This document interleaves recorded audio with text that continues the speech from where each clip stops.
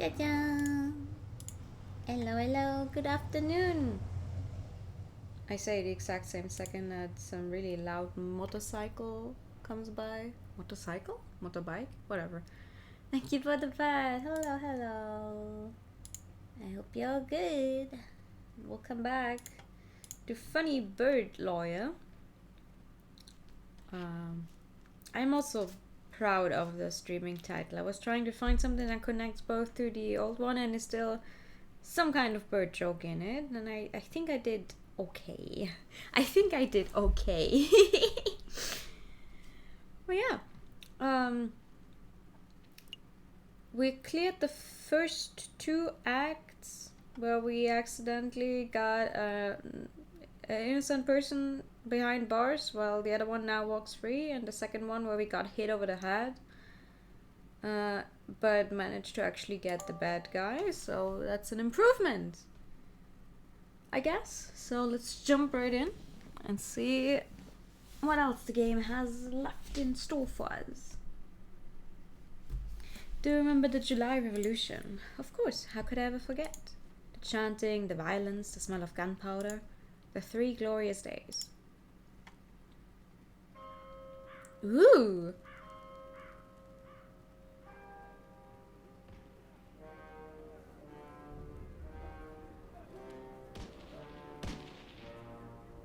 Ayo!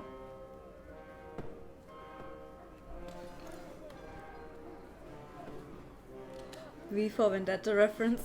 Oh my god! Oh, sorry. Cursor right in the cutscene. Damn!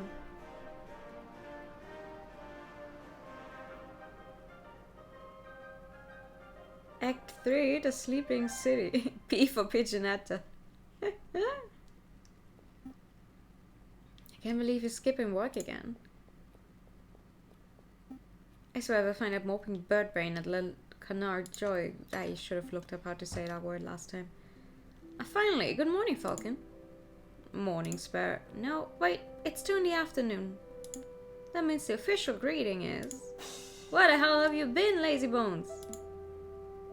It's far too early for this level of roasting. Pass the cabinet, Sylvian. No way. We've got important business to discuss and I can't do that if you're half drunk. Okay, so get me fully drunk. Mon Dieu, give me a break. I haven't had a good night's sleep since the trial. Something on your mind? Actually, yes. It was what the wolf judge said about a revolution. That guy was off his rocker. And besides, if he worried about every potential French revolution, we would never get any work done at all, am I right? Yeah, maybe you're right. Worrying doesn't do us any good. Tell me about the important business you wanted to discuss. Oh? Oh yeah, the business. A letter. This was from the Paris police department. Fancy wax seal and everything. That is indeed a fancy seal. Well, go ahead, Sparson. You may have the honors. Alright. Ahem. Monsieur Falcon, meet me on the rooftop cafe opposite the place that up Bastille. I have a proposal. Regards, Inspector Voletti. Ah, that's not the voice I had for Inspector Voletti. Oh well. That's it. How terse. Voletti's letter's been added to your evidence folder. A proposal from the inspector. Interesting. Do you have any idea what sort of proposal he has in mind? Not a clue. So, are we going to go meet him and find out? Nope. Yeah, of course we're gonna go. I don't know what sort of proposal the inspector has in mind, but we would be foolish to reject it without even hearing him out. Grab your coat. Alright, no dilly-dallying. I like it. Oh, but before I forget, I need to drop by the hospital at some point. What did you eat this time? No, it's not like that. Well, not entirely. I need to pay for the bill for my last visit. Oh, that's reasonable. Sure, we can pay a visit, but the inspector's call should take priority, I think. Also, how much? I have 65 francs. Oh god, how expensive is the hospital visit gonna be?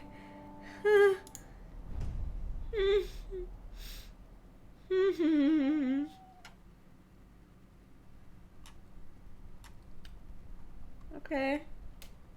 Well, place de la Bastille. E. Brr. It's far too cold to be meeting on a rooftop cafe. Why couldn't the inspector have chosen a comfier location? Who knows? Maybe the inspector likes the view because it reminds him of his days guarding the old Bastille under the ancient regime. Wait, you think the inspector worked here during the ancient regime? Do you think that's how he got his war wounds? It was a joke, Sparrison. I'm pretty sure the inspector isn't that old. Well. Severin, what are you doing here? Oh my god, and the music immediately goes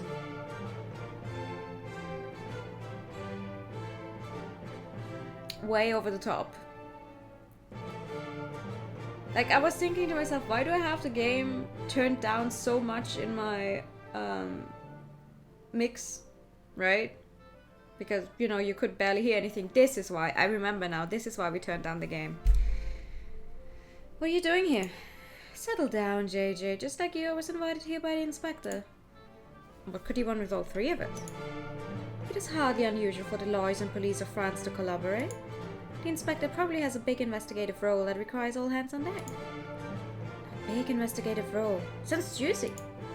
Oh, by the by, did you hear what happened to Judge Romulus? No, what? He escaped from prison before we could even try him. Rumor has it that the wolf bribed his jailkeeper and then fled for the hills. So he escaped justice. For now, but don't fret, nobody manages to escape the long arm of the law forever. Speaking of which... Oh, good, you're all here. Excuse me, Monsieur Mr. Inspector Voletti, sir. Falk and I were wondering, did you get your injuries while defending the old Bastille prison? Don't drag me into this, you fool, I was joking. You impudent whelps, I'm not that old. I sustained these injuries when in the July Revolution 18 years ago. I was a royal guard, just a lowly peon. The air was thick with gunpowder and blood. Oh, great. Now you set him off. We were given the order to charge at a rebel barricade. My comrades and I fastened our bayonets. Suddenly, boom! Without warning, a gunpowder can exploded. My comrades were dead. I was heavily wounded. That's when I looked up and saw a looming figure standing between the gargoyles of Notre Dame. It was the Viridian killer himself. Ahem. That's a fascinating story, Inspector, but perhaps you could tell us why we're here? Oh, right. Of course, why we're here. What I'm about to tell you is to remain strictly confidential, you understand? It's a matter of national security. And yet you're telling us about it technically in the middle of the city. Just because we're standing on top of a building is not really a private place.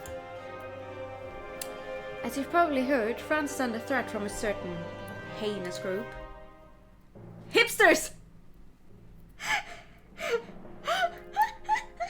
When did this game come out again? 2016? That's up. Revolutionaries?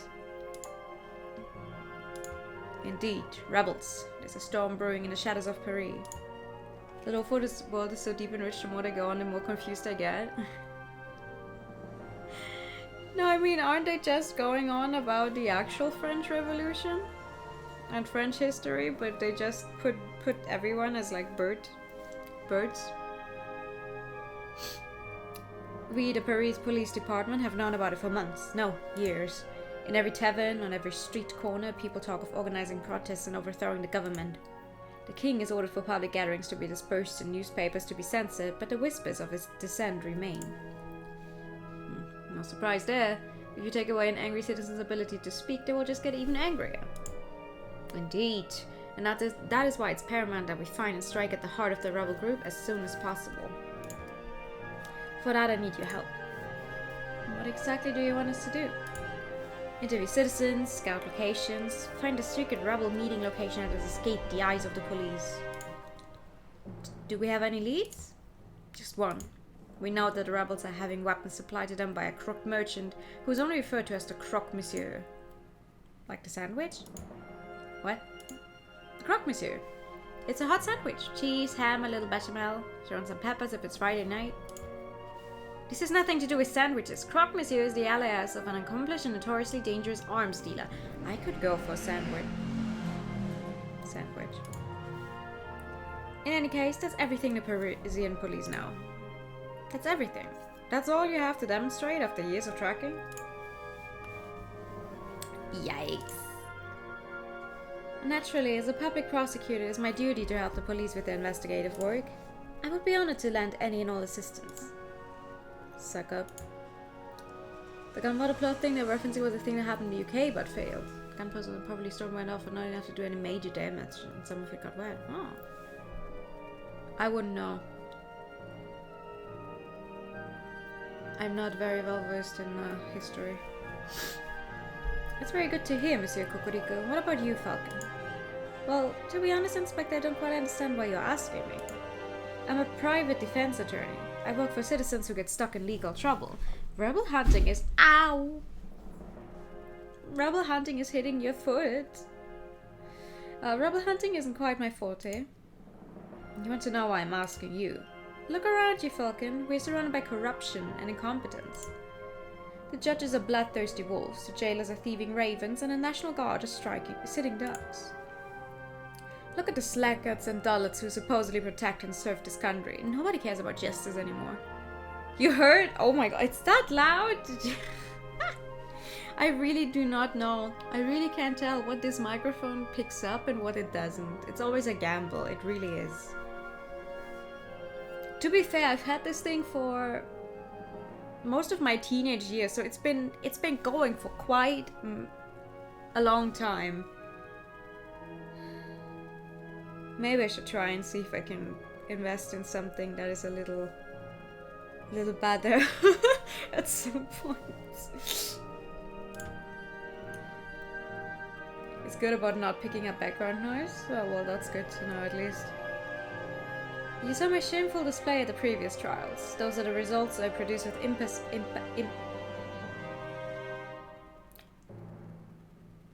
You know, I would say imbeciles, but it's probably imbeciles, because it's an I again, to assist me. But you three, you care. Falcon, I saw you defending Dame Catalin and Prince Juan. I heard of your escapades around the city, frantically collecting evidence and interviewing witnesses. Frankly, you did more investigative work over the last month than I've seen any policeman do in a year. Not including myself, of course. But Dame Catalin, it doesn't matter. You have passion and conviction, and you aren't a total bird brain. By my book, that makes you a fantastic investigator, even if that is not in your job description. Ooh. You say you hear something in the back, but we can't hear it? Okay, that's good. That's good, though. Because, like, you know, the weekend streams, like yesterday evening, or like during the entire night, when people are clubbing, like, right next door, it's enough that it's already getting on my nerves because it's so loud. I'm so looking forward to winter when I have to have my windows closed. And like it's feasible to have the windows closed again because it's not as hot out anymore, so we won't have trouble with that.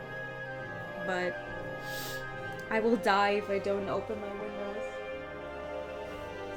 right now, so... So what do you say? Do you want to sit around the office twiddling your thumbs? I have to... Yeah, right, we have human hands, I have thumbs. Until another pointless job offer falls into your lap. Or do you want to take this opportunity to do something great and help us track down the animals who wish to harm our glorious nation?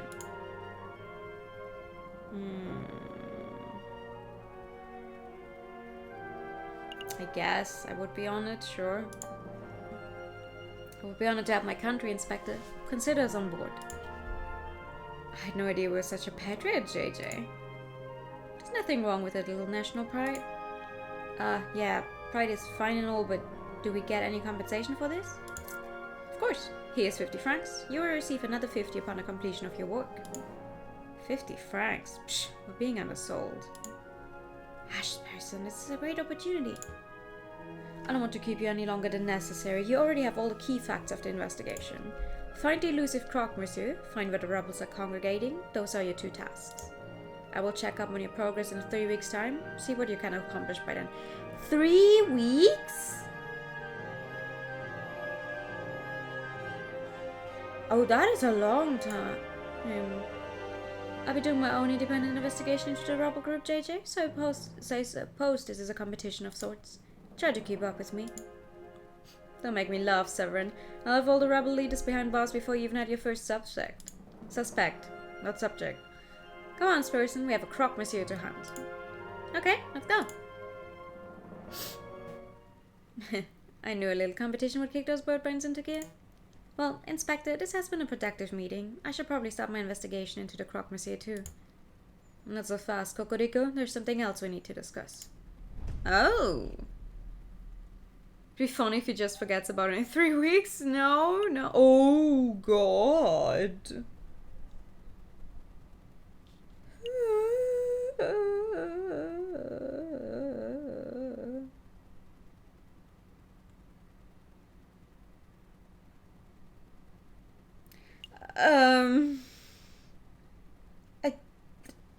We'll just start down here.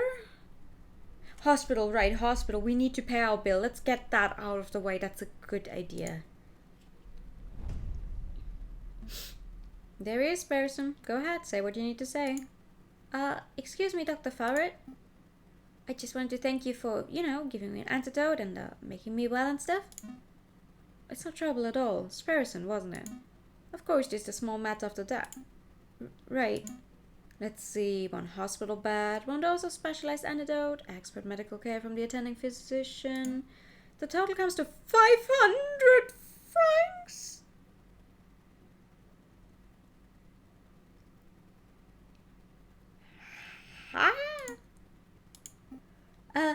Falcon, can I get an advance on this month's pay and next month's and maybe the month after? Come down, Sparrison. I'm sure the doctor's a reasonable man. He will surely allow you to pay in installments. Of course. Oh, thank goodness. With my current wages, I should be able to fully pay off the debt by the 20th century. Hey, your pay isn't that bad. Now, there's no need for quibbling. I have a suggestion. You monsieurs are lawyers, yes? If you do some pro bono work for me, I may be able to knock the bill down a little. Is that legal, though?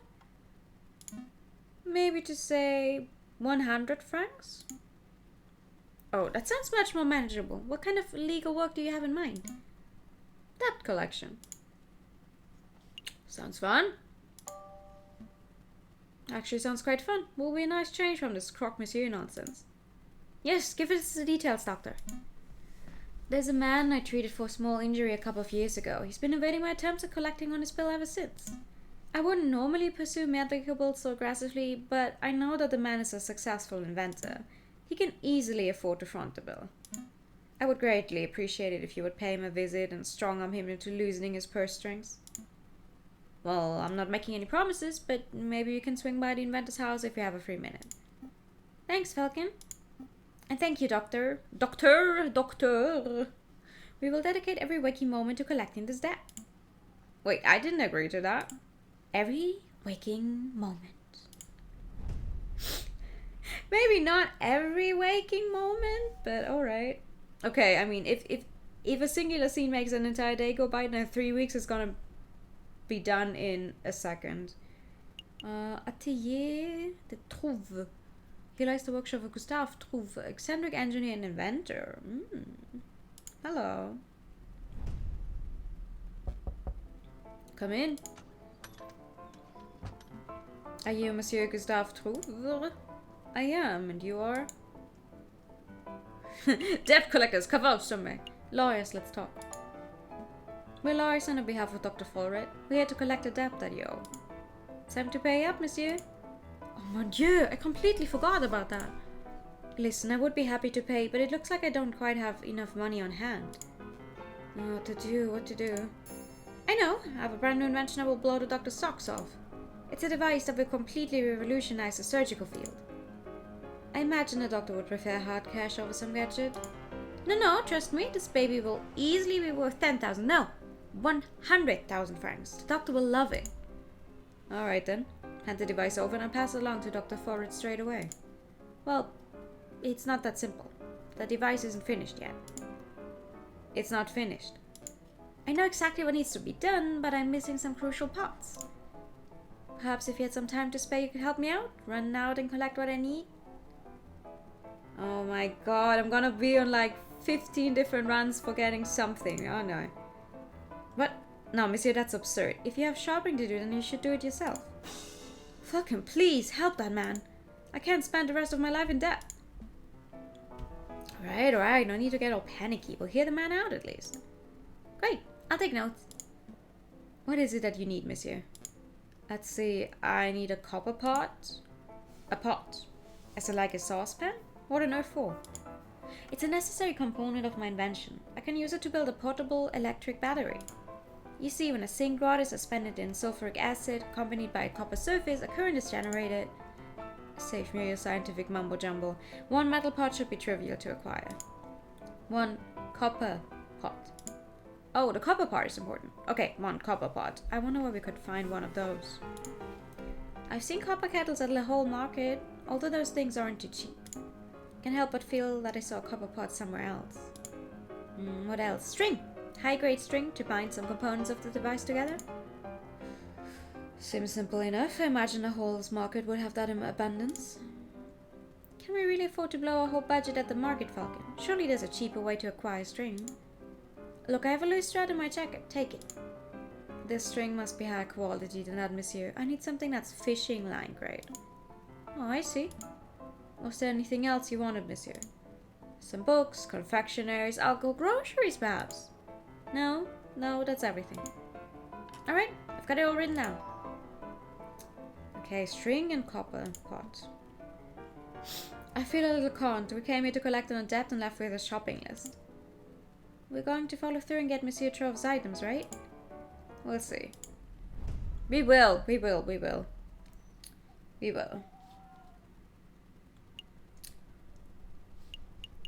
Oh, what's this one? These don't take up time. These are just cutscenes. Right. Okay. Hello? What a view. You can see the July column so clearly from up here. Ah, Cocorico, you're already here. You have news about the croque, monsieur, or is this about the other matter? Here you go. As requested, the full gist of those who entered Paris Law School and the full list of graduates. Very good. Let's take a look. Now, could you please tell me what this is about, Inspector? What exactly are you looking for? Look at this list of graduates. Do you see any names you recognize? Well, I see my own, class of 1837, and I see that moronic prosecutor, Rupert Drabington, and the class of 1846. Oh, and there's J.J. Falcon's name on the class of 1832. Very good. Now take a look at this register page from 1829. See anything amiss? Well, I don't see JJ's name, but I'm not quite sure what that implies, Inspector.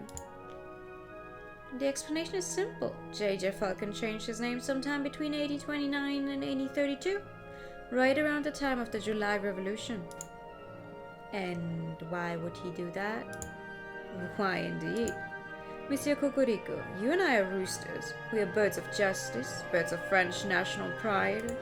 But Falcon, he's a bird of prey. It's in his very nature to draw his talons and lash out at those around him. Are you being racist right now? My good dude! I have no doubt that when the pressure rises, he will show his true colors. I'm not sure if I agree with your personality assessment, Inspector. I've always suspected that JJ was a buffoon, an imbecile, and a troglodyte, but never would I describe him as a person of malice. Time will tell. Do you need me for anything else, Inspector? Or shall I continue my investigation into the croque, monsieur? There's one more thing. Take this. A pistol. No, thank you, Inspector. These are dangerous times. If you face a violent threat, you cannot hope to defend yourself with that riding crop of yours. I'm well aware. I just find that these ghastly things tend to escalate situations rather than mitigate them. That's what everyone says during peacetime. Take it. Thank me when it saves your hide. Fine, I keep hold of it. Well, Monsieur Cocorico, you've been most helpful. I'm just doing my duty. Good day, Inspector. A flintlock. I mean, he did say something about changing his name in the earlier case, like very offhandedly. And something about his... I mean, maybe it's just like, oh, his grandfather was a killer guy or something. A Viridian killer. That was mentioned earlier. So he changed his name so he wouldn't be associated with him. No, but that doesn't make sense then, because why would the fox guy be like, oh yeah, because we know your grandfather, he was a great man, blah blah blah, so I have trust in you as well. I don't know. The riding crop would be more useful if you misses with that flintlock than it taking like 5 minutes to reload. Oh, they are super old guns, huh?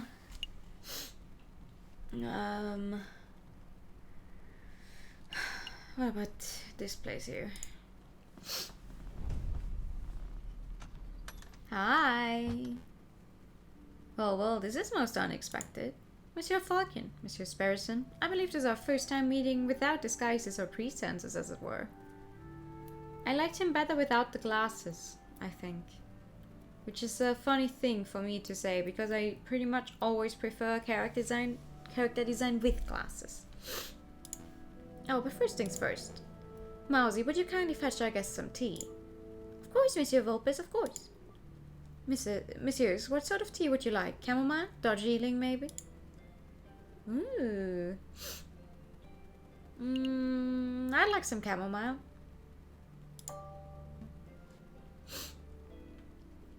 Chamomile sounds good to me. Thanks, Mousy. Sure, I could go for chamomile too. Okay, 1 pot of chamomile coming right up. Glasses look too uncanny on him. It's like, you know, I mean, when we met him last time, he was playing a completely different person, a very, very fruity person. But I guess this is what he's usually like. But still, it feels off. Also, he has very pronounced eyebrows. Let's get down to business. What is it that you two came here for? We just have a couple of questions. Have you heard rumor of an uprising? Monsieur Vulpes, have you heard any rumors of an uprising? Of course. These days a man can't walk into a tavern without hearing angry men whispering out about violence and revolt. I dare say that Paris may find itself in the midst of yet another revolution before the end of winter. But what can you tell us about the dissenters specifically? Do you know where they're meeting? I'm afraid I only know what you can read in the papers, monsieur. I know anti-government protesters were meeting out in the open until the government clamped down on large public banquets. With the banquets gone, who knows where the dissenters went? I see. Perhaps I can assist you with something else? Have you heard of the Croc, monsieur? Have you ever heard of a person called the Croc, monsieur? And no, we aren't talking about the sandwich, unfortunately. The Croc, monsieur? Are you referring to the black market salesman? The man who claims to be able to procure anything, no matter how illegal? Yes, that sounds exactly like the person we're looking for. Do you know him? Me personally? No, monsieur. I just know of his vile reputation. I see. Do you have any idea how we can find him? Meeting the Croc Monsieur face to face is not easy. The man doesn't make himself known to just anybody after all. I know. I shall do a little investigative work of my own. Come back in 3 days and I will tell you where and when you can find the Croc Monsieur. That's an enormous help. Thank you so much, Monsieur Vulpes. Of course there's a price. A price? It's just a small fee. A mere 30 francs. Hey, we saved the area over that Prince Juan business. Is there any way to show your gratitude? Monsieur Vulpes, you must understand that it's no personal errand. We are investigating on behalf of king and country. I'm sure your intentions are noble, Monsieur Falcon, but I'm running a business here. A fox has to eat. 30 francs and I guarantee I will find you the Croc, monsieur. That's my final offer. What do you say? Sure. I mean, honestly, 30 francs. And he seems to be doing good work, so we'll definitely have some information after this. You know, I was lucky the entire summer. And then I went out Friday night. I went outside and I have like 7 different mosquito bites now. I hate these insects. I hate them with a passion. They always go for me. No matter how big or small the group we're in, they always go for me. No one else has any mosquito bites, just me. Here you go, monsieur. Very good. As I promised, I return in 3 days or later and I will tell you where the Croc Monsieur can be found. Rest assured that I will undertake my end of the bargain with care and diligence. Expect nothing else. Thank you, Monsieur Vulpes. It's my pleasure. Was there anything else you wanted to ask? Nope. That's all. Have a pleasant day, Monsieur Vulpes. As to you, Messieurs... What about my tea? Tea's ready, Monsieur Vulpes is ready. I'm afraid you're too slow, Mousy. Oh, bother. They also literally serve no purpose, right? They're just annoying.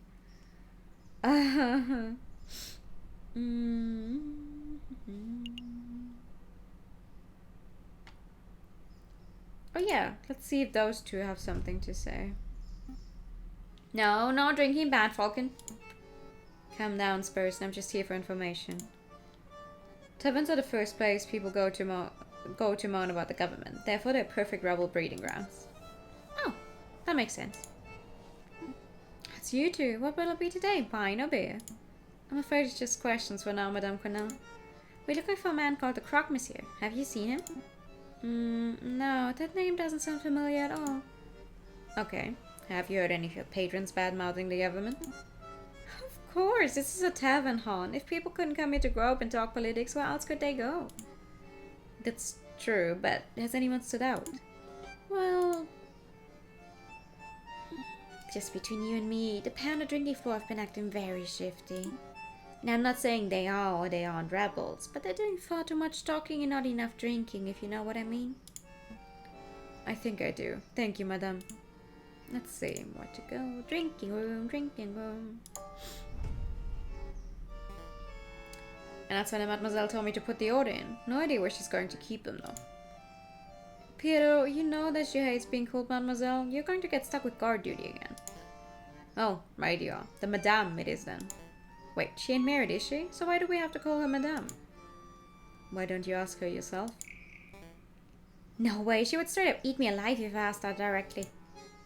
Wait, hush up, do you smell that? It smells like... eavesdroppers. Can I help you, messieurs? Yeah! Have you heard of the Croc, monsieur? Monsieur, have you heard of a man called... Fucking wait! There's a slight chance that these guys might be rebels, right? So if you ask directly, they might be scared off. Good point. I'll try to keep it up.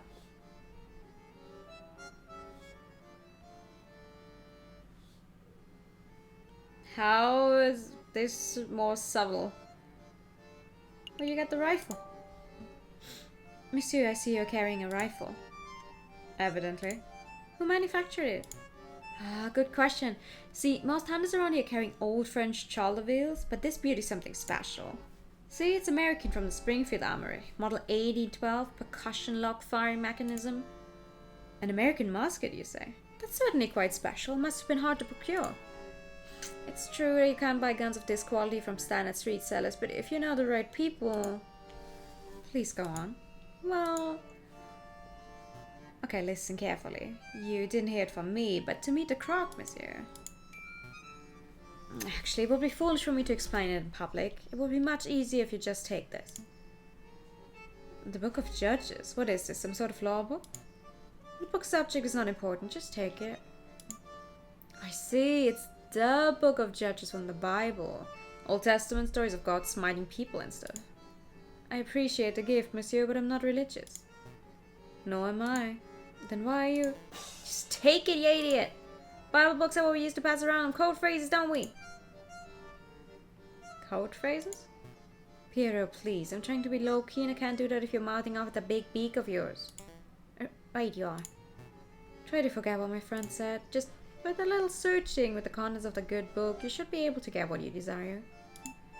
Is that a religious metaphor? No, monsieur, I'm being very literal. Well, thank you very much for the gift, monsieur. But to be honest, I have no idea how this is supposed to lead me to our gun salesman. Ah, I see. Well, I hear that there's an excellent friar who performs Bible readings at Notre Dame Cathedral. Perhaps if you show the man your new book, he will be able to find your particularly spiritual passage. Are you sure that this isn't all a religious metaphor? I feel like you're trying to convert me. I assure you I'm as secular as I come, monsieur. Friar at Notre Dame Cathedral. Thank you, monsieur. Monsieur, I'll make a note. Something else you wanted? I mean, I might as well, because last time I didn't ask him both things, we fucked up a whole day, so. What were you two just talking about before we rudely interrupted? Well, I would like to include you in our conversation, but to be perfectly honest, I don't think that's any of your business. You're right, it's not our business.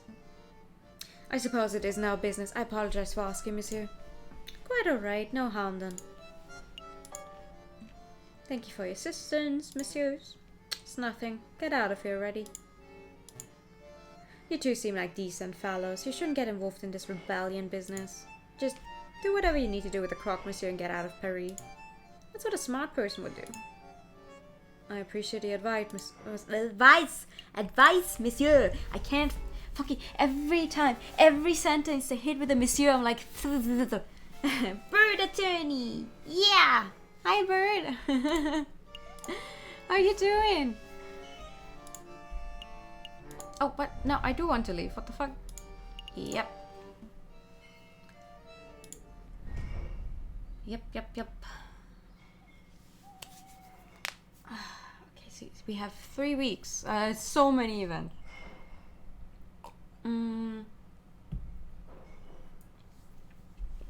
Okay, Notre Dame. Doing well, how about you? Me too. I slept through most of the day, but other than that... it's my last free day. So I'm enjoying that. And then I have to get back to work.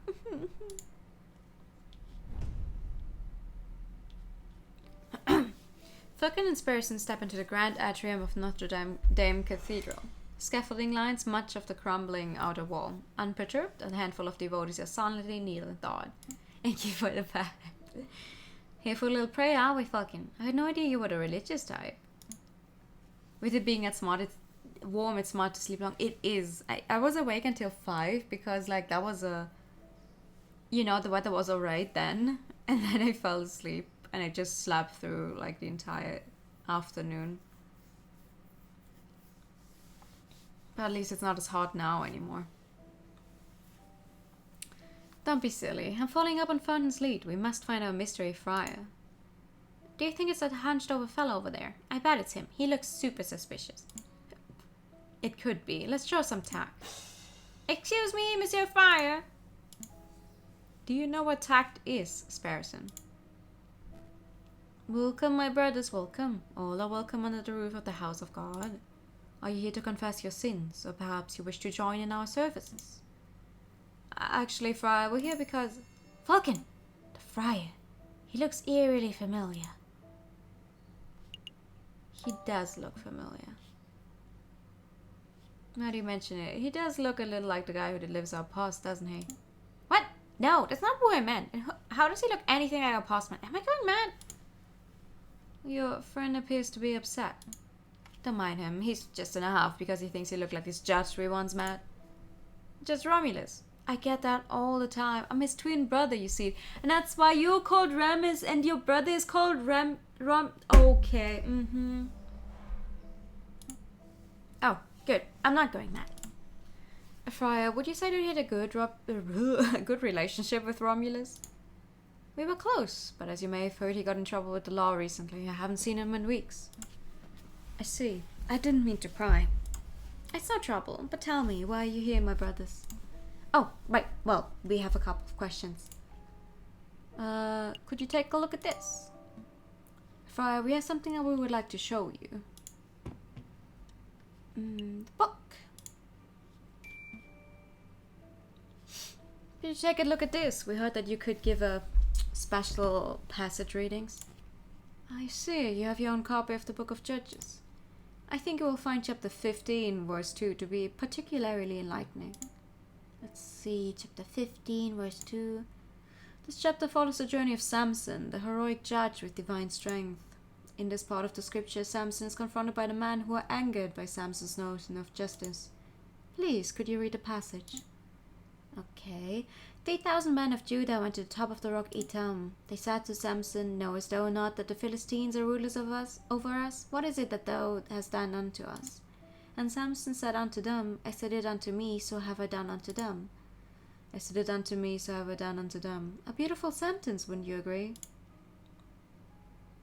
I don't know. Listen, you're asking the wrong person about the Bible here. Maybe it's poetic. What the beautiful summation of justice. You understand the passage. That's delightful to hear. Yes, Samson was a great judge. Not a judge of today, who sits on a high chair and files endless paperwork, but an old judge. A holy judge. A shofet.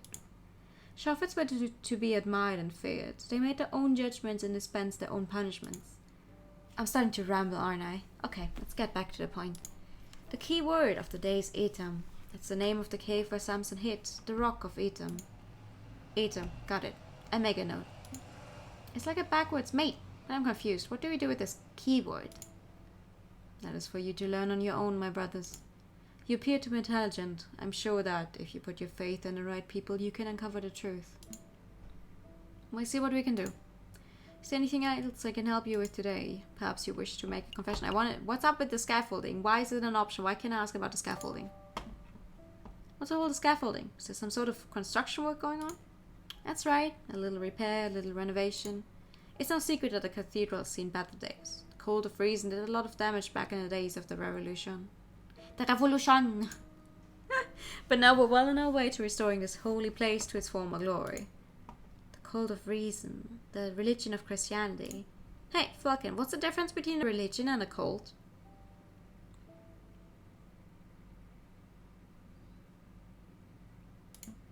Don't be rude, Sparrowson. Don't worry, my brother. I understand how it is. To a young person, all ideology...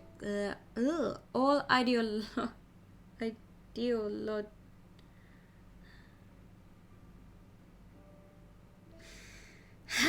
all ideologies look like gobbledygook in different packaging, don't they? Pretty much. Then maybe you come to learn the differences as you grow up. I promise, some of them are worth following to the very end. Oh my god, stop! I do not know how to pronounce it, my brain is not working. Let's not talk anymore about cults and ideologies. There it goes! Ideologies! Why the fuck was that so hard? Do you want anything else? Nope. I think we're done here. Thank you for your time, Friar. Go in peace, my brothers. You know when you read a word over and over and you're like, I know it's wrong, it doesn't work. No! Oh my god, what? English can be understood through tough thought though.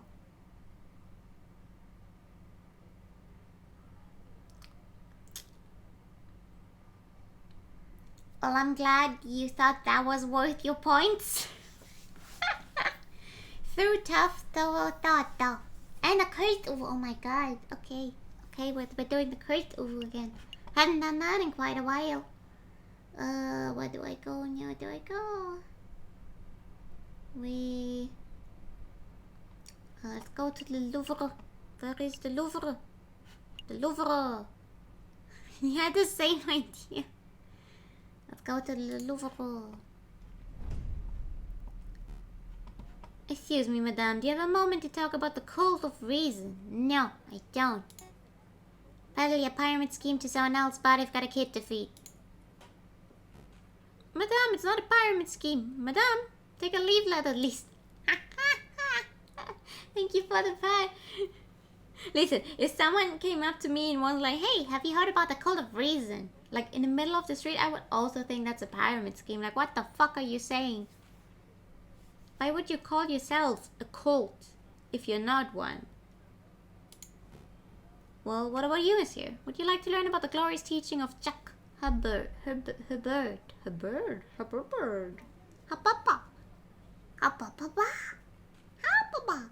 We like Ponzi scheme in this house. That's the lady I gave a bunch of money to. Huh, a cult is it? Not today, monsieur. I've already been in my fair share of cults. But this cult is different. A member of the cult of reason, huh? Strange. I thought that cult died out way back in the old revolution. Hey, Falcon, that person. He looks like a run-of-the-mill cultist. I can see that, but doesn't his face look familiar to you? Very familiar. It sounds Italian, doesn't it? Fancy.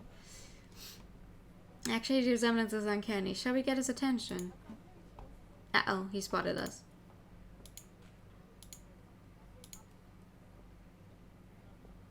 Wait, monsieur, we would like a quick word. Come back, teach us about the wonders of the call of reason. He's gone. So I'm not going crazy, right? That guy was a spitting image of Judge Romulus, wasn't he? I can't deny the similarity. Then again, there are plenty of wolves in Paris. Maybe there's no link at all. Either way, we have an investigation to conduct. Let's focus on that. Right, where to first? Huh? Let's see, who to question. Oh dear, these guys again. Keep together, Eric. Maybe they won't recognize you. Excuse me, monsieur, it's us, the Philistines, remember? Were they talking to me? Yep, definitely talking to me. Okay, deep breaths, Eric. Hi! We have a couple of questions if it's no trouble. Oh, it's not trouble at all. What's the deal with the cultist outside? Did you see the cultist outside? The cultist? You mean that Cult of Reason fellow? Ah, yeah, he accosted me a few days ago. We chatted for a while, not by choice, of course, but because I didn't know how to get out of the conversation. Got a little out of hand. He insisted that I take a pamphlet. Let's have a look at this. Be Your Own God, an introductory guide to the Cult of Reason by Jack Herbert. He even had his own signature, see, at the bottom there? To my new bestest bud Eric, happy reading. Best wishes, Sylvia's. Green ink too. What a fiendish color choice. The guy was such a slime ball. We aren't even close to bestest buddies. At least we now know the cultist's name, Sylvia's. Do you mind if you keep this pamphlet, monsieur? Be my guest. I don't want it. Did you want something else? Yeah. Do you know about an uprising? Do you know anything about an uprising? An uprising? You know, people getting angry, being violent, overthrowing the government, stuff like that. Goodness, no. I don't know anything about that sort of thing. Never mind then. That's all. Thanks for your time, monsieur. You've been a great help. It's no trouble at all. Okay. This is the one we investigated during the Poison Rose case, right? Why are we back here? I can't help but feel I saw something here a couple of weeks ago. Something that may be of use to us. Really? Alright, let's take a look around. This urn... I remember, it's the one that smelled of chocolate. Yeah, but more importantly, it's made of copper. Why is that important? Oh, I see. You're thinking of Monsieur Trove's request. He wanted a copper pot, didn't he? This would do nicely. But this is a museum piece. We couldn't just take it, could we? Couldn't we? I don't know. Could we? We could. You want to be a museum robbers person? It's been my lifelong dream. Marvelous. Put this urn under your coat. That's not going to fit under my coat. You're already weirdly shaped. No one will see anything out of the ordinary. Hey! Copper urn has been sneakily added to your evidence folder. What?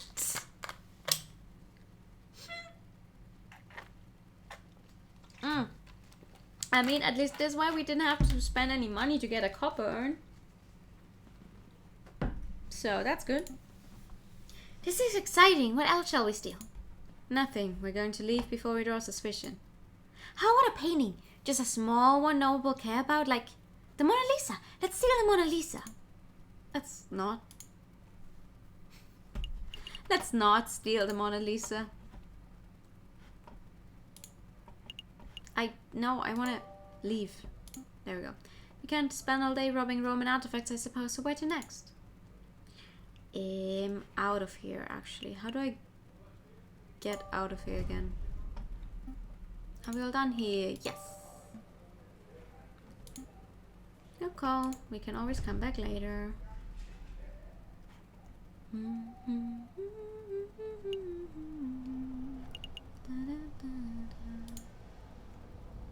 Chocolate time. Welcome, welcome. How's you two again? You remember us? I guess that's no surprise. Of course I remember. You're the messieurs who ask many questions and buy little chocolate. I'm afraid we have more questions today, Monsieur Hagelslag. Thanks for being patient with us. Do you know about an uprising? Have you heard any rumors of rebellion in Paris recently? Why, monsieur, there are always rumors of rebellion in Paris. The citizens whisper in the shadows, the bourgeois cower in fear. Yes, but have you personally heard anything specific? No, monsieur.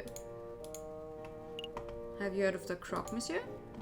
You sell chocolate to a lot of people. Have you come across any unsavory characters in your occupation? Of course. One time I was hiking through the mountains of the Netherlands and was accosted by an overzealous tulip salesman. I threw a fistful of Dutch rubles at him and made a hasty retreat.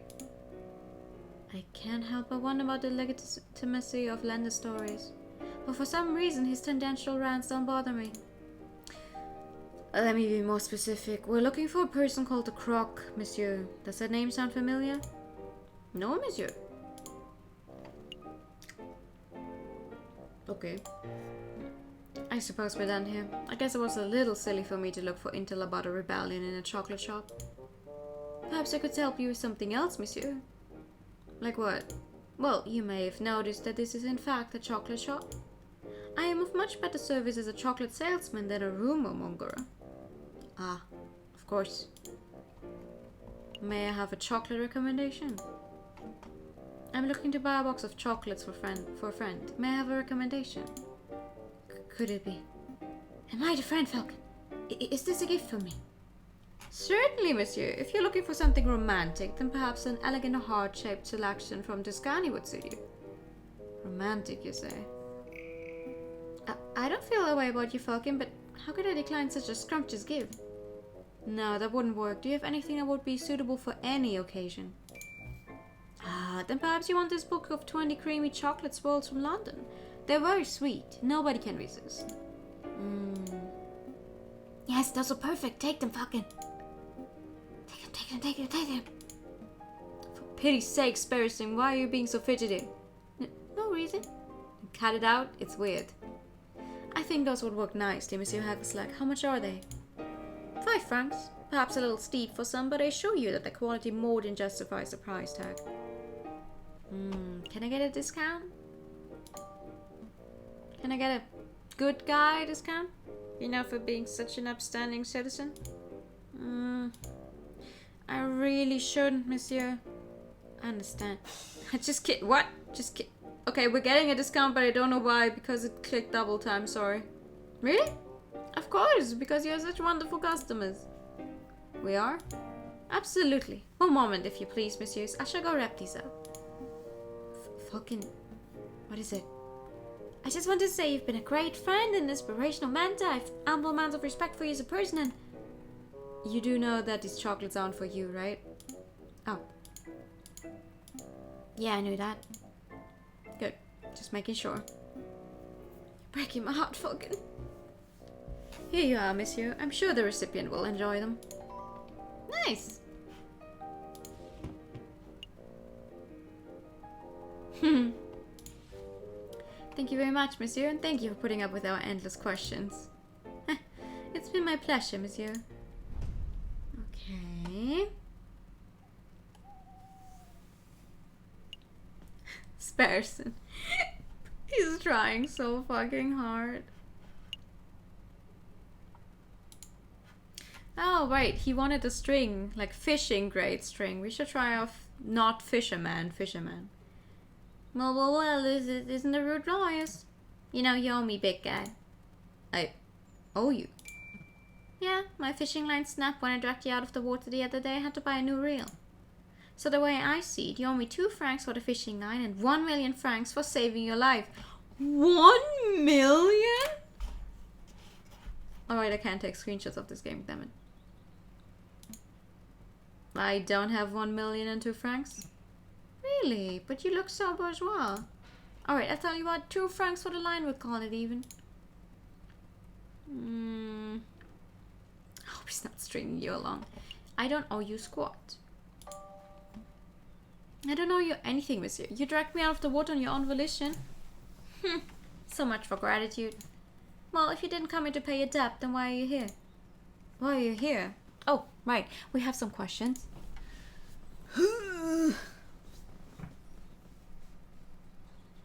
Have you heard of the croc, monsieur? Have you heard of a man called the croc, monsieur? A man called the croc, monsieur? Nope, doesn't ring any bells. It's a strange name, though. Did the man name himself after the sandwich, or was the sandwich named after him?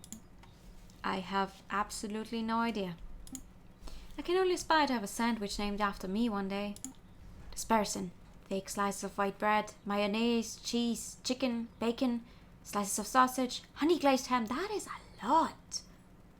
On one single sandwich? Stop. You give us all heart attacks. How's the fishing? So, caught anything good? Today? Not a kipper. This new fishing line is really good, but I've run out of good bait, so it's practically useless by itself. That's quite an issue. Hey, Falcon, do you think a fishing line would work as the high-grade string Monsieur Trove wanted? It just might. Say, Monsieur Kingley, since you aren't catching anything, would it be possible for us to take a new fishing line off your hands? Sure, what's it worth? Didn't we already go over this fishing line payment business? Yeah, but that was compensation for the old fishing line. If you want to buy this new line, that's a whole separate matter. Also, I saved your life, remember? And I was polite enough to not rub that fact in your face. Much? Fine. So, how much did the new line cost? 10 francs. There is no way that line cost 10 francs. You're right. It cost 1, but I added a little markup. That's obscene. I guess it is a bit. I tell you what, if you can provide me with some killer bait, I'll give you the line for free. Killer bait, like worms? Sure, worms, sweets, whatever. So, what'll it be? You have some bait, or do you just want to pay me the cash? I have bait. I think I have some bait that you can use, monsieur. Would these work as bait, monsieur? Are these fancy chocolates? Wow, yeah, these would definitely work.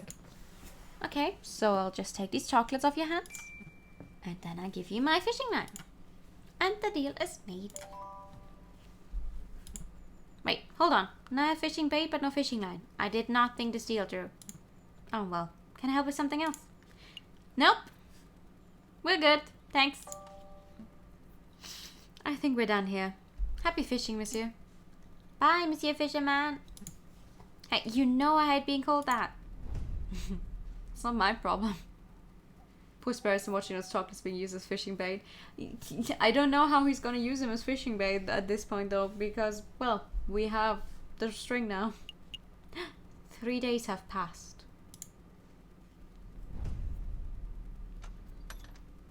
Aloha. Monsieur Vulpes, you've managed to dig up some good information, I trust. There's good news and there is bad news. Okay, bad news first? Always bad news first. Hit me with the bad news first. The croque monsieur refuses to speak with anyone who doesn't know a secret password. And I'm afraid I was unable to procure that particular password. Oh, don't worry, I have the password. That's no problem. I say that is a problem. So what's the good news? If you want to meet the croque monsieur anyway, I've learned that he lurks around the Rue de Marmozettes on Friday evening.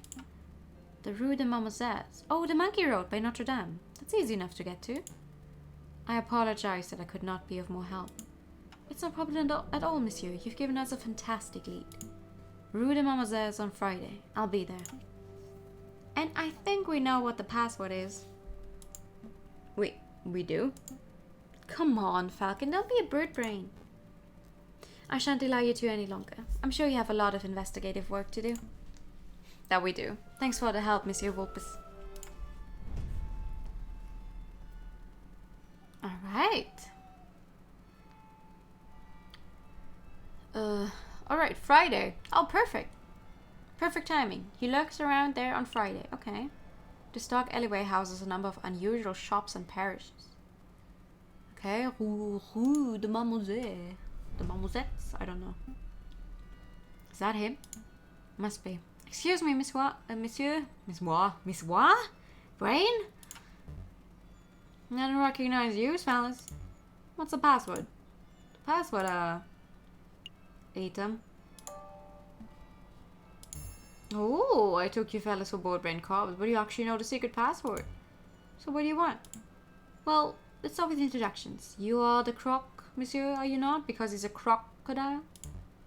That's a croc, monsieur, to you. Mon Dieu, people always get the pronunciation wrong. I'm not really hearing the difference. He starts crying, remember that they're crocodile tears. In any case, Monsieur Croc, Monsieur, my name is... Don't tell me, you idiot. Bringing up names can mess up an entire meeting. Why do you think I use an alias? Just tell me what you want. Drugs, guns, explosive slaves? Come on, I don't have all day. Well, to be honest, what I really want is...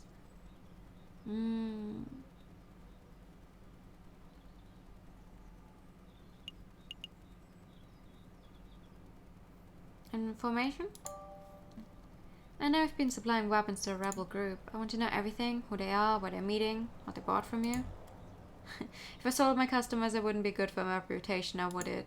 I suppose that's true. Just kidding. Money beats integrity any day. Pay me 500 francs, I'll give you the dirt. 500 francs for information? That seems a little steep. Steep? This intel's probably worth 50,000 francs to the Parisian police. I'm giving you a bargain. Listen, you pay me the full 500 right now and I'll tell you exactly when and where you can find the rebels. You take checks? Very funny. And no, I don't take pocket lint either. It's cold hard. Napoleon's only. Well. Son, man, it's so fast. Cheese it! Wait. Monsieur Croc, monsieur, come back. Never fear, Vulcan. I'll tail the dastardly fellow. Don't get too close, person. The crocodile's got a gun. What's all this ruckus? Playing cops and robbers, are we, JJ? Are you blind, Severin? That was the croc, monsieur. We want the crux of extracting some vital information about the rebels, but your smug entrance just ruined everything. That was the croc, monsieur. I never would have guessed. You don't sound very concerned. Oh, don't get me wrong. I'm quite impressed that you managed to track down such an elusive criminal. But I have something much more pressing that I need to discuss with you. More pressing than finding the rebels? Perhaps. JJ, I want you to answer this question sincerely and honestly. Did you go by a different name prior to enrolling at Paris Law School? What? What does that have to do with the rebel investigation? Or to do with anything for that matter? I would appreciate if you would just answer the question, JJ. I need to hear it from your own beak. Have you ever gone by a different name? I mean, yes. According to what happened the last chapter, yes, we have. I don't deny it. A man has a right to change his name. Indeed, a man does have that right. But why would a man do such a thing? I don't appreciate your accusatory tone. You sound just like Inspector Voletti. Wait, that's it, isn't it? The inspector ordered you to dig up some dirt on me, didn't he? Answer me, Severin. What's going on? What did Inspector Voletti say?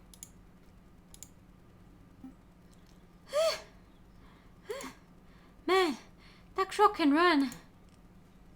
It appears that you two are making solid progress with your investigation into the rebel group. I'll be sure to let the inspector know. Where are you going? We haven't finished our discussion, Severin. We have. I've learned what I came here to find out. Good day, JJ. Good day, Sparrowson. What? What's that all about? It doesn't matter. Severin just poking his beak where it doesn't belong. Nosy. Blighter. So, tell me about your little adventures, Sparrowson. You lost the croc, monsieur, I take it? Yeah. He looks like a stumpy reptile, but he ran like a gazelle. I lost him in no time at all. I see. Well, with the croc monsieur's lead gone, our investigation has reached a dead end. Not entirely. He dropped something during the chase. He dropped something? What exactly? I show you. Follow me. I think you need to do my exercise, person. Don't judge me.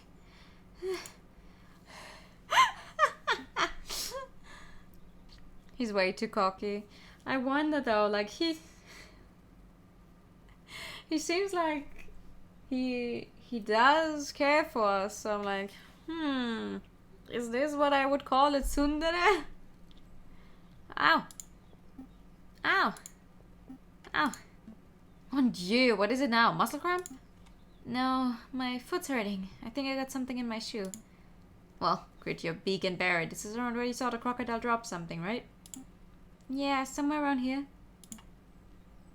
Then let's put on investigation hats and find whatever it is.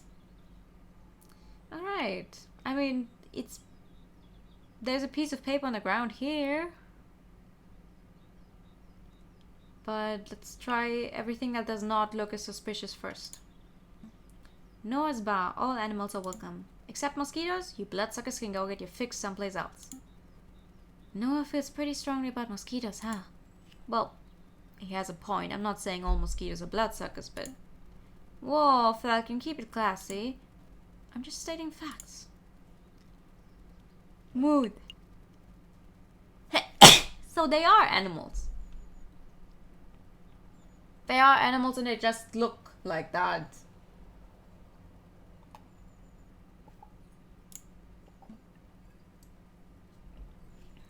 Bless you, thank you.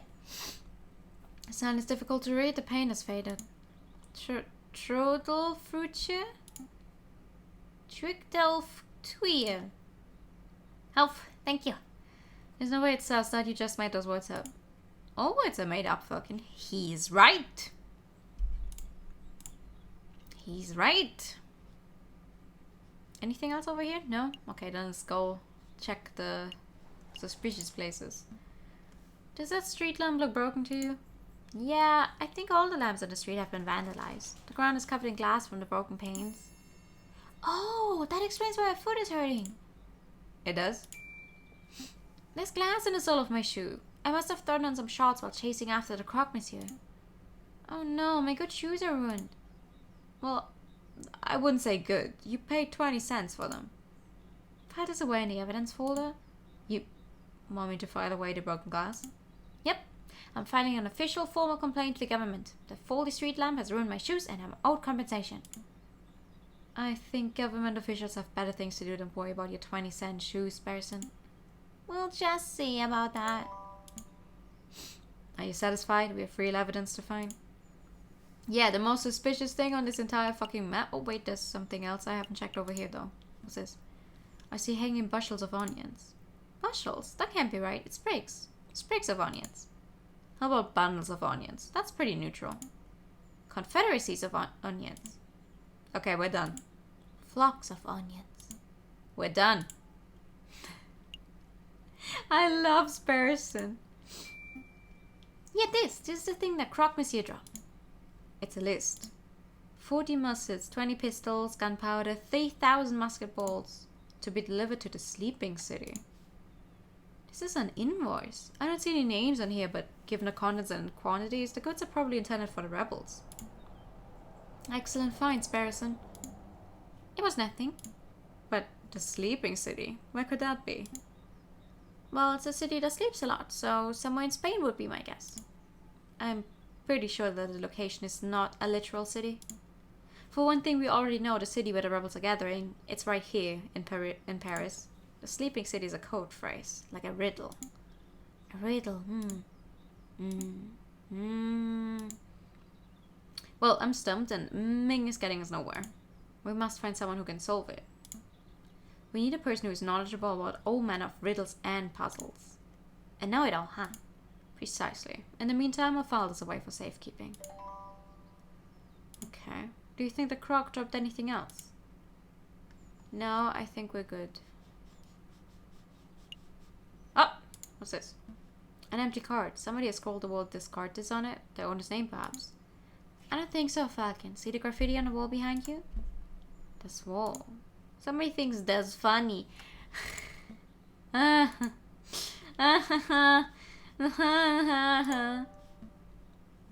cate, the wall, the funny. I think we're done here. Okay. Okay.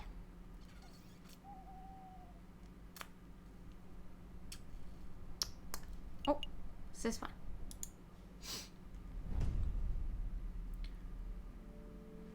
Woo!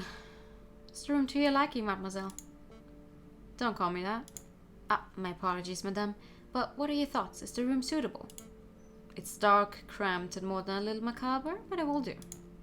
Excellent. I've hired private security to guard the entrance 24 hours a day. Rest assured, your weapons are safe. Tell me, Friar, are we doing the right thing? Of course we are, madame. There cannot be change without bloodshed, no revolution without revolution. Well, duh. Surely you aren't having second thoughts? Of course not. I want nothing more than to serve justice to the corrupted rules of this country. When the time comes, I'll be the one to pull the trigger. Damn, who the fuck are you? Guy at the library probably would know how to deal with this, right? Do you think Nathan likes riddles? Of course, all librarians like riddles. Seems like a bit of a stereotype, that's all I'm saying. Stereotype or not, we have to hope that it's true. That Boffin is our best chance at getting to the bottom of this. Time to put our polite faces on. He's here now. Good day, Dromio and Dromio. Why, good day, monsieur. It's a pleasure to see you again on this fine day. Tell me, kind monsieur, do you like riddles? Of course. Here's one for you, messieurs. What has 2 mouths and 4 ears, yet talks twice as much as it listens? You. It's you, messieurs, you. You come in here yammering and yelling, never stopping to close your beaks for 1 minute. Ah, very good, monsieur. Loves person, we need to get into his good books. What's that? Sorry, I can't fake laugh. Oh mon dieu. Stop this farce. You messieurs obviously have some inane riddle that you want solving, so let's hear it. Go on, spit it out. Alright, well, if we were to say that there's a place called the Sleeping City in Paris, where would it be? That's a new one. The Sleeping City. Got it. Really? Of course, the riddle was truly easy. There are plenty of locations that could be called a Sleeping City, but only one place earns the title in Paris. Why do I say Paris every time I read the word I say differently? Paris. Paris? Paris. Oh, and where would that be? We know the answer, of course, obviously. We're just fact-checking to make sure that you got it right. Think it through, messieurs. What kind of city is only inhabited by those who sleep all day and all night? A morgue? I got it! Spain! Don't be daft, person. Spain isn't a city, but perhaps the monsieur is referring to the capital of Spain, Madrid. Nice, sleepy place. Spain. Madrid. You two are remarkably dense, aren't you? Sleep is a metaphor. Actually, it's one of the oldest and most powerful metaphors in the history of literature. It symbolizes death itself. The sleeping city obviously refers to a city of the dead, an acropolis. Think, messieurs, think. Use your puny avian brains. Do we have any necropolises in Paris? Of course! The catacombs, the winding tunnels of the dead that lie beneath our very feet. Very good, monsieur. That's the first semi-intelligent thing you have managed to say all day. You have more questions, don't you? Oh, yes! Tell us about them. Can you give us a brief rundown on the history of the catacombs? Catacombs? Is it catacomb or is it catacomb?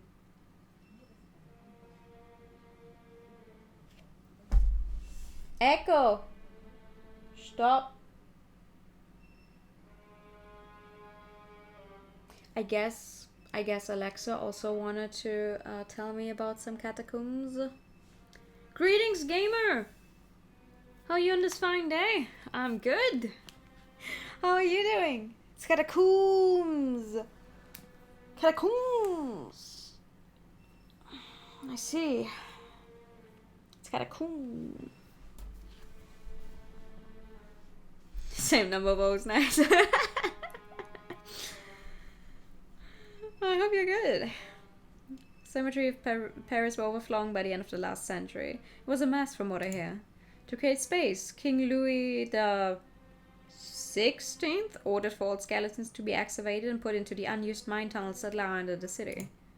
So with a little renovation and many years of hard work, the mines were successfully turned into a subterranean fucking hell, not again. You know in German it's Mausoleum. Like, literally the way it's written, but I just know it's not pronounced that. Mausoleum? So, what? It's basically a grave for a few thousand skeletons?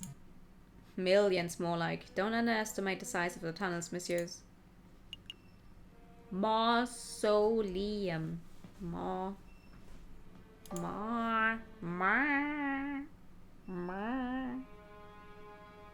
Who let the cat out? I know the bourgeois like to tour the catacombs, don't they? Correct. It was quite the bourgeois tourist hotspot some 20 years ago. But if you're hoping to pay a visit, you are too late. The church had all the entrances sealed shut fairly recently. They finally restocked the chips you like. Oh, that's great. That's great. Every time lately I pass by them, any kind of chips when I'm grocery shopping, like, oh no, I don't need them, and then I crave them in the middle of the night. 1,000 mausoleums of Totorak. Why would the church do that? Believe it or not, they consider the turning of a mausoleum into a tourist attraction to be in poor taste. Oh, wait. They shut down all the entrances, really? Surely there must be one or two left untouched. If there's such an entrance, it is not public knowledge. I see. Thanks. I think we're done here for now. Thank you for your time, monsieur. Good day. If the sleeping city really is the Paris catacombs, then there must be some way to get in. An underground tunnel network would probably be connected to the city sewers, right? So we just need to find the right manhole and boom, we're in spooky, scary skeleton town. That's a good idea. Or maybe it connects to the Seine. Perhaps some swimming is in order. You two dancers are going to get yourselves killed. If you really wish to visit the catacombs, you would be best off asking those responsible for the closures. That people? The church, monsieur. The church would know if any unsealed entrances still exist. Oh, right. Some super spicy tortilla chips. Ooh. Okay, very nondescript taste otherwise. I mean, I'm a baby. I only eat very, like, just the basic chips, like basic or like the normal pepper. Is it pepper? Well, the normal stuff you can get. Sometimes also the... Oh my god, I just know that the Pringles pack is green. The sour cream and onion ones I like sometimes. We really are bird brains. Yep. We are. We are bird brains. In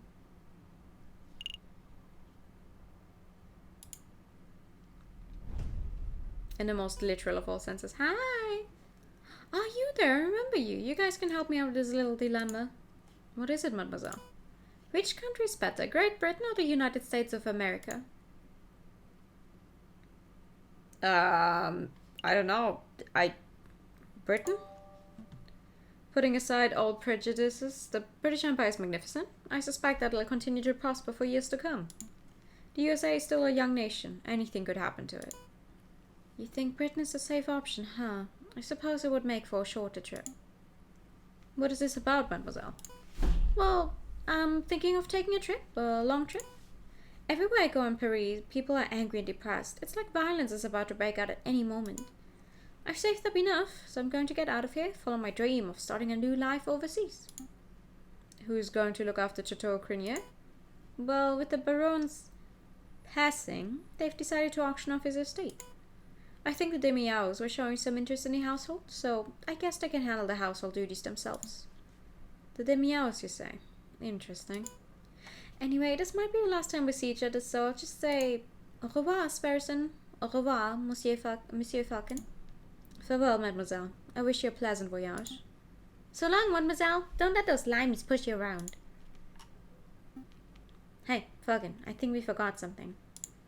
The rebels, the croque monsieur, all the juicy investigation stuff, we're supposed to be asking questions. Oh, right. That completely slipped my mind. It's no matter. Colleen didn't seem like the type to get involved with rebels and arms dealers. She probably knew nothing. I suppose. In any case, she seems to be the only one with enough sense to escape before the violence starts. Yeah. You'd hacking die from these. Even I had a bit of trouble the first couple. Ooh. Okay. Yeah. No, technically, exposure would make it better, so if I started eating more spicy food more regularly, I think I could get better at it, but...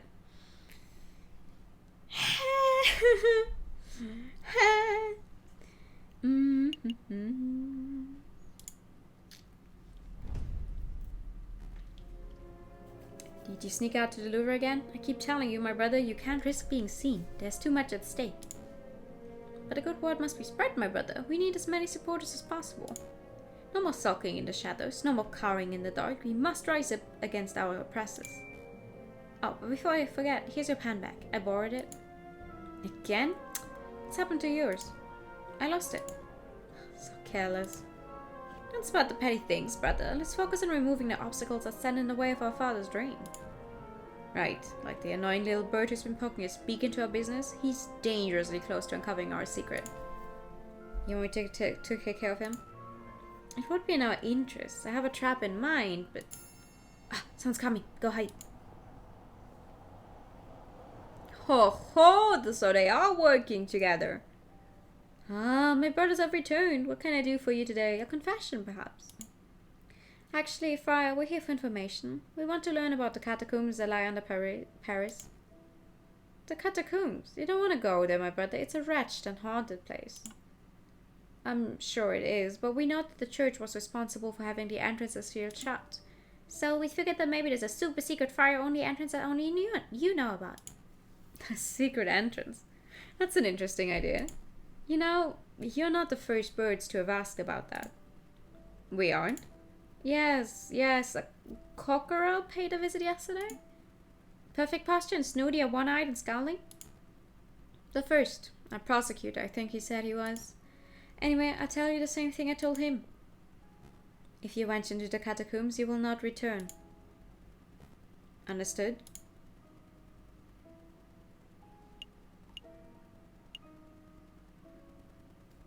Some play on Friar, the actual translation. Oh, I do not know. Hold on. Frère seems to be the actual French word for brother.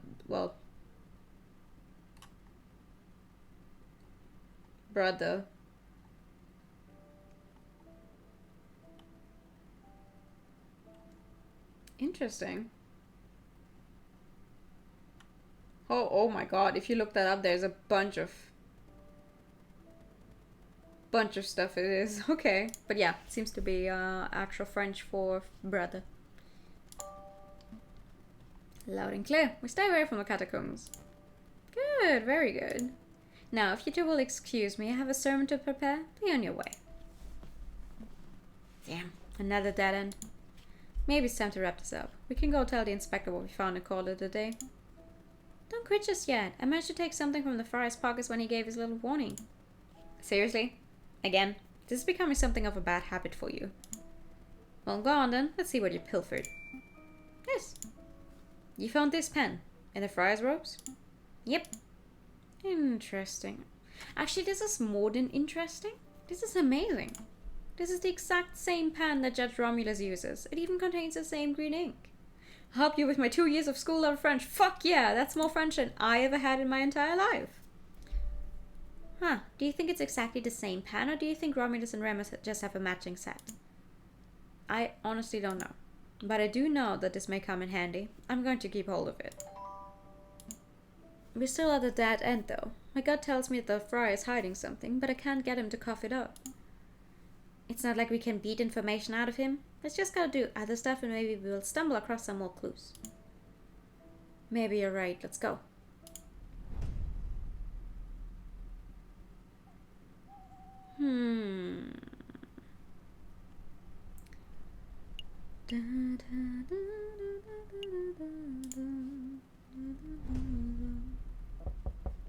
Yeah. Oh, come in. That's you two. Have you managed to get the materials I need? Yes, monsieur. The string and copper pot, exactly as described. Here you go. What? What is this? Where did you get this pot? It looks like it belongs in a museum or something. It was a little tricky to procure the necessary items, but with a bit of asking around, we managed to find suitable substitutes. There's a general store down the street that sells strings and discounted copper pots and the like. I assumed you would have gone shopping there. Well, no matter. Give me 1 minute and I'll finish assembling the device. Oh, it's perfectly fine. We just stole something from the local museum. Ta-da! May I proudly present to you Gustav Throve's magnificent Explorer Extractor surgical device. Trademarked, patent pending. It looks like a pair of kitchen tongs hooked up to a stirring pot.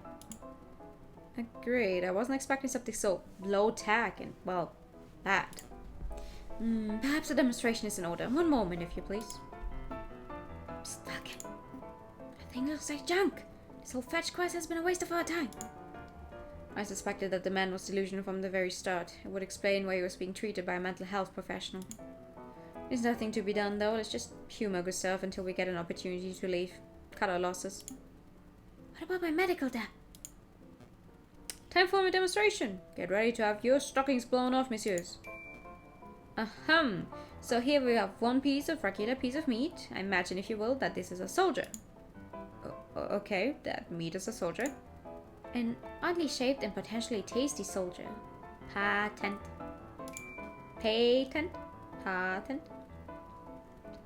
And here we have a small piece of iron. Imagine, if you will, that this is a musket ball.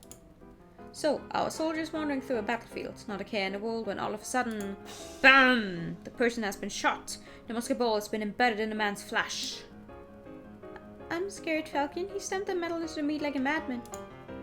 Quick, messieurs, you're battlefield medic. The soldier is wounded and you have precious little time. What do we do?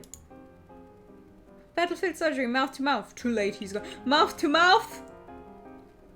When he got shot? Well, I'm no surgeon, but I think most doctors would feel around for the musket ball fragments and then carefully use a scalpel. How archaic, how slow, how imprecise.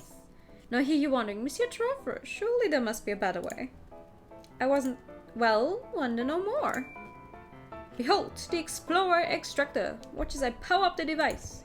And then as I move the detector component over the meat. Is that humming? It is, monsieur. When the electromagnet component of the Explorer Extractor detects a piece of iron, the device vibrates and emits a soft hum.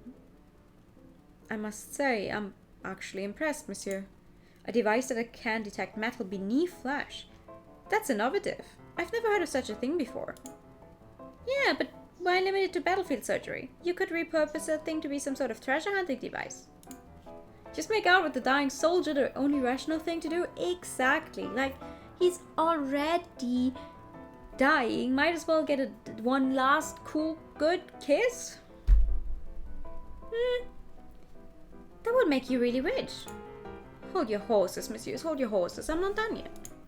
You've only seen half of the device's capabilities, the exploration part. Now you can witness the second part. Extraction. Did that thing just... Yep, sucked out that bullet like a pip from a grapefruit. Behold, the original piece of iron, removed swiftly and precisely from the flesh. So, what do you think? Pretty revolutionary, huh? I think that meat looks a lot less appetizing than before. It's practically exploded. I have no idea what to think. Monsieur Trouve, you're a strange and mildly terrifying individual, but I cannot fault the innovation of your device. We shall pass it along to Dr. Florett and let him decide its worth. Thank you. I'm sure the good doctor will approve. I'm hungry. Let's pick up some steaks on our way back to the office. Let's not.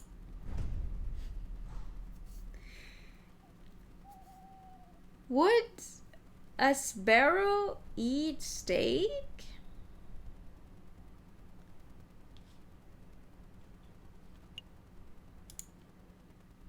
Trouve means found. Oh. There he is. Who? Cutscene time. That's the rooster who shot the croc, monsieur. I knew it. Listen. They gave him a gun. They gave him a gun so they could get some kind of... Ah, whose flesh is that meat though, right? Like... I don't want to think about the implications that maybe we're all partaking in cannibalism here. I think we're getting close to unraveling this whole rebellion nonsense. Let's not dawdle, person. We're nearly there. Alright, let me just deal with this letter first. Spam? I don't think so. It's from Cocorico. Several. Well, go ahead, person. Let's hear it. JJ, if this letter reaches you uninterrupted, then it means that I've been captured or killed by the rebels. What? Last evening, the inspector gave me a tip-off of a midnight trade between the rebels and a croque monsieur en rue de Marmoset's. I intend to watch from the shadows, but I know that such a mission is a dangerous one. Wish me luck. If this is the last correspondence you ever hear from me, then I suppose I should end on a positive note. Falcon, you're a good friend and an excellent lawyer. I'm sorry for belittling you all these years. Kind regards, Severin Cocorico. Welcome back!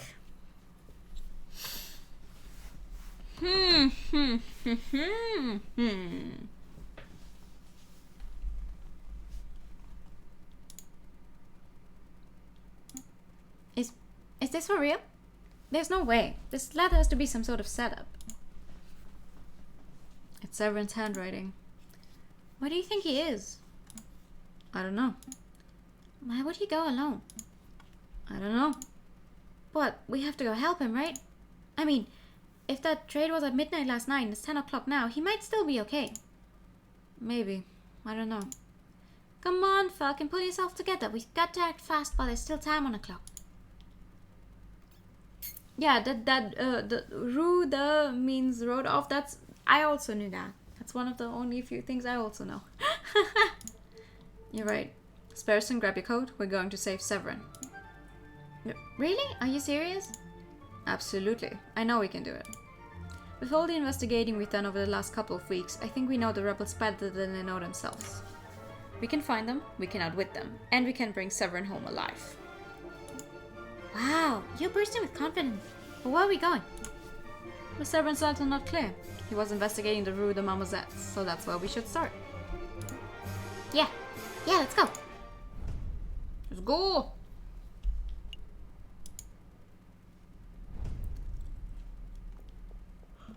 Come on, Sparrowson, keep up. No time for wheezing. If Cocorico was last seen around here, then it has to be a clue nearby. Yeah, there's some blood on the ground already, I can see it. Right. Can I check out anything that's not the blood? I can. No loitering. I guess we should move on. Be serious, Falcon. Best and stationery. Come along for all your writing needs, whether you need paper, ink, stamps. What are you doing? Stop procrastinating, Falcon. Cocorico's life is at stake. Okay, I'm sorry. There's a pool of blood here. It looks fresh. Cocorico's?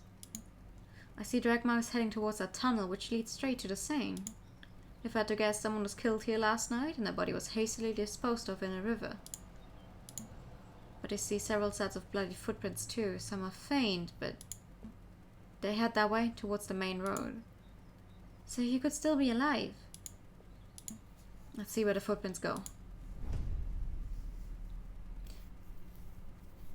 You can barely be motivated to sit upright. Aww.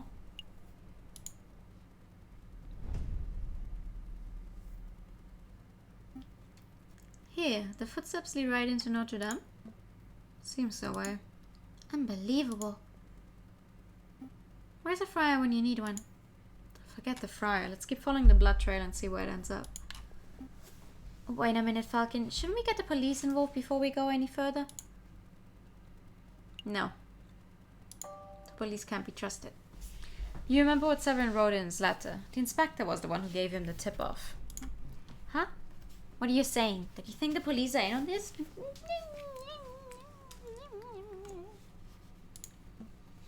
At this point, anything's possible. We have to stay focused on the trail. Hey, wait up! The way leads straight down to. Man, I'm famished. When is that mouthy parrot gonna relieve me of duty so I can go grab a snack? Trail keeps going. Hey, isn't that the concierge jail keeper, Quack? Notre Dame literally translates to Our Lady. Oh, really?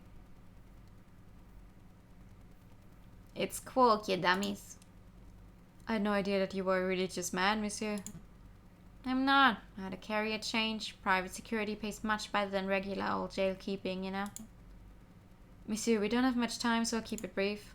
We're following a trail that leads to the door behind you. We need you to let us pass. The door behind me. You idiots. That door leads straight to the catacombs. You don't want to go there. Catacombs? And besides, just because I know how to get in doesn't mean I'm just going to let you pass.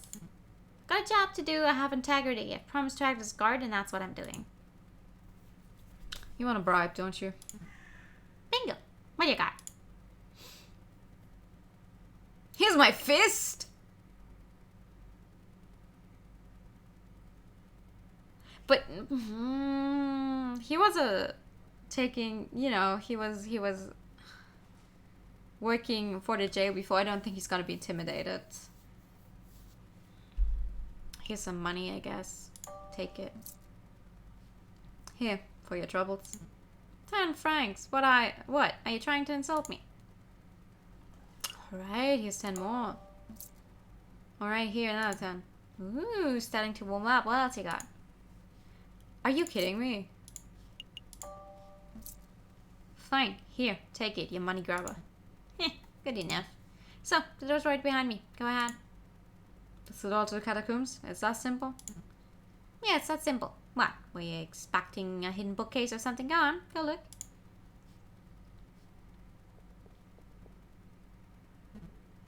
What idiots. They're walking straight into a pitch black maze without even a torch. I wonder, will they get lost in stuff or will they find a crazy lying girl and get shot? Either way, ain't my problem. Oh shit, bro.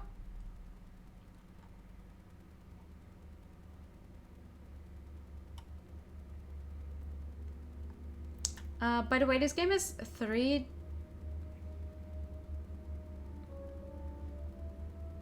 different endings.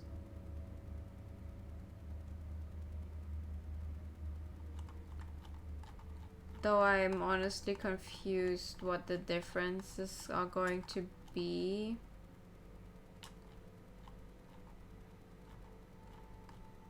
So we're just gonna see what happens.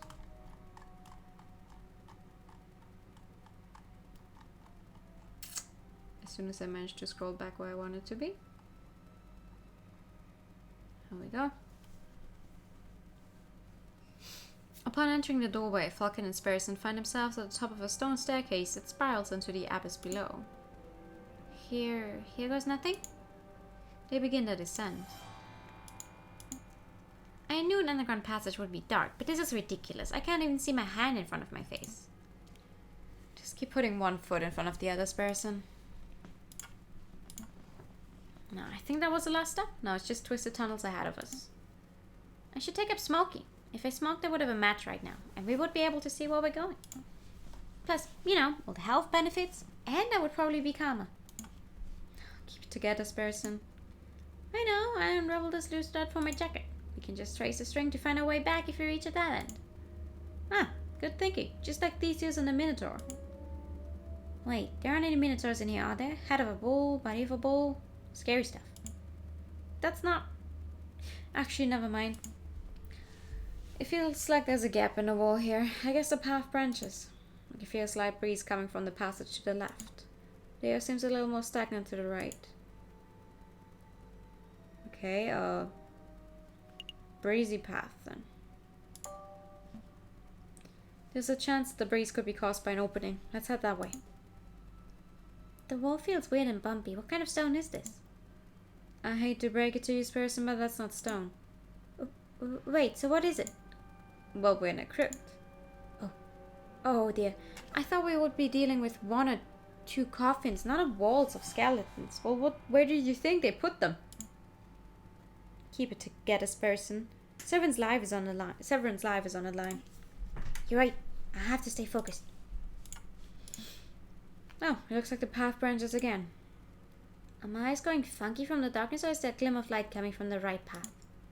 No, I see it too. There's definitely some light on that side. Okay. It's definitely getting lighter. I can see my hands again. But that might just mean that we're getting close to an exit, right? Maybe this has all been a wild goose chase. Hush, listen. Voices. Voices. We're getting close. Wait, Falcon, aren't you scared? Terrified. There they are. I'll ask one more time. What is your name? Are you with the police? The royal guards? Speak, bird. Ma'am Beaumont, we've been here all night and he simply ain't talking. He didn't react to coaxing, he didn't react to torture. Maybe it's time to, administer some justice. Justice. The word. Oh, the rooster finally crows. You want to know who I am? Fine. My name is Severin Cocorico. I'm a public prosecutor for the Cordias. Well, Sevi, it's been a pleasure, but we can't be having spies running around our base of operations now, can we? So, without further ado, I hereby sentence you to... Wait a minute, Piero. This is no ordinary spy. Because he's a prosecutor? No, because he's the bastard who condemned my father 10 years ago. What? Are you sure? I had my suspicions when I saw his smug air of arrogance, his holier-than-thou glare. But now that I know his name and occupation, there's no doubt. Do you remember, Bert? Do you remember the trial of a homeless lion in the winter of AD 35? What was your father's name? Jean Beaumont. What were his crimes? His only crime was trying to feed a starving child. He took a handful of vegetables from a grocery stand, not out of greed, but out of sheer desire to see me survive. But he was seen by a policeman. Another arrogant cockerel like yourself, actually. So my father was thrown in jail. He was dragged to court. I had the privilege of watching the proceedings from the stands. I remember your sharp words. This man is a thief. This man is a scoundrel. He deserves the harshest possible punishment for his crimes. You didn't care about the consequences. You didn't care about why my father did what he did. All you cared about was fulfilling your lust to see a criminal behind bars. My father received a sentence of 5 years.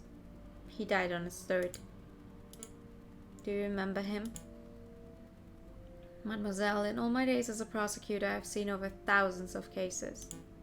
Yes, that was a bike. I'm not going to remember a single bread thief. You rotten conhead. We're just insects to you, aren't we? Who cares if a child starves on the streets as long as you put enough criminals behind bars to meet your quota, am I right? Your silence speaks volumes of your guilt. Severin Cocorico, you've been tried by the people of the Second Republic. We have found you guilty on accounts of conspiracy, of the murder of the Croque Monsieur, and of the murder of my father, Jean Beaumont. Oh, I've been found guilty. Mademoiselle, if you want to shoot me so you can fulfill your revenge fantasies, then by all means shoot me. But don't pretend for a moment that this mob resembles a court of justice in any form. A court of justice? Now there's a contradiction. Bird, you know nothing of justice. Fredo, I must read this man his last rites. With pleasure, madame. Falcon, we have to make a move. Say something.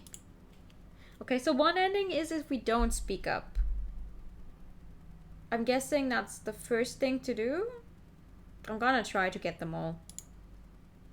What if you don't speak up?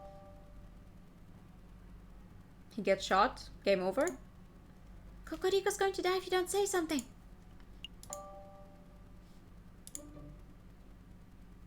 Yeah. It doesn't matter. None of this matters. What? Do you have any last words? Just pull the trigger and be done with it.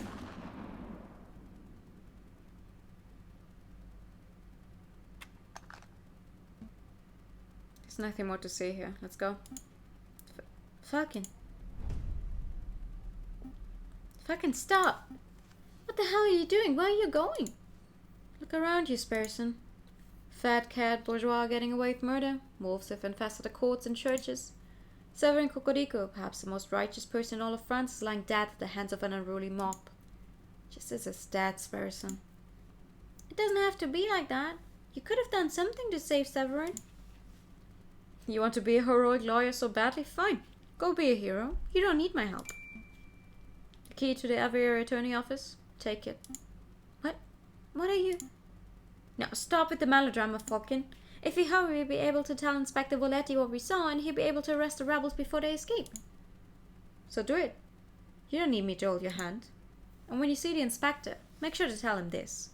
The Viridian Killer has returned. The Viridian Killer? I don't understand. Falcon, where are you going? Falcon! Wait, he himself is the Viridian Killer? But he's not that old.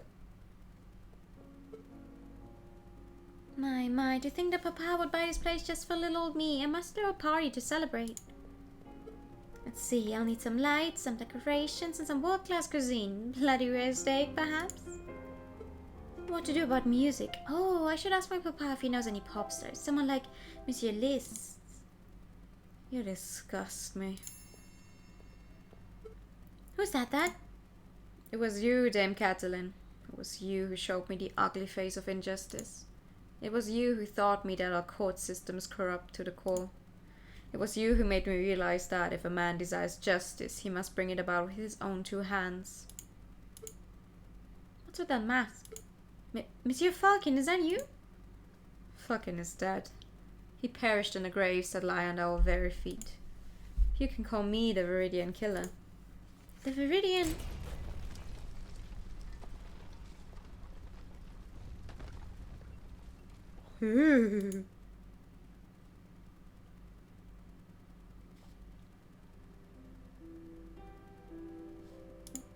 What am I supposed to do now? Falcon? Oh, it's you, Inspector. Monsieur Sparrison, I must congratulate you. Thanks to your quick actions on Wednesday, we were able to find and apprehend the rebel leader while she still lurked in her den. I was just doing my duty, Inspector. Don't be so modest. Lest a man wouldn't have delved into the catacombs so brazenly. You're a hero. But Cocorico died, and I can't help but feel that I could have done something to save him. Cocorico died an honorable and righteous man. His sacrifice wasn't for nothing. Still... Sparrison, if you're looking to redeem Cocorico's death in a fitting manner, then I have the perfect gift for you. Here, take it. What's this? It looks like a license to practice law. Does this mean... Correct. In light of the extreme circumstances, the king has granted you the power of an interim prosecutor. Wow, I'm an officially qualified lawyer, and as a prosecutor no less. This is just temporary, you understand? But if you prove yourself, who knows? Maybe you could pull some strings to make it permanent. This is amazing, but wait, why have you given me this? I'm glad you asked. We need a prosecutor to lead the case against Leonie Beaumont, the ringleader of the rebel group. Beaumont, the scary-looking lioness? Correct. I would be honored to take the job, but why aren't you asking one of the other prosecutors, like, I don't know, Rupert Rabbington? Rabbington? I won't trust a klutz to make my tea, let alone handle a case as important as this. Miss Sparrison, you clearly have nerves and brains. I'm confident that you're ready to take this on. Okay, I'll do it. So, what do I do? Well, your job as a prosecutor is to interview Beaumont. We've already beat all the information we can get out of her, but you must read Beaumont her charges and see if you can uncover any new facts. Right, got it. And, what charges would those be? There are 3. First, the murder of Severin Cocorico. Of course. Second, conspiring to incite a rebellion. Makes sense. Third, the murder of Dame Catelyn de Miao. Right. Wait, what? Oh, you didn't hear the news? On Friday evening, there was an enormous explosion at Chateau Crinier. Only one person was inside at the time, Dame Catelyn de Miao, and she was killed instantly. What was she doing there? I thought Baron Rogel owned the household. In light of the Baron's death, his properties were auctioned off. The de Miaus were the ones to purchase the chateau. We suspect that Dame Catelyn was touring the hall for the first time when she met her fate. This is surreal. But wait, you arrested Leonie Beaumont straight after I met you, right? And that was on Wednesday afternoon. How could she possibly be guilty of committing a crime on Friday evening if she was in custody at the time? Simple. She has a large gang. She didn't plant the explosive herself, but we can be sure that she gave the order. I don't understand the motive. Did Leonie Beaumont hate Dame Catalin? Come on, Sparrowson. You have been granted prosecutor powers. You must start thinking like a prosecutor. Right, okay. Beaumont ordered to have Dame Catalin killed because...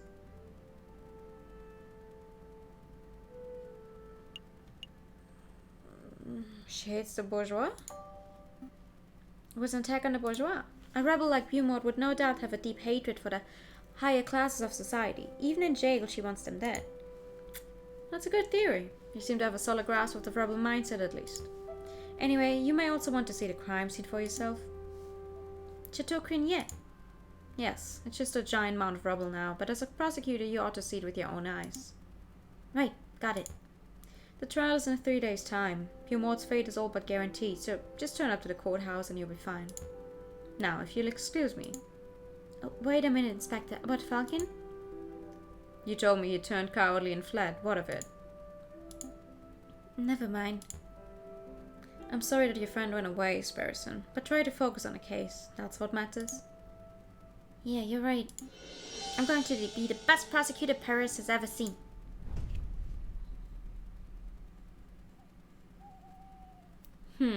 Beaumont literally translates to beautiful death. Ooh.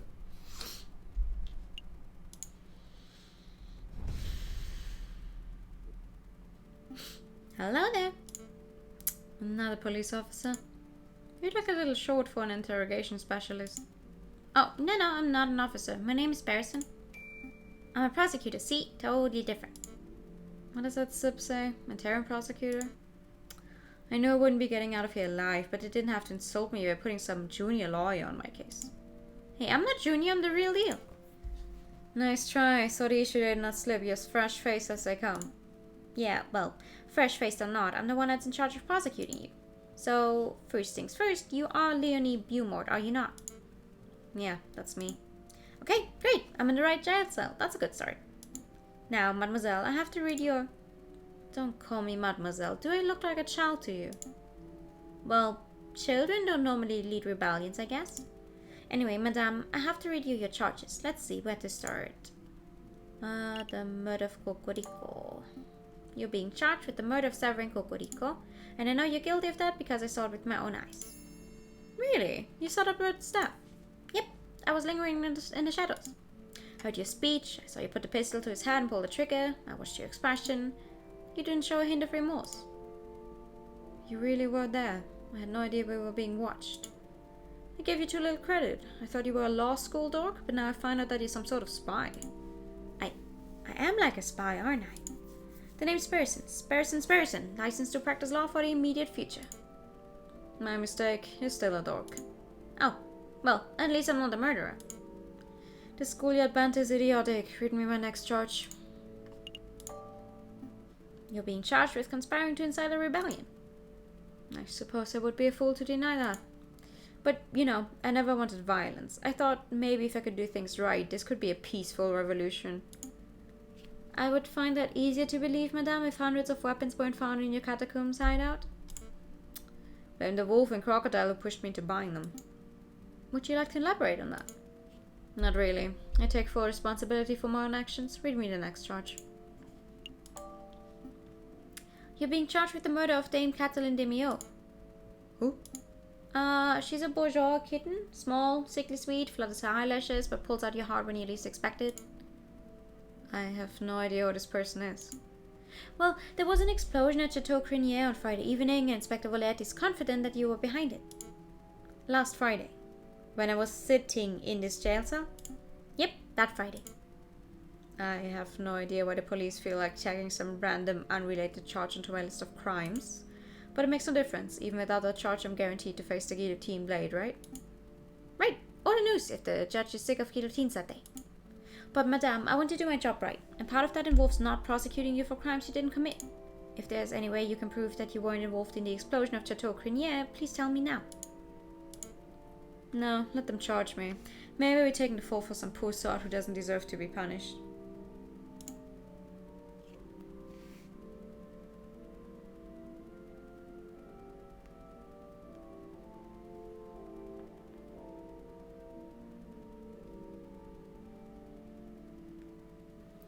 That's not how justice works, madame. You know nothing about justice. Go on, what's my next charge?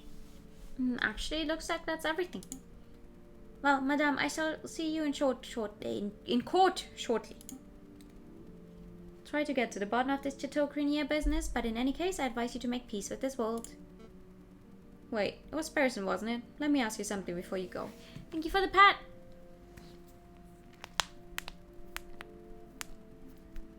And the posture check, and now you're done.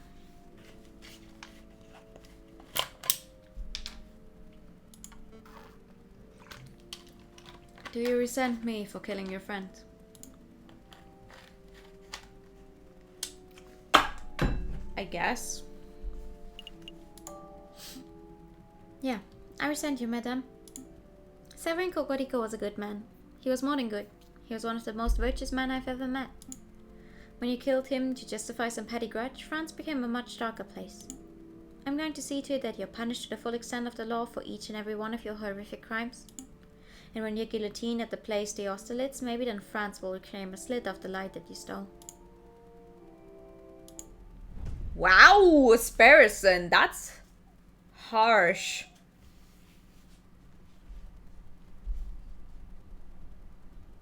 Jesus.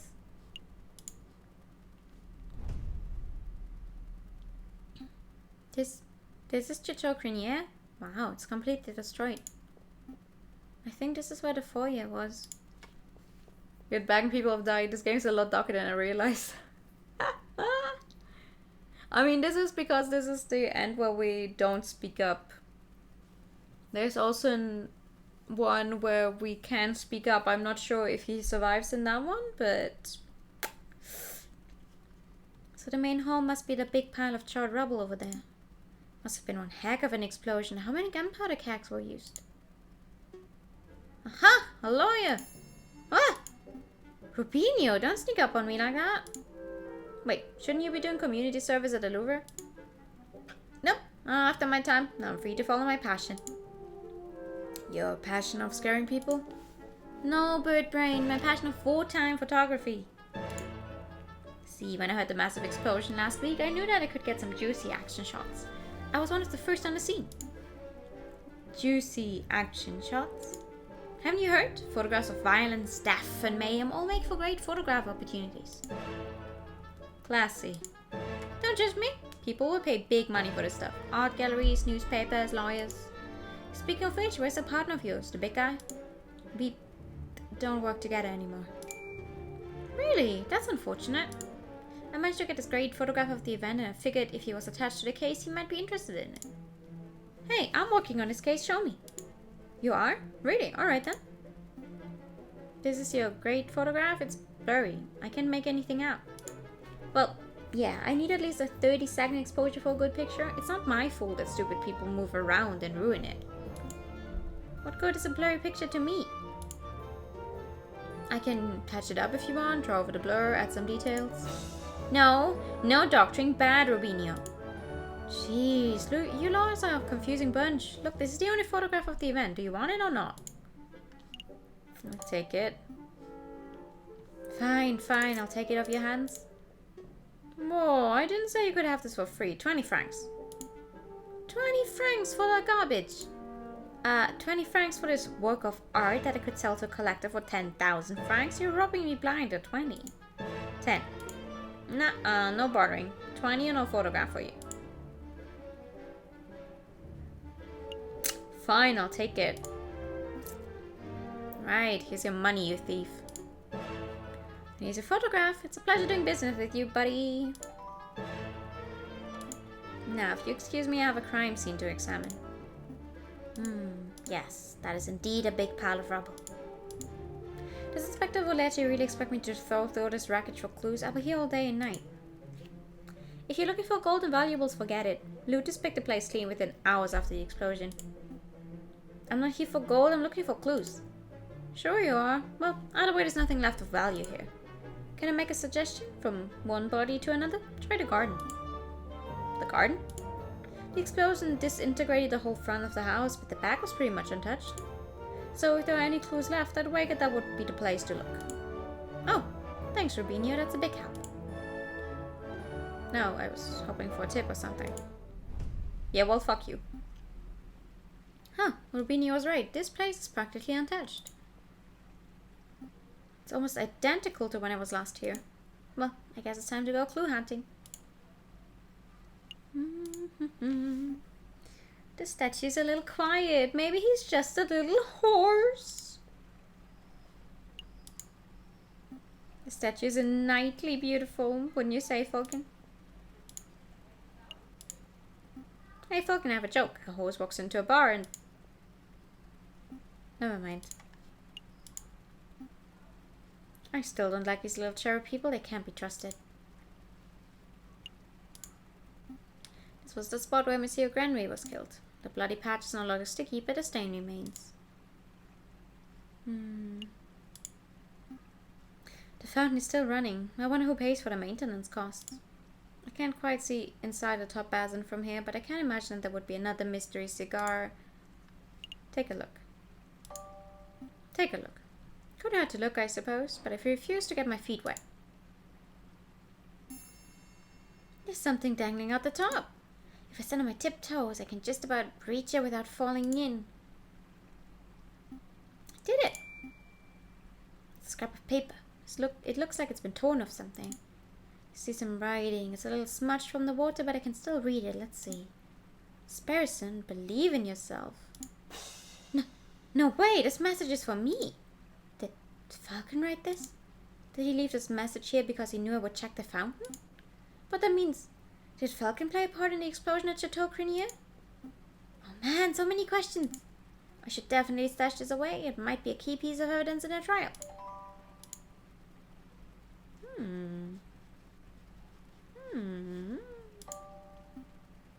I'm done here. By garden, by fountain, by horses and creepy cherubs. Yeah, I don't like the cherubs either. You back? Find anything interesting? No. Your deed was useless, buddy. Oh, that's a shame. Well, I must be getting on my way. Good day. Yes. Do I receive a tip for generously letting you in on such a valuable lead?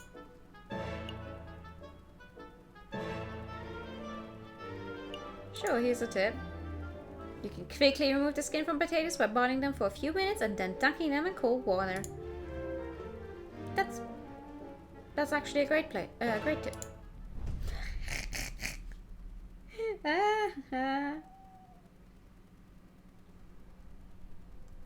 Alright. It might be garden that lives.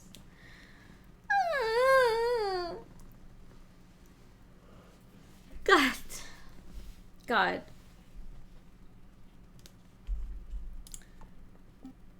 So, Sparrison, how confident do you feel about this trial? I'm a little nervous. To be perfectly honest. Don't you worry, a guilty verdict is all but guaranteed. I know, it's just scary because it's my first time presenting a case as a lawyer, not as an assistant. I should get an assistant. The door's opening.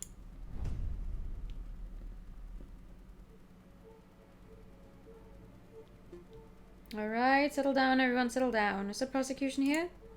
Sparrison present. Prosecution is ready, Your Honor. Excellent. Are the jury all present? All present and accounted for, Your Honor. And it is to my understanding that the defense is representing themselves today, correct? That's your cue, madame. You can see I'm here, just skip this pantomime nonsense and convict me already.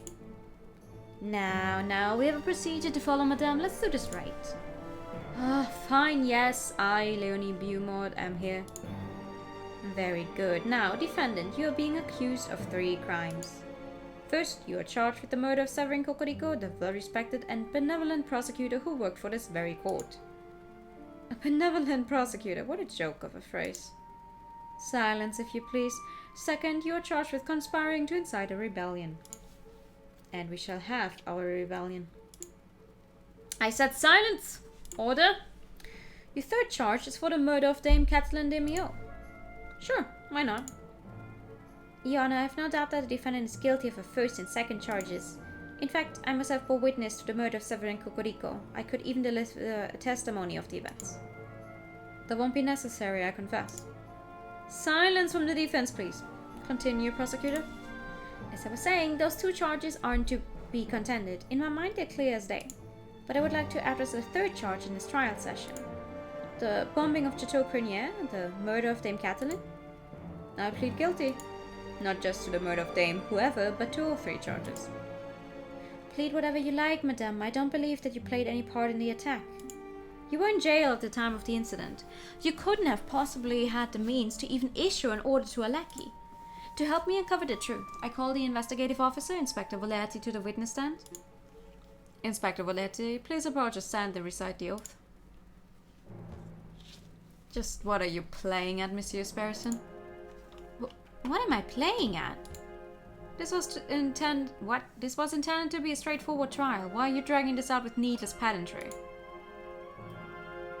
I'm securing justice. Is that what you call this nonsense? Justice? Fine. But you're wasting everyone's time if you ask me.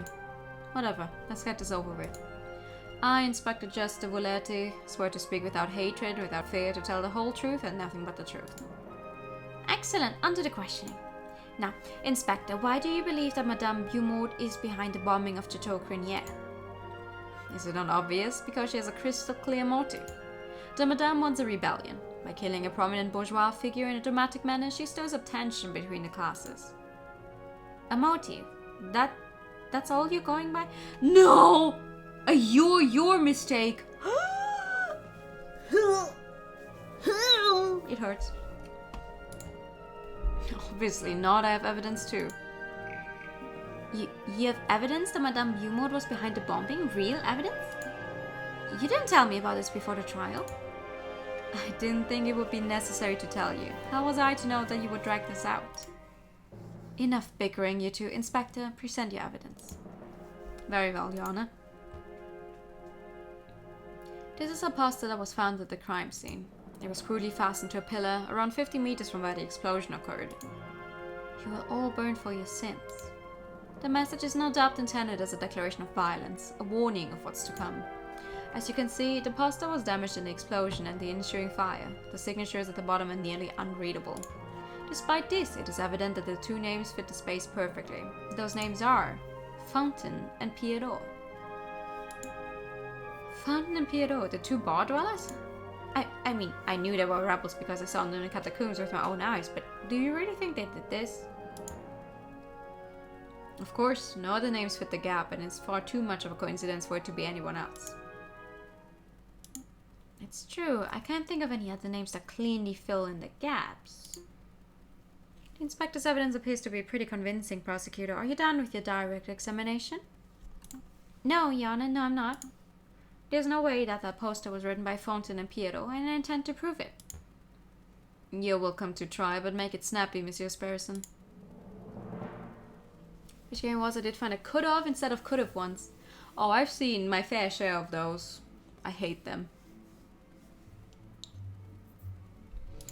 I would like to talk about the names more, I think.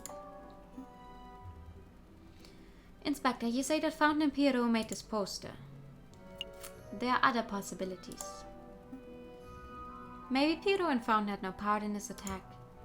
They are fugitive rebels associated with Madame Beaumont and their names fit the burnt signature. But it's within the realm of possibility that another person was involved, right? Do you have someone in mind, prosecutor? Or are you just picking at a theory? I have someone in mind. I do have someone in mind. Actually, I have even more than that. I have evidence that another person was involved with the Chateau Crenier attack. Gaming! Gaming indeed.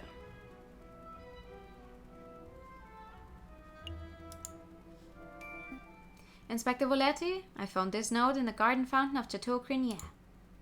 A note, you say? Let's have a look. Spurson, believe in yourself. What is this sentimental rubbish? Some sort of self-help pamphlet? Ignore the contents of the note for a moment, Inspector. Focus on the shape of the paper. The shape? Well, it appears to be a torn corner of a paper, probably ripped from a larger sheet. Wait, this tear. It looks familiar. You see it too. The torn edge of the note matches the torn corner of the poster. Are we winning, brothers? Well, one person died, and the other is now on his funny little revenge act or something, and we're the only one left. The torn edge. Thank you, Duolingo.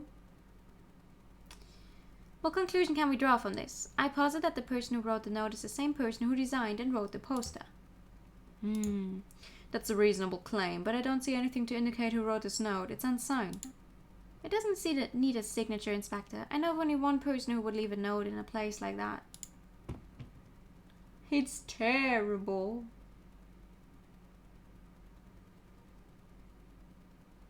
I mean, I don't want to throw anyone under the horse carriage, especially this person. But, well, in my opinion, the only person who fits is... Mon Dieu, what was that? An explosion. It sounded like it came from right outside. No doubt about it. Bumore, did you arrange this? What? Me? I have no idea what's going on. I hate to, be the bearer of, bad news, but, well, in a manner of speaking, how to put this... For pity's sake, spit it out, monsieur. Fire! There's a big fire. Here? In the Palais de Justice? Not just the Palais de Justice. The whole island is ablaze. It's crazy. We've got to get out of here right now. Okay, you heard the rabbit. Everybody clear out. Court is adjourned. Adjourned. I'm not through with you, Bumore. Spit it out. Are you behind this fire?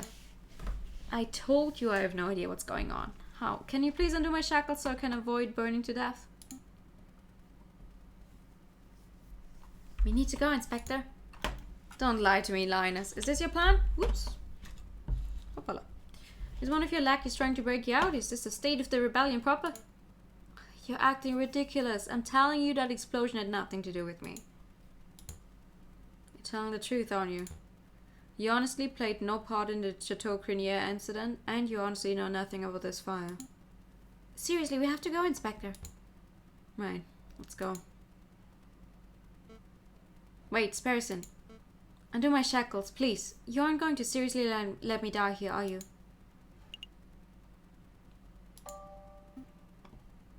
Of course not. Sit tight. I think they keep a spare set of jail keys around the judge's podium somewhere.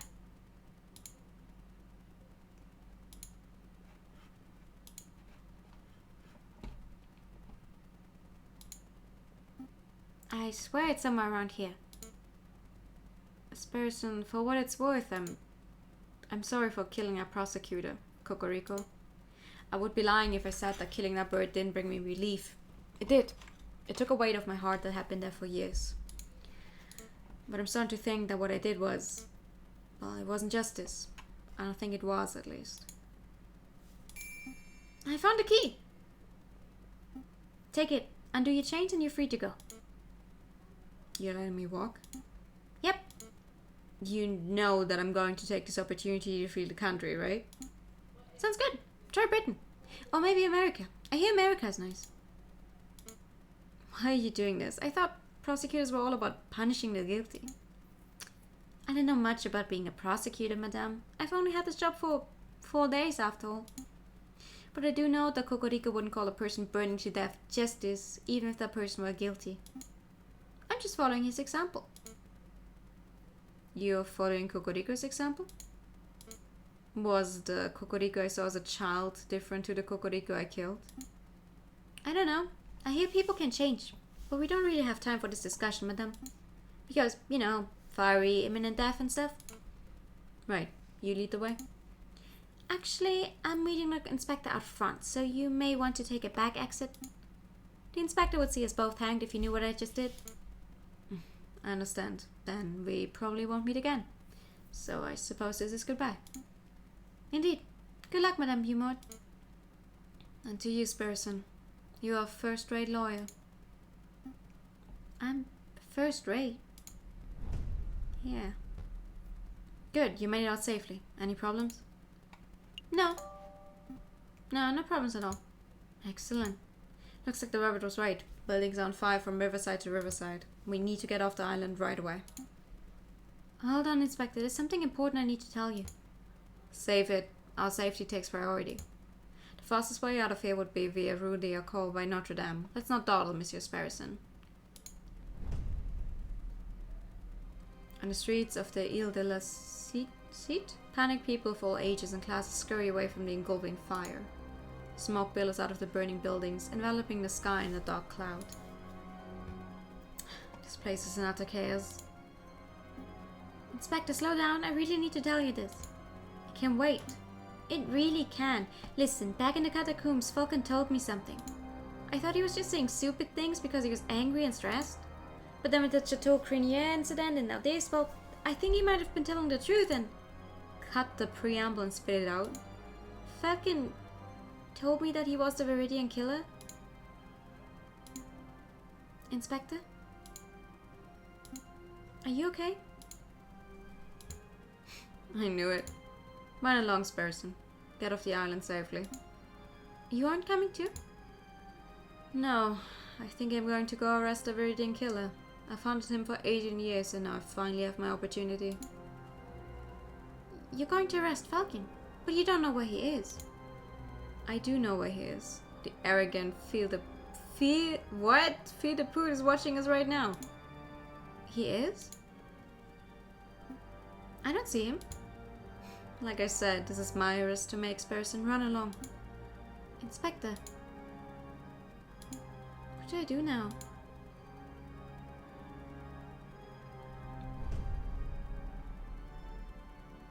Woo! You're third-rate law with a fourth-rate case. Such a beautiful view. Thank you for the follow. Welcome. Perfect place to watch the city burn. Inspector, it's about time. Come on, step out of the shadows. You. I knew it. I knew it. I knew it. I knew it. I knew it.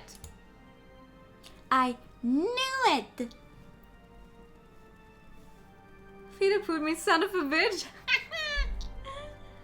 You were the one responsible for the bombings of the July Revolution. You were the one responsible for the bombings of today. You are the Viridian killer. I am. Such a brazen confession. You knew before Sparrison told you, didn't you? How long have you known? I've always had my suspicions. A falcon acting as a defense lawyer? Laughable. It is in your nature to be a bird of prey. But it wasn't until Cocorico and I carried out our investigation that my suspicions turned to evidence-based reasoning. You changed your name between 1829 and 1832. Why? Because you wanted to distance yourself from your old identity, that of the Viridian killer. I knew that you had the murderous spirit in you. I knew that under the right pressure I could draw that spirit out.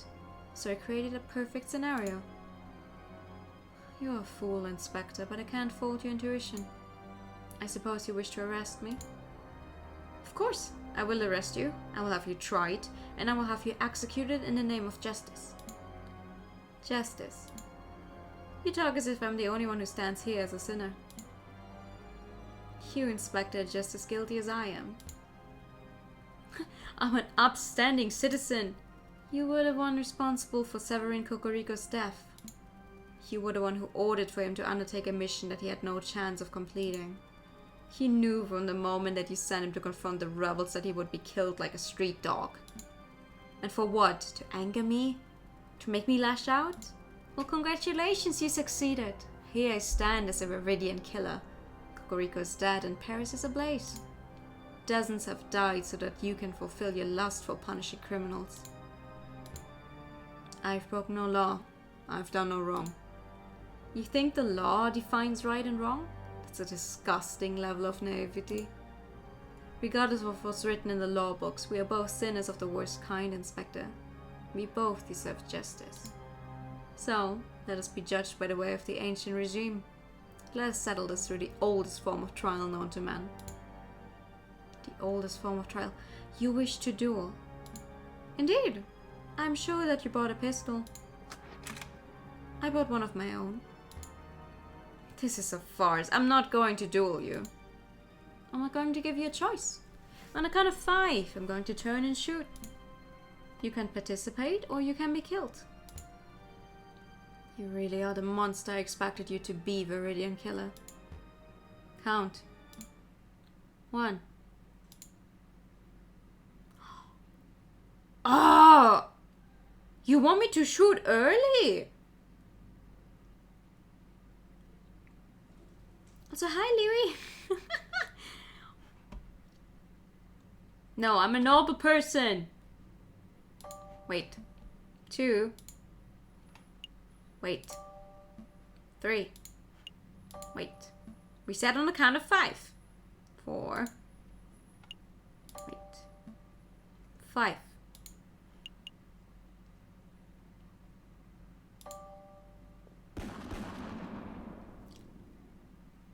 That's the final count, Inspector.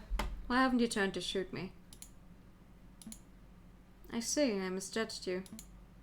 I thought you hated criminals through and through, but here you are showing mercy to your worst enemy. You're a lawful man, a virtuous man. But you still await judgment for the death of Severin Cocorico. If you thought that you could escape punishment just because you're willing to show me mercy, well... you are very much mistaken. You dishonorable Connor, shooting a man in the back. I never claimed to be honorable. Me! I go and wait out the whole 5 and then the game is like, oh no, we're not actually that honorable, okay. Nor did I. What? Oh, we're both... ooh. So this is how it ends for us. 2 old birds going up in flame. I can hear the people chanting liberty, equality, fraternity. The rebellion really has begun.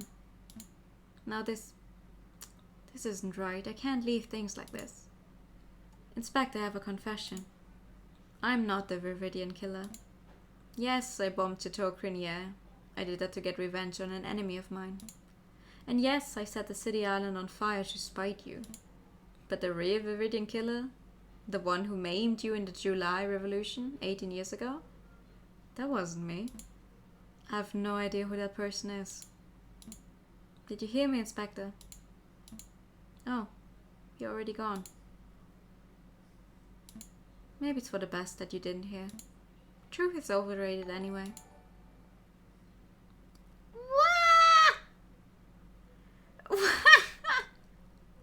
Hi Raiders, hi Zagi, good evening. Thank you so much for the raid. Welcome, welcome. Thank you for the follow. Hi, I'm new. I like the color pink. Visual Office and JRPGs, and we're just at our first ending of Aviary Attorney. Hi, hi. Also Pikachu for the Raiders, of course. Pikachu. Pika. Pikachu. I'm good. How are you? We just shot each other in game, so that's fun.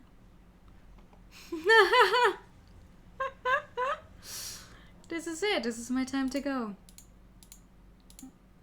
Not on my watch. Come on your feet. Thank you for the follow. Sparrison? Sparrison? Sparrison? Hello?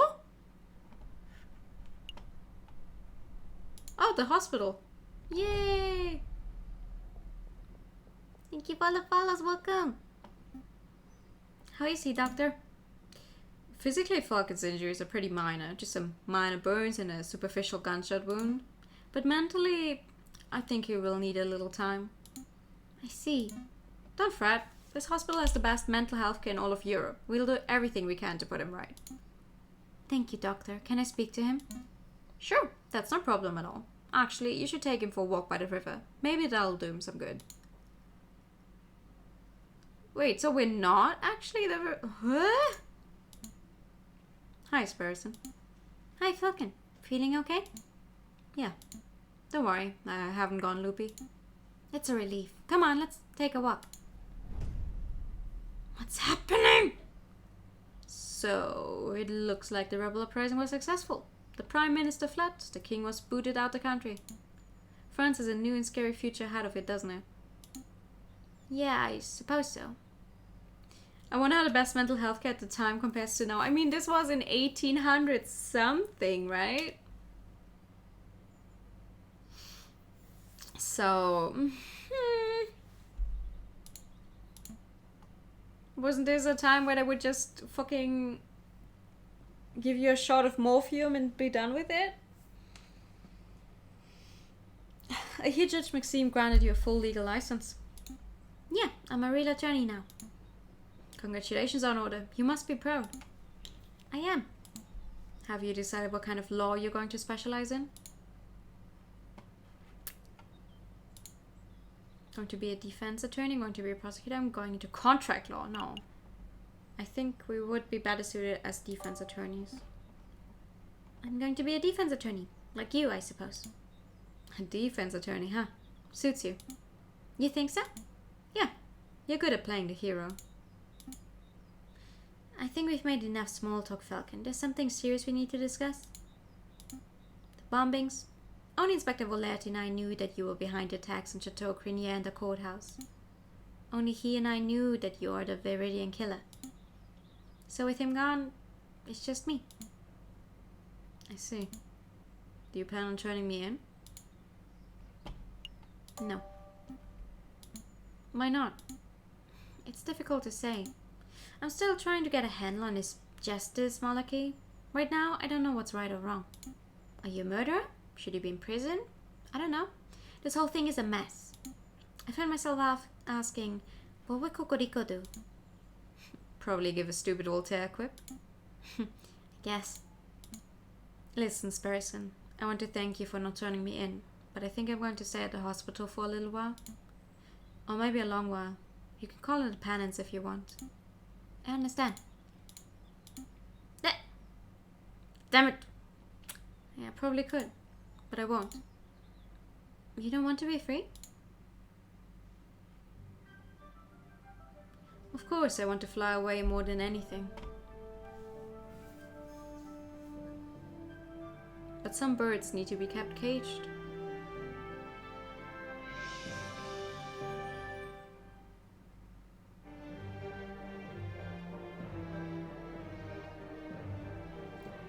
Oh, that's it? Credits? Based on the characters and art of J.J. Granville. Okay, I do not know what this is. Compositions of Camille Sainz. Design, programmed and written by Jeremy Nogani. Oh, that's it! Credits. Animated, written and tested by Mandy Lennon. Huh. Music produced by Lyndon. I am deeply upset that there's this weird part here where the sprite doesn't head up.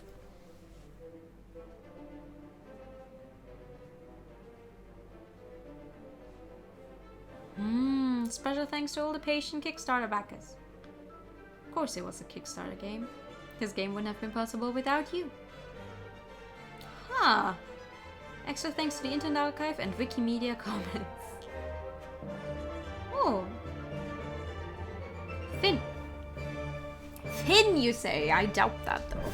Well, Finn for now, but not forever. You've reached the end of Route A, Liberté. The ending you received was determined by the decisions you made in Chapter 3. Try tackling the trial in the catacombs differently in order to see a different ending. Thank you for playing Aviary Attorney. I know. I do plan on getting different endings. Finn is short for flying. Tried looking at the lore of this game, couldn't find anything. Wikipedia said most, if not all, the assets were fair use, so that's awesome. Oh, really? That's cool. Okay, hold on. Let me see. How do I get to the other one? Load a previous day? Oh.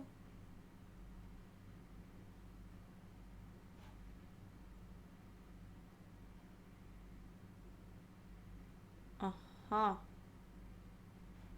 Do I just go here again? Ha! Okay, wait, hold on. Skip all this. We don't have a skip button, but... Alright, let's go. Speak up. Alright, I'm going in. I'm coming too. No, I need you to get out of here. Go find the police, Royal Guard, anyone. I'll stall for time. Fucking... Okay, I'll go get help. Do you have any last words?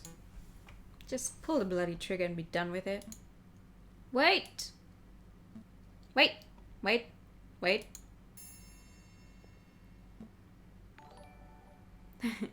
Hello! Hi! Thank you so much for the sub! Hi, Puzzle! How are you doing? He's right. This is a terrible trial. There's no evidence, no defense, no examination of the facts. Sleepy? Oh, that's a mood. You've dragged a man off the streets and decided his fate based purely on your own prejudices and whims. Who the cluck does this bird brain think he is? I'm this man's defense attorney. I'm JJ Falcon.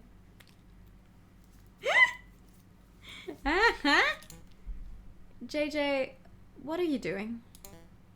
Defense attorney? You're a raving loony is what you are. Or a spy. I've seen this monsieur eavesdropping on our conversations before. He cannot be trusted. Everyone, please hear me out. Oh, appeal to Fontaine, appeal to Pierrot, appeal to the friar? You think that's gonna work?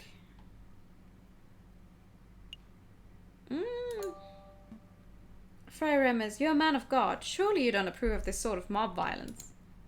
I see no issue. The good book is full of stories of violence. I mean, that's true. The Bible is certainly not a book without violence. Maybe appealing to a man of God was the wrong move. Joshua ransacked the city of Jericho. Ehud and the judges were ruthless assassins. Samson killed thousands before meeting his fate. Well, sure, but that's the Old Testament. What would Jesus say about this? He would say, I did not come to bring peace but a sword. Matthew 10:34. Oh, damn. You see, Falcon, this man's death is inevitable. For the good of France, and in the name of justice, he must be killed. Justice. There's that word again. Madame, I won't presume to know who you are or what you stand for, but shooting this man right now would not bring justice. Falcon's like, I've messed up. It was at this moment he knew. He fucked up. It would only serve to satisfy your desire for revenge. Justice, revenge, what's the difference? Due process, fairness, or rationality?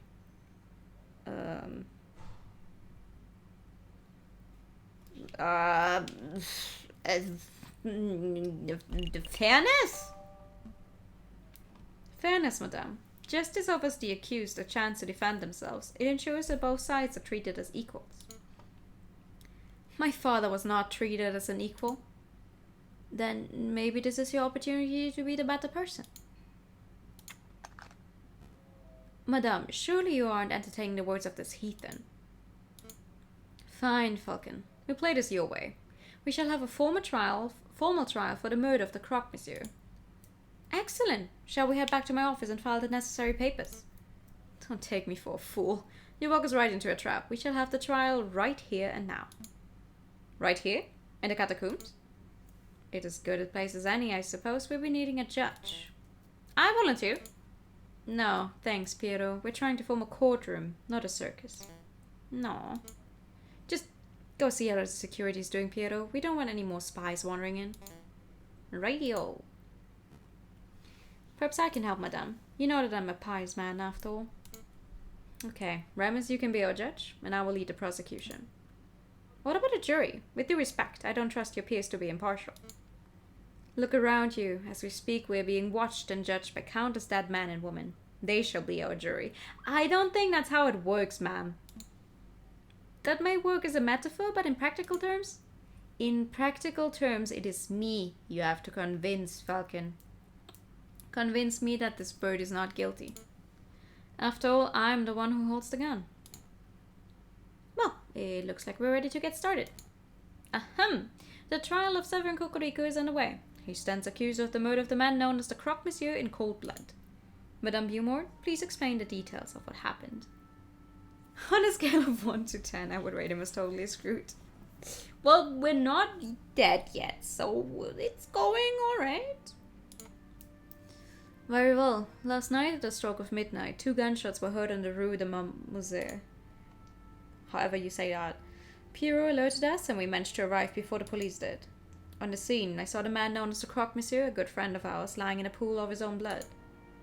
Standing over the body, I saw the murderer, Severin Cocorico, still clutching his murder weapon. Am I to understand that you did not witness the crime firsthand, madame? That you only saw the aftermath? Yes, but one of us did happen to see the incident itself. Madame Beaumont, I found this here pigeon running around our tunnels. I'm no pigeon, monsieur. He's a spy in any case. What say I execute him right now?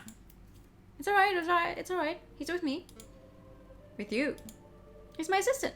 He carries my bags and stuff. Falcon, I trust that you do not have any other assistants lurking around the corner? No, madame. Then take your lackey out of my sight. Psst, Falcon. What is it? I saw someone lurking in the catacombs. I think he was watching us from the shadows. Another rebel? I don't know. But he got spooked when he saw me. He dropped this. Oh! The other wolf guy. What's this, a political pamphlet? Well, I best be getting back to the patrols then. Oh shit, is Romulus about to kill Remus? Why though? Why would they do that? They're trying to both get the same thing, right? Well, I best be getting back to the patrols then. Not so fast, Piero. You witnessed the crime firsthand, did you not? I did, ma'am. Then you can be our first witness. Go stand in the center. Okie dokie. Do I need to say an oath or something? That won't be necessary, we trust you. Just tell us what you saw last night, Piero. Okie dokie. Why does he say okie dokie? They're about to kill a guy in cold blood that's been hanging right behind them. And he's like, okie dokie. I saw this plain as day. The Croque Monsieur was just minding his own business on Rue de Montmusée. And all of a sudden, this here brood of a rooster appeared with his gun in hand. Bam! The rooster fired. The croc slumped to the floor. Using the last of his strength, the Croque Monsieur drew his own gun. Boom! The croc fired back. So, to clarify, Cocorico shot first? Yes, ma'am. No question there. What happened next? Well, I knew you guys, Fountain, Remus, and you, ma'am, were only a stone's throw away at the cathedral, so I ran to get your help. We all arrived back on the scene maybe a minute after I'd left. And there I saw the dead Croque Monsieur and the murderer Severin Cocorico with my own eyes. Thank you for your report, Piero. It's nothing, ma'am. You see, Falcon, Piero is not the sharpest knife in the kitchen. True that. But he's honest to a fault. I will trust his word with my own life. I don't doubt the man's honesty, madame. Nonetheless, I would like to cross-examine the witness. Cross-examine? What does that mean? I don't claim to be an expert of the law. That was always my brother's role in the family. But I think a cross-examination means that Falcon would like to waste our time by asking pointless questions. Hey! Actually, it means that I would like to make sure that Piero's story holds up under scrutiny. Yes, I'll be asking questions, but only questions that directly relate to the case at hand. Clearly a pointless stalling tactic, madame. Shall we put an end to this trial? Have none of you ever been to fucking... No, we will let the bird have his little cross-examination. But I'm warning you, Falcon, don't mess with me. Don't mess with you? If I get the slightest inkling that you're rambling to stall for time, I will end this trial on the spot. Okay, so I can... I mean, to be fair, we only really have like 1 or 2 options. We've had those the other rounds as well, so I'm guessing if you take like the wrong choice, she just immediately ends it or something. Do I make myself clear? Start questioning Cocorico's shoe size or the color of the Croque Monsieur's underwear and I'll lose my patience. Have you been to court? I have. Yes. I have sat in on court proceedings when I was in London. And it was so fascinating because they told us to wear like proper clothes, like actually get there and show some respect. They won't let you in if like you're not covered from head to toe. And then there was a group of also tourists who were definitely not covered from head to toe, and they were let in no problem. So we were sweating our asses off, and these guys were just fine. I'm like, okay, yeah, I guess. So yes, I've been to court. Yeah, I get it. Alright, select a statement to question. You can just assume that everyone has been to court proceedings in their life. I know. But I just think it's so funny, the whole, oh, it's about asking pointless questions. Like, no, I think there should be a point to asking questions in court, no? I've actually been really enjoying my time watching Attorney Woo Young-woo, the Netflix K-drama that's airing right now, also about an attorney, and like calling out when they're saying stuff, and I'm like, oh, objection, leading question, and then the drama's like, yes, exactly, leading question. That's fun. You apply to go and they give you 20 a day, thanks, because cover even 1/5 of the day. Oh, okay, interesting. Plain as day, but wasn't it like the middle of the fucking night?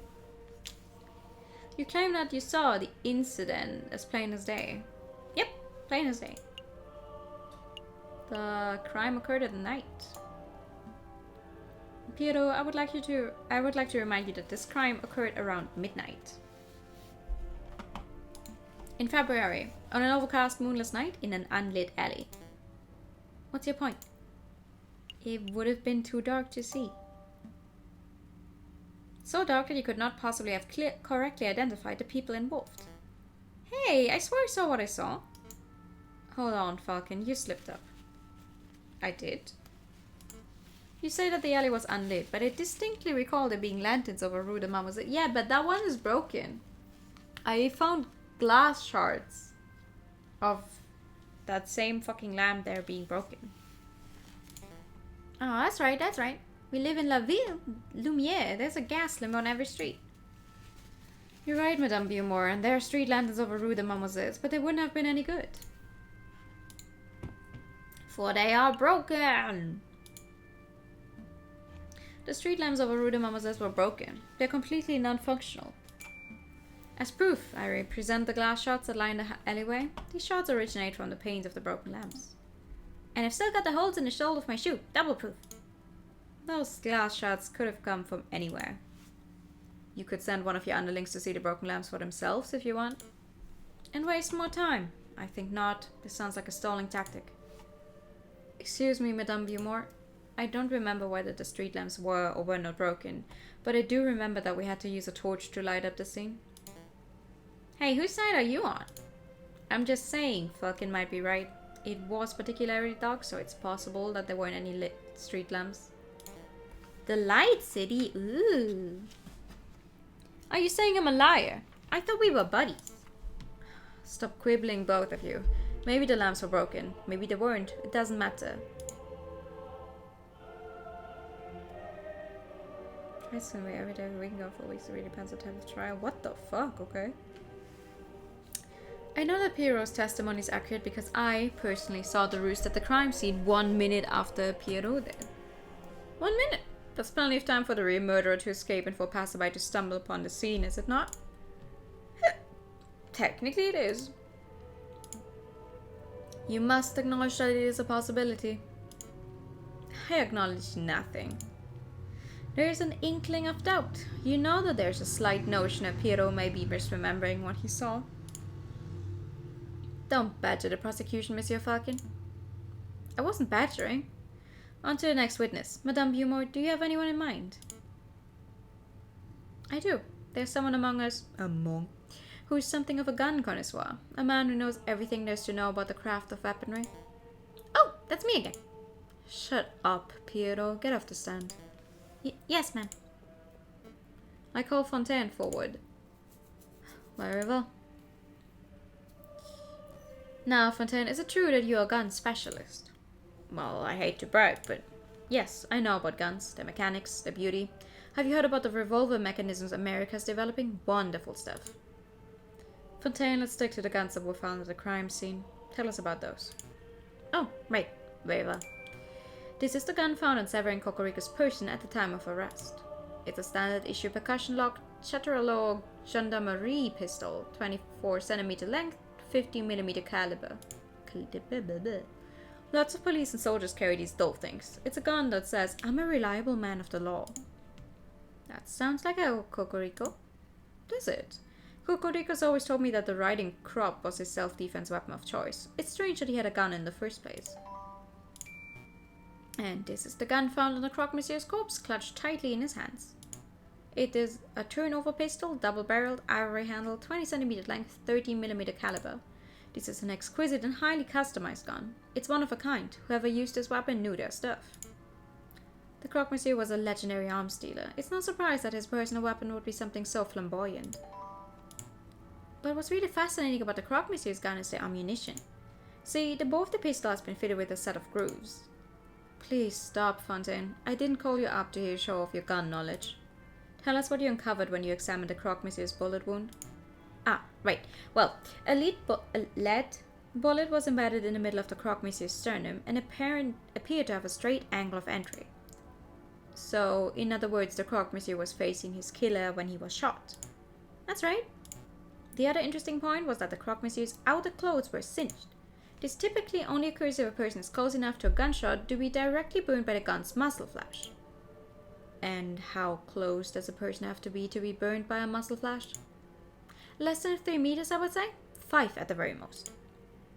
Then there's no chance that there was a rogue sniper on the rooftops. The Croque Monsieur's killer was standing in Rue de Marmoset themselves. As is plainly evident, only one person was found in Rue de Marmoset at the time of the incident. Prosecutor Cocorico.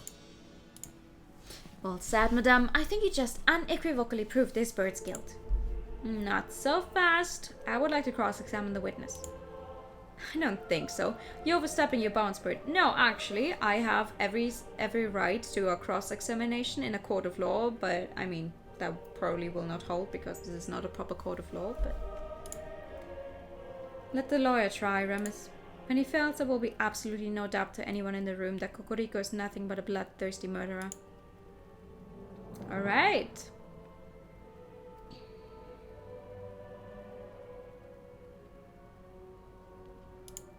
I would like to talk about the turnover pistol that was found in his hands.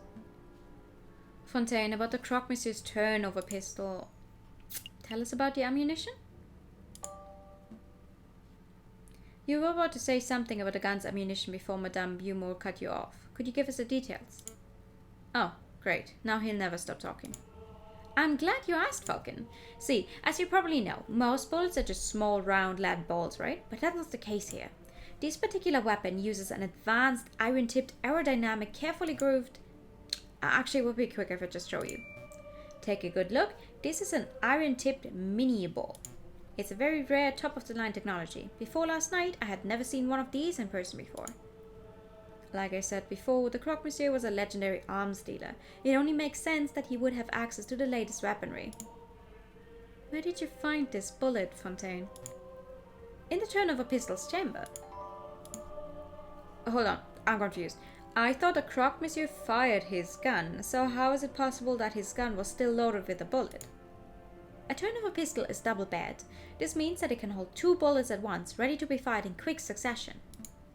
Ah, I see. The Croque Monsieur fired 1 bullet, but died before he could fire the second. I trust that you have no more questions about this matter, Falcon. We've wasted enough time already. No, where's the other one then? You're telling me he shot 1, but the only one you found was the one still in the pistol? Not yet. Where's the other bullet? What other bullet? The fired mini ball. There were 2 shots that night, remember? One from the assailant and one from the crocodile. I scoured the scene for a couple of minutes, but I couldn't find it. It's a pity. It would have been great to have 2 of these magnificent bullets. Madame Beaumont, did anyone find the fired mini ball in Cocorico's body? In his body? You asking if Cocorico was wounded by the bullet? No, that much is plain to see. So again, I must ask, where is the fired mini ball? Well, I don't have any clue. What are you trying to get at, Falcon? Isn't it obvious? If the bullet wasn't embedded in the alleyway wall, and it wasn't embedded in Cocorico, then that means there's a child crying right outside my window.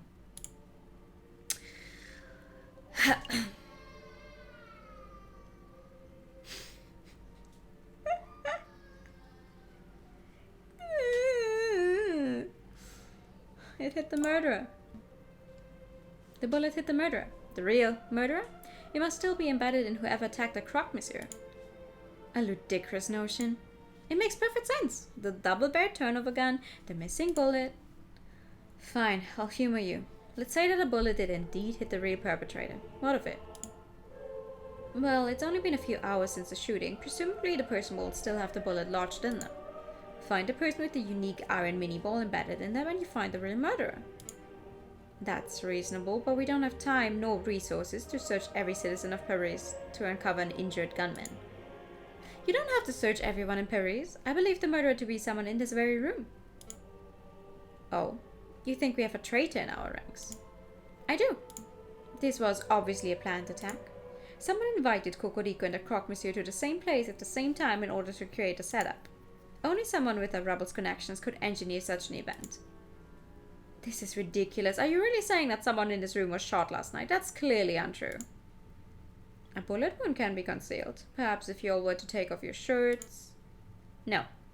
I'm not having everyone in the room to strip down to the knickers just to cater to your outrageous theory. If you can think of a more reasonable way to prove your stray bullet theory, then we end this damn trial here and now. A more reasonable way? I have a more reasonable way. What are you thinking, Falcon? Isn't it obvious? We have the perfect way to uncover whether someone has been shot. It's a genius solution. We do! We have a funny explorer extractor thing. Are you serious, Falcon? You relying on the invention of a lunatic? I've never been more serious. Madame Beaumont, Fair Remus, and members of the court, this device is called an explorer extractor. It's the latest medical technology. It looks like a children's toy. I assure you this is not a toy. It was designed to find and extract metal embedded in bodies. A battlefield bullet find and remover, if you will. I'm intrigued. So, you're saying that you just swing a device around and it finds a bullet in a person? Yeah, sort of. I don't know. We haven't had a chance to practice with it, really. Madame, these birds are playing you for a fool. There's no way that such a device exists. We have seen this device work with our own eyes. Sparrison shall demonstrate. Me? Although, he will need something to demonstrate on.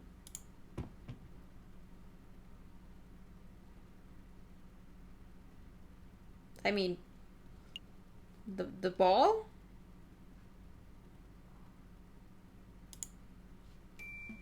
Here we have an iron tip mini ball, as presented by Fountain moments ago. Observe, I placed the bullet in my closed fist. It now represents the fired bullet that is currently embedded in the murderer's body. Allegedly. Now, Sparrison will demonstrate what happens when my hand is scanned with the Explorer extractor device. So, I just do this and... I feel Remus wants to sweep it under the rug all the time. I feel like he did it. But he was with her at the time. But you know who else looks just like him? Was really close to him? Who was not with him at the time? It's humming and buzzing. Is it really detecting that bullet? Absolutely. What an intriguing device. Hey, what would happen if I were to hit extract right now? Please don't. You remember what happened to that steak, right? My, what is this feeling? It feels like power. Don't let it get to your head. Okay, I'm convinced. Falcon, Sparrison, you may perform a cursory scan of each of us with that device of yours. You must stop humoring these morons, madame. What good is this doing us? Remus, they may be morons, but this task will grant us certainty of the rooster's fate. I can afford that time. Hey, Falcon, what will happen if the murderer is someone not present in this room? It most likely isn't.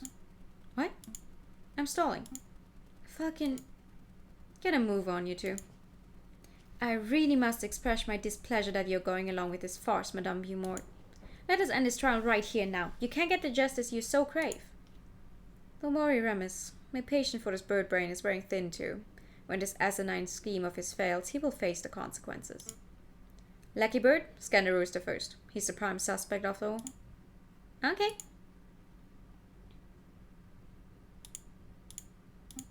I'm not getting any reaction. That means there's probably no bullet lodged in Cocorico. So, he's innocent for sure. No. All it means that this bird was not shot by the hypothetical bullet. Don't forget, this is all speculation on Falcon's part. Madame, I must insist that you end this. It is a fool's errand. We have other matters we must attend to. Remus, you let me worry about our time management. Piero, you go next. Alright, get it over with. No reaction. That means that Piero wasn't shot either. No surprises there, right guys? Let's see. Next, we shall test. Madame, I implore you. You're being awfully lippy, Remus. Why don't you go next? Me? That is really not necessary, Madame. I don't want to participate in this ridiculous child's game. This is no game, and I'm issuing you an order to cooperate. I refuse.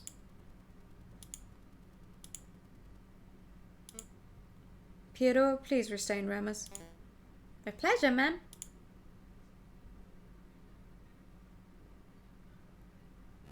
What are you doing? Keep your filthy talons off me. I will not be manhandled by... Ow! Stop that! You're making a mistake. Madame, think a little harder. I have an alibi. I was with you the whole evening. Sparrowson, do the test. He's right, though. He was with her the whole time. Falcon? I'm not getting any reaction. That can't be right. Do it again. There's nothing. Freya Remus has not been shot as far as this device can tell. The utter nerve to manhandle a man of the cloth like that.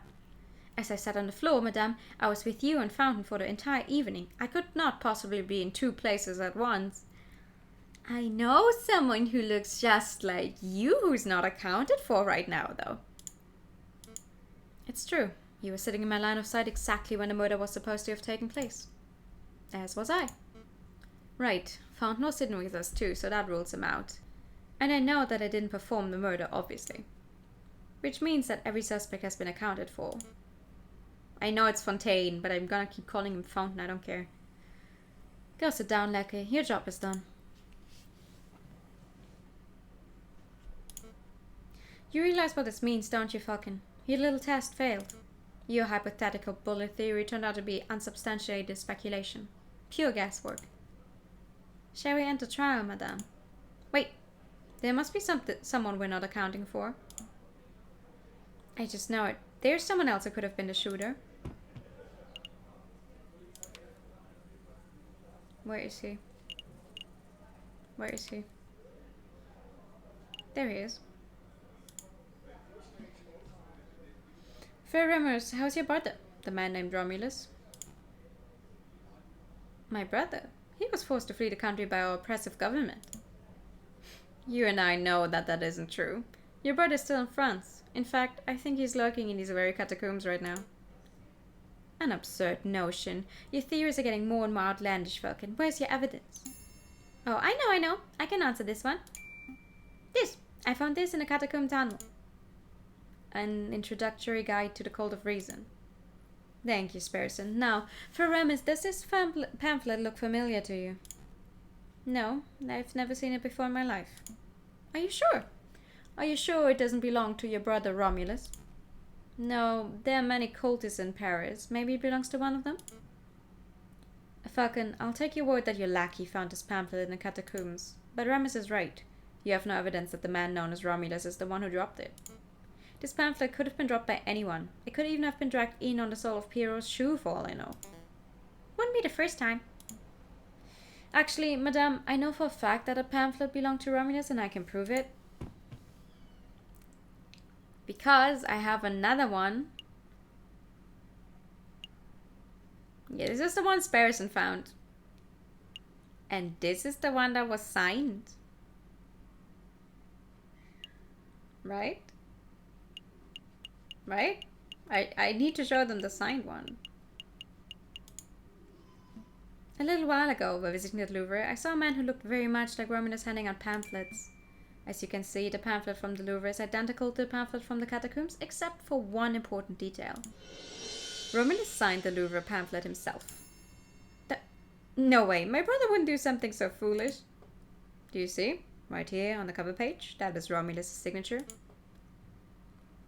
I admire your tenacity, Falcon, but something is blatantly wrong with your evidence. We know that the brother of Frere Remus is named Romulus, but this Louvre pamphlet of yours is signed Silvius. Clearly an alias. Romulus is on the run from the police, so he must have changed his identity. That's a plausible theory, but it's unsubstantiated. How do we know that this pamphlet was signed by Remus's brother? Because it's signed in green. By this same fountain pen I already got him the first time. This fountain pen. Hey, where did you get that? Is it my brother's or mine? Wow, Remus, your mouth is almost as big as Romulus's. Anyway, I believe it's yours. This person happened to find this pen in your robes just a few days ago. You mean he stole it? Let's not argue over semantics. What's important, and what you just admitted, is that you and your brother both own pens just like this one. See, these pens are unique in that they contain green ink, a very unusual choice of ink color. A very evil choice too. Well, yes, but more importantly, it's the same ink that was used on the signed pamphlet. Since there are only two pens, there are only two possibilities. Either Frere Remus has been signing off on atheist cultist propaganda. I would never do such a thing. Or his brother has been using his identical pen to sign cultist propaganda, the same type that was found in these catacombs. Impossible! My clumsy oaf of a brother lost his pen a week ago. Oh, so then the only explanation is that you lent him your own. No, you see, it doesn't matter how you cut it, Friar. One way or another, you and your brother are tied to the cultist pamphlet. Admit it. Confess. Falcon, enough. You've made your point. You're asserting that the friar's pen ties him to the cultist pamphlet. I get it. This is all genius, wouldn't you say, madame? No question. Falcon has suggested a theory that hinges upon a theory that hinges upon yet another theory. It's not hard proof by any measure. He may very well be wrong, but at least he's logical. His theory is self-consistent. What are you saying, madame? Falcon, where did you say you found this leaflet? The unsigned one, that is? Oh, down the catacombs tunnel through the fog on the left-hand side. Fontaine, Pierrot. Go see if you can find anyone dawdling where they shouldn't be. Yes, madame. Yes, ma'am.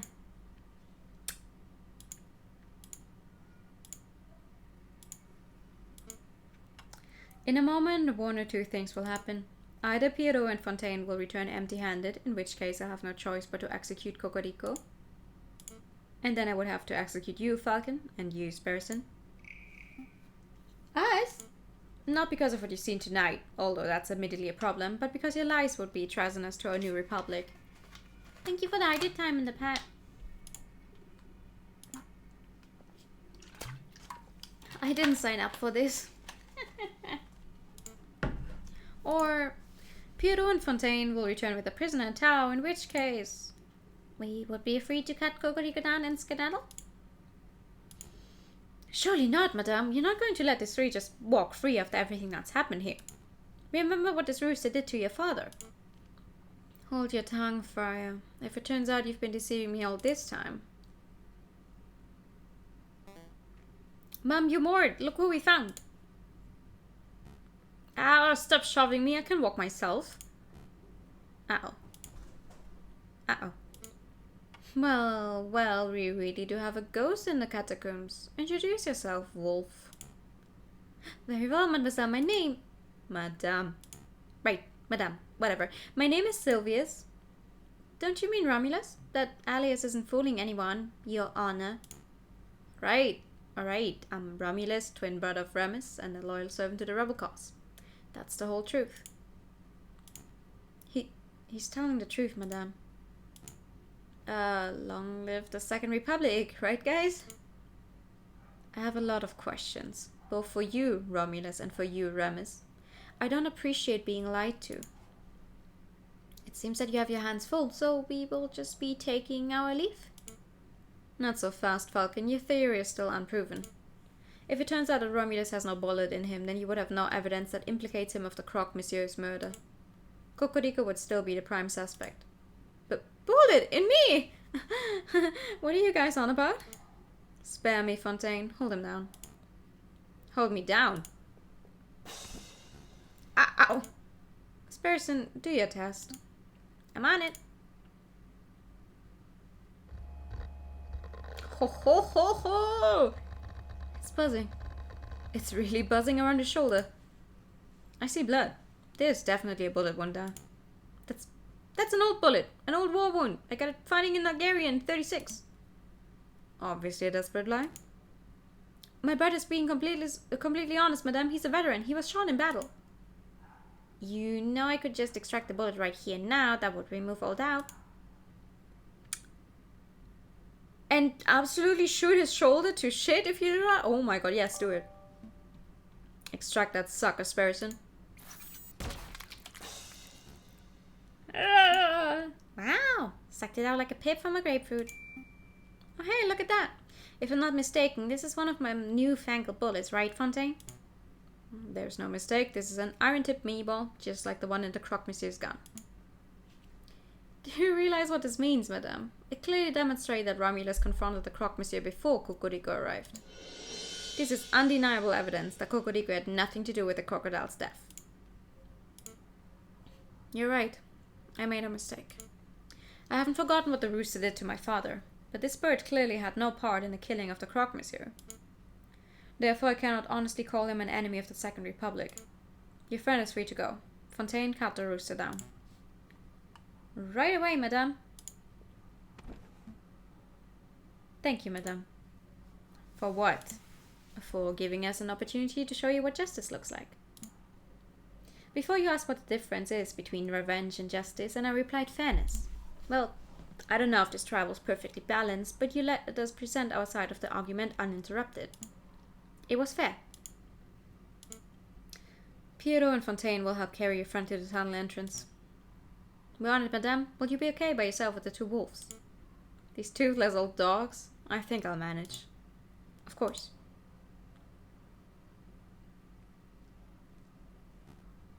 Come on, brother. To your feet. So, cultists. Cultist is such a strong word. Listen, mademoiselle. Don't mademoiselle me. I shall be asking the questions here. Yeah, no, the wolves, yeah. It's just that Ramis is, seems to have a very far, like he's really far bent down. Tell me, Friar, are you a cultist too? Madame, I'm just a humble servant of God. I never realized how poisonous your words are. You've been spewing lies since the very start, haven't you? Madame, at least tell me why you two killed the Croque Monsieur. Because, allow me, brother. You want to know the truth? We want exactly the same thing as you. We want a world without class, a world without false rulers and gods, a world where only the reason of man reigns, a world of true equality and fairness. That is what you strive for, no? But you cannot achieve such a goal without violence. Your methods are too passive, too naive. So we set up a situation where you would be forced into action. Make the government look like murderers to the rebels and make the rebels look like murderers to the government. And then you would be forced to take up arms. Another lie. But that was the truth. You claimed that you want equality, but you just want a world where you stand above everyone else. A world where carnivores reign. You're a rabid animal at heart. You got me. But can you honestly say that you never wanted power for yourself? You're a carnivore too. Don't deny it. No. I've never wanted power. All I've ever wanted was a world where no child has to grow up without a father. Do you know that the Croque Monsieur was something of a family man? He once confided in me that he had 5 children and a late wife. I had no idea. Tell me, Romulus, do you have children? Me? No, mademoiselle,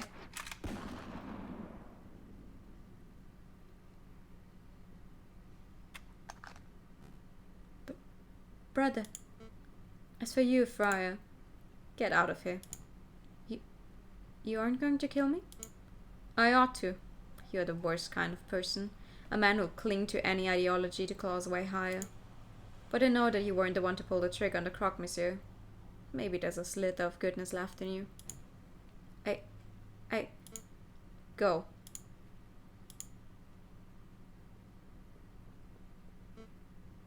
Is this what justice looks like? It's so uncaring.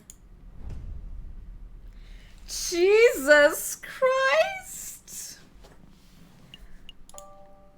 What the fuck? Oh man, oh man. You kicked so much there yet that the impromptu trial yesterday, those rebels were all like, we're executing this punk, mob justice, rah rah rah, but you were all like, this isn't how we do things in France, chicken pluckers, and then they were all like, Sparrowson, let's get serious for a moment.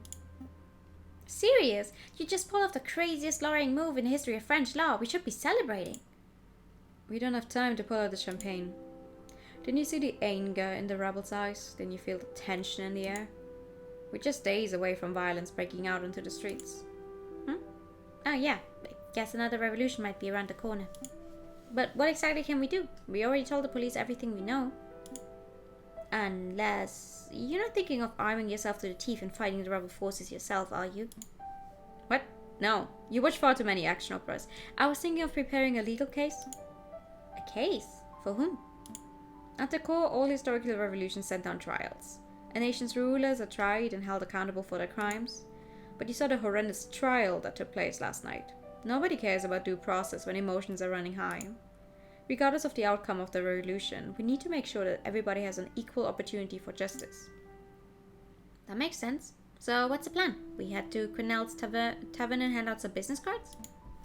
Think bigger. Who will the rebels target? The king. Exactly. To the Palais Royal! Wait, you want to convict the king?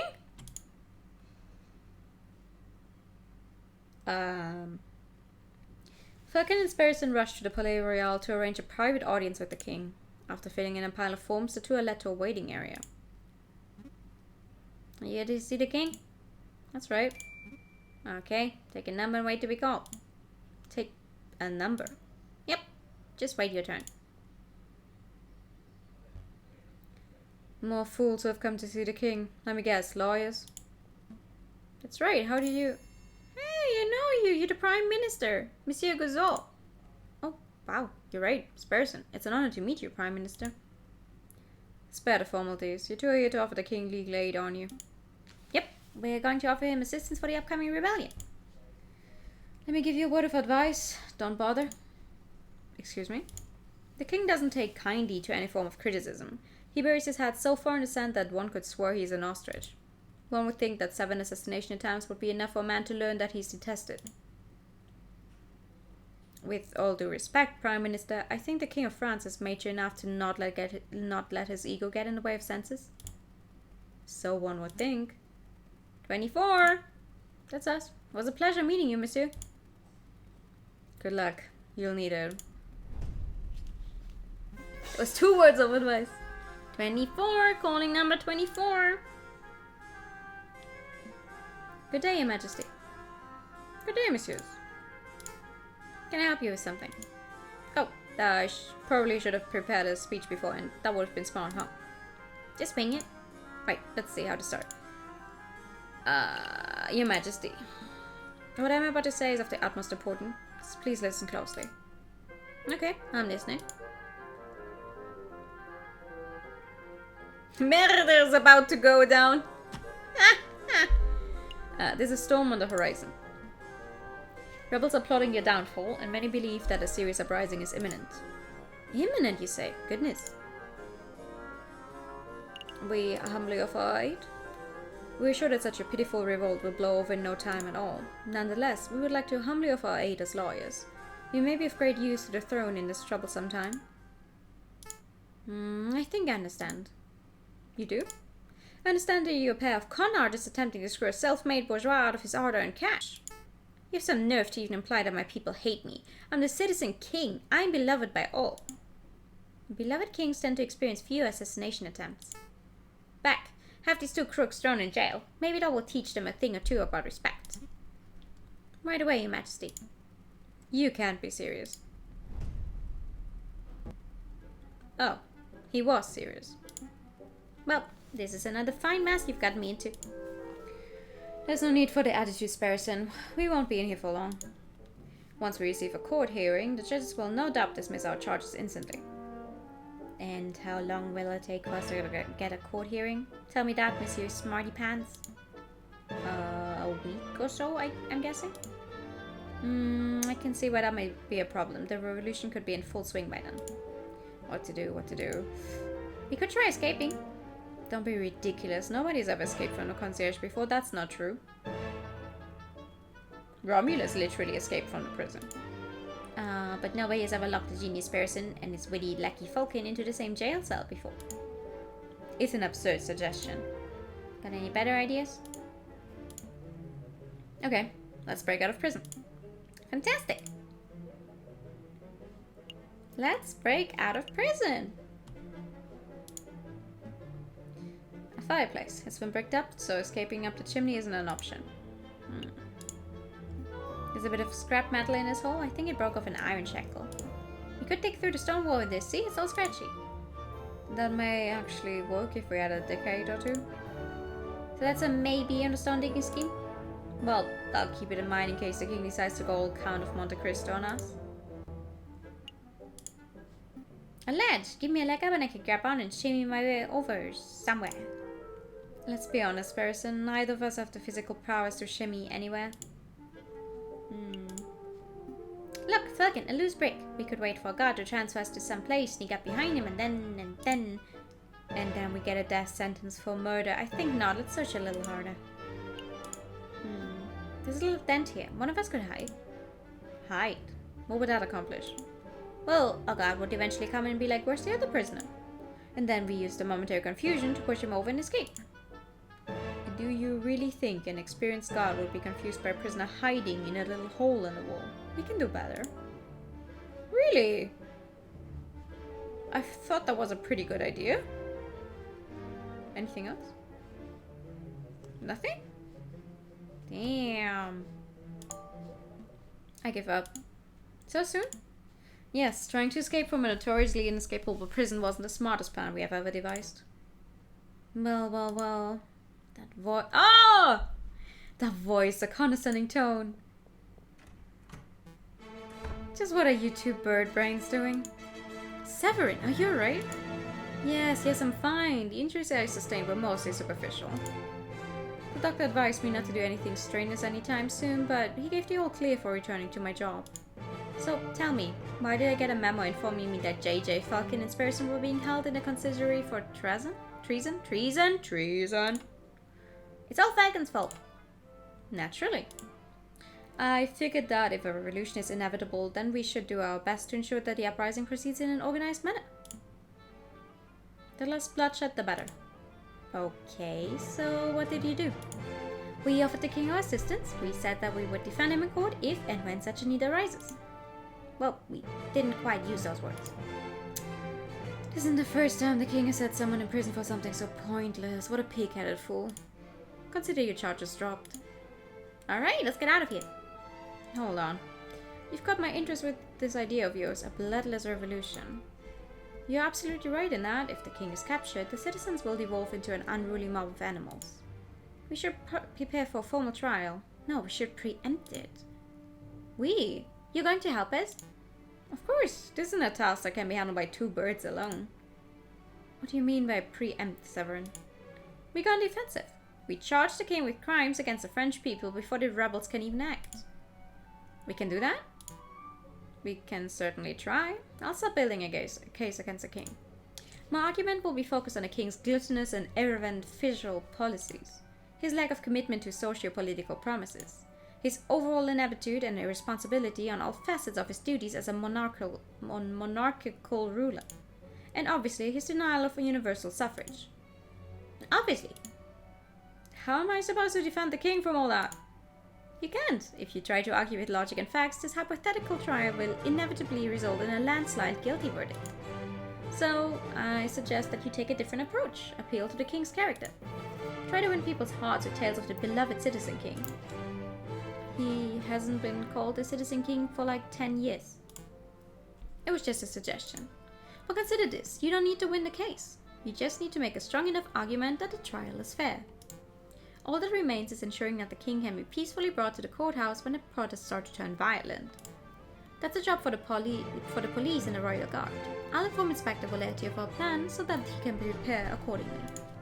At least, I would if I could find him. Inspector Voletti's missing.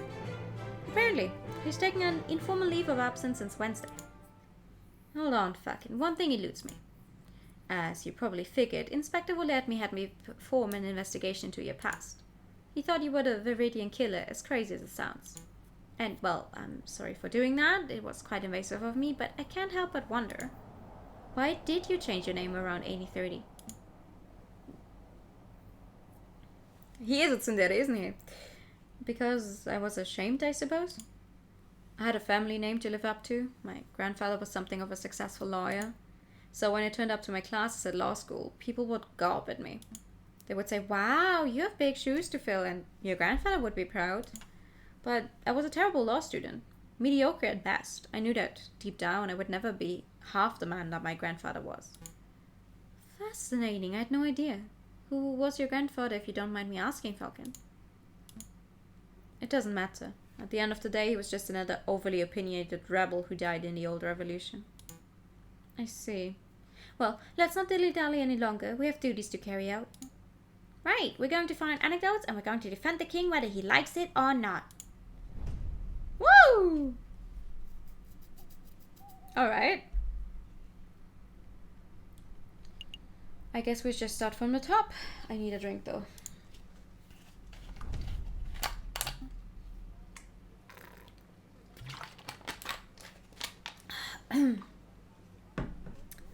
Time for some shopping, Falcon? Maybe later. For now, we need to find people who've spoken to the king. He's been known to pass through the halls on occasion, so if we're lucky... Hey, messieurs, it's us, remember? We remember. Are you keeping well, madame? Absolutely, never been better. So what can I sell you today? Information. We're looking for positive stories about the king. I don't suppose that you have any. The king? No, I haven't got nothing to say about the king. The king's a smelly act thief. Quiet, child. You know what they say about the king having spies everywhere. Spies? Come now, Spurson. The rumors of the king having an elaborate spy network are patently untrue. Then how do you explain the shutdown blankets, huh? The government's clamping down on anyone who dissents, you know? Let's get this conversation back on track. Joey, can you tell us why the king's a smelly act thief? My name's not Joey. It's nothing you need to concern yourselves with, Messieurs. Come on, tell me. Please go on, madame. Don't worry, we aren't spies. At least I don't think we are. I know, I trust you guys. See, a couple of years ago, we were running a shop. An antiques and odds and ends shop. And we had an egg. It was this golden egg. Super precious. We must have bought the thing for 200 francs, but it was easily worth 10 times that. We were pining on making a nice tidy sum from it. I see, an investment egg. So what happened? Well, one day we were visited by the king, no less. And old King Louis Phil shows an interest in our egg. So we were thinking this would be our chance to make bank, right? But then Jesus just goes and waddles off with it. Without paying you? Oh yeah, he paid us, alright. What's this? The coin one of the king's guards flipped our way. It isn't even French. I think this is British. One of those crazy imperial unit coins from a crazy imperial country. I have no idea what the British-French exchange rate is, but can we buy this off you, madame? Put your wallet away and keep it. It's worthless to me. Nice. Losing that egg bankrupted us. It put us out on the streets. But now we've bounced back. Sultan and Gambay better than ever. That's excellent to hear. Anyway, we must take our leave. You've been a huge help, madame. We're going to go kick that king's butt and get your egg back. Hold on. We're supposed to be the defense. Ha. If the king is such a horrible guy, it's okay.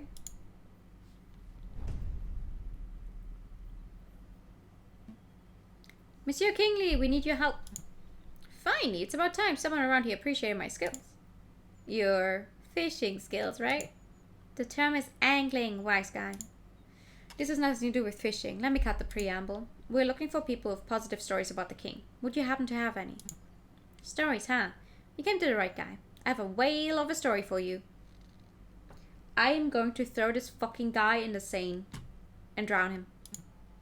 So the other day I was fishing and I caught this monster of a catfish. It was 2 meters long easily. Here we go. I caught a fish and it was this big. Oh, sure. I drag a 90-kilogram fucking out the water and everyone buys it. But I claim to catch one big fish and suddenly everyone's a skeptic. Please continue your story, Monsieur Kingley. Oh, right. So, anyway, the king of all people happens to be walking by with his entourage. And they all clapped and cheered and came over to see the fish. And the king says, I'm hungry. Let's cook this fellow up. And then he just walks off with my fish. Can you believe that? I can. I can't believe that. It seems like something a royal penguin would do. Did you at least get paid for your fish? Oh yeah. One of the royal guards was nice enough to flip 1 franc my way. 1 franc? He may as well have just flipped the bird. No offense. Aha! So the king supports the local fishing industry. I'm writing this down. I have no idea if the story will be of any use to us, but we appreciate your time, monsieur. Good day to you. Bye, Monsieur Fisherman. Hey, don't call me Fisherman! Drowning him is what I call fly fishing. Oh, God.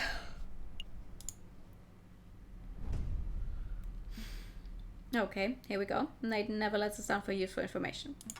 I'm sure he's got something interesting and pleasant to say about the king. Oh, it's you, messieurs. Perhaps you will surprise me today and actually ask to take out a book? Nope, just the usual today. An endless stream of questions.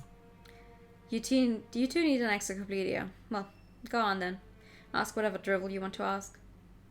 Well, apparently his job is not being a fisherman, so he dislikes being called a fisherman, because that's not what he does. Have you ever met King Louis Philippe? Or Louis Philippe? I don't know if you say the is part. I have. As a matter of fact, he occasionally drops by this library to check out books. Unlike some people.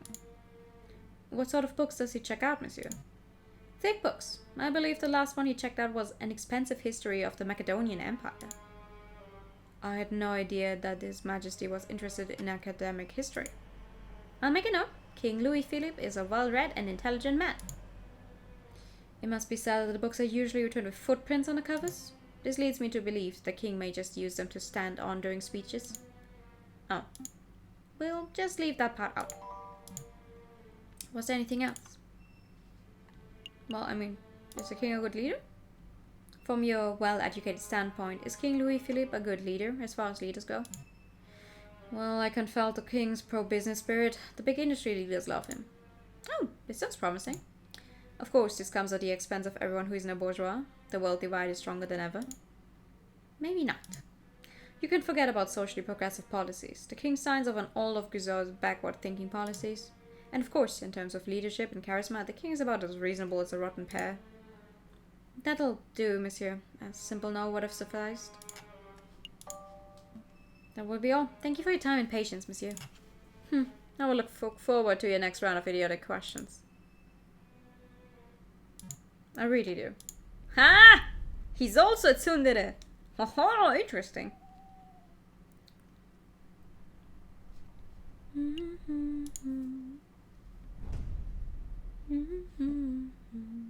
Excuse me, Judge Maxime.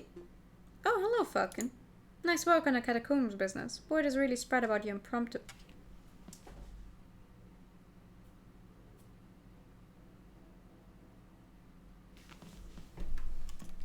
One second.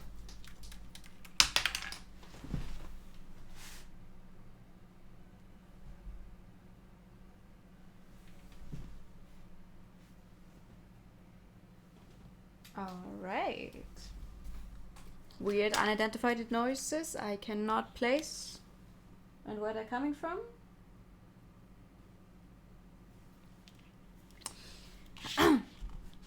What is really spread about your impromptu lawyering skills? Really? I'm getting a reputation? Hey, I helped too. Of course you did. Robinson? Sparrison. Right, Sparrington.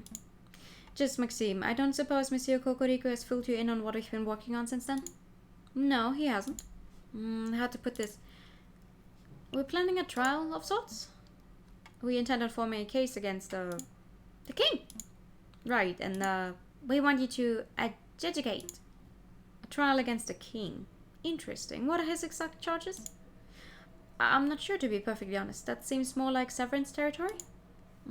If you aren't even sure of that, then I don't think you're quite prepared for this trial. Maybe you should leave this to lawyers who have a little more experience. I see. Well, thank you anyway. Let's make a move, Sparrison. What about our judge? It doesn't matter. Let's focus on building a solid defense case for the king and we can wing it from there. Maybe we can even hold a trial without any judges at all. Just Kokoriko, me, and the king in the middle. It's strange, Falcon. You're like your grandfather, and yet you're nothing like him. But wait, you knew my grandfather? Well, I wouldn't say knew. I was just a teenager when he was causing havoc in the courtrooms. But of course I'm familiar with his work. Falcon, I find your career choice peculiar. Your grandfather worked so hard to prosecute King Louis XVI, and yet here you are, rigorously working to defend your own king. Just like him, you would make an excellent prosecutor, so why did you choose the rocky path of the private defender? I'm not entirely sure, but I think it's about balance. My grandfather led the way with his prosecutional techniques, but I always wondered what equality was. Who speaks for the other side? That's an interesting approach. Oh, just look at the time. I'm due back in the courtroom. But before I go, let me just say that I would be happy to adjudicate your trial, Falcon. Really? That's fantastic. Thank you, Your Honor. It's no trouble. Show me what the grandson of Maximilian Robespierre is capable of. Did he just He just name-dropped the grandfather. Though I do not know who the fuck that's supposed to be, so... Don't know what we gained from that.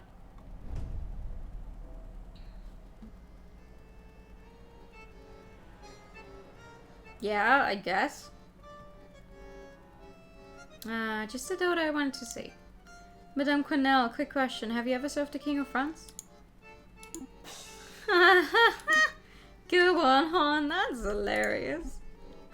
Me serving the king, me. Would you like some wine, Your Majesty? Can't wait to serve the King of Denmark. I think that was a no. And I think you might be right. I do not know who that guy is supposed to be. I'm sorry. Inspector Volerdi. Hello, Inspector. Fucking JJ. Fucking. Yes? I think I made a mistake. I'll say, do I see 2 empty bottles of Russian vodka? It's a mystery how you're still standing. No, listen, this is important. Inspector, maybe you should have this conversation when you're a little more sober. No, fucking listen. I thought you were the one killer. The what? The Viridian killer, the man who injured me in the July Revolution. You thought I was the Viridian killer. How do you even come to that conclusion? I saw that you changed your name around 1830 and you made an assumption. What? Wait, is that why you gave Severin a tip-off? Were you trying to lure the animal out of me or something? I'm sorry, Falcon. It was a mistake. Do you forgive me? Well, I mean, in this one, we don't kill each other. Yeah, sure. I forgive you for assuming that I'm a mass murderer and therefore nearly killing me and Severin in order to prove it. Thank you, Falcon. No, listen closely, Inspector. I have a favor to ask of you. A favor for you, JJ. Anything. Maybe you should wait until the inspector's a little more coherent. No, I want to help. I must pay my debt. Excellent. So, Severin and I are planning a case, a very big case, against the King of France. We intend on trying him before the rebels can get their hands on him. When the rebellion starts, we would like you to bring the king to the courthouse. Do you think you can do that? Inspector? Treason! You are sympathizers to the rebel cause! This isn't treason, Inspector. We're ensuring the safest outcome to an inevitable revolution. You're treason. You're scum! Told you. Incoherent. Yeah, I guess you were right, Sparrowson. Well, Inspector, maybe you should contact us if you change your mind, and once you've sobered up. Alright. Man's that drunk. He drank 2 entire bottles of Russian vodka. I'm surprised he's still alive.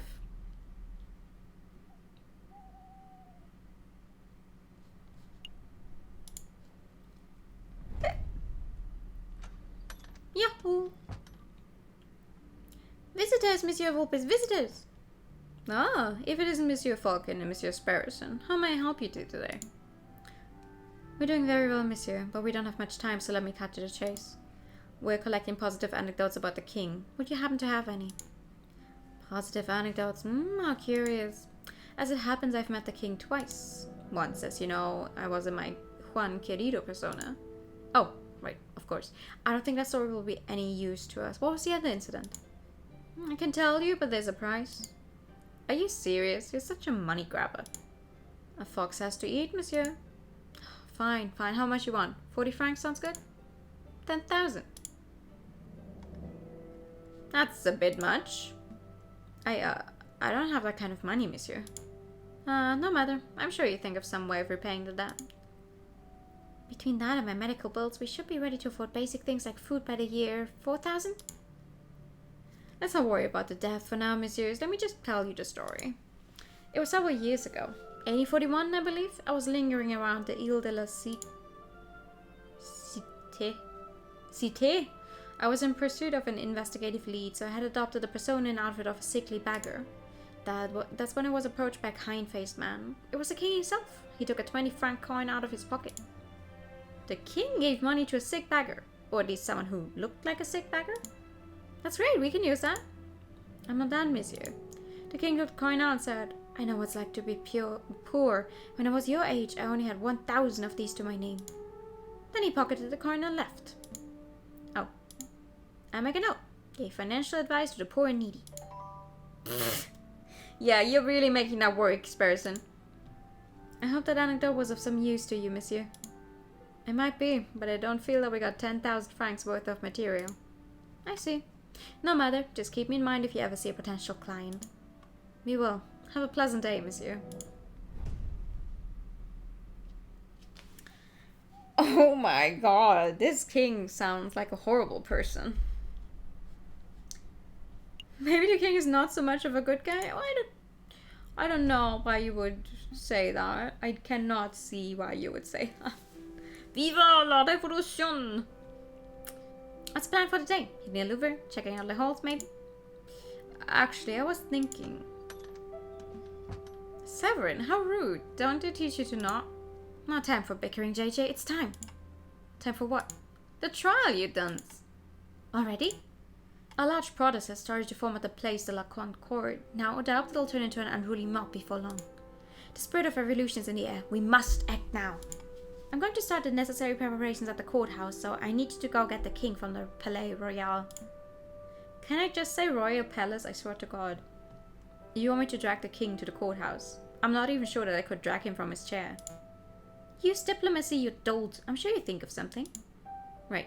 Come along, Sparrowson. We have a king to defend. Let's go.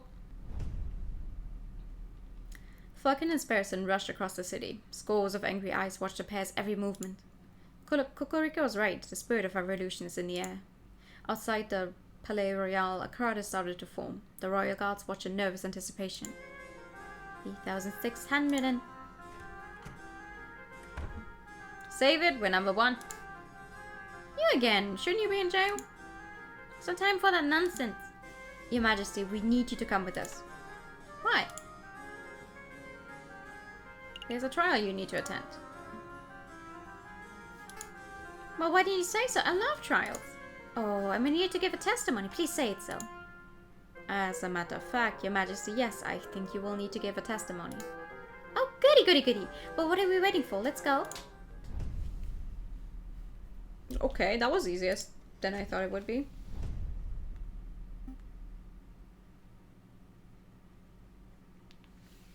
Did anyone spot it? I don't think so. It's still early. The crowd's only just starting to form. With any luck, we can get this trial over with before anyone realizes what's going on. You... Uh-oh. You treasonous scumbags, you actually captured the king. Captured? Clearly a joke, Your Majesty. Ah, very subtle, I like it.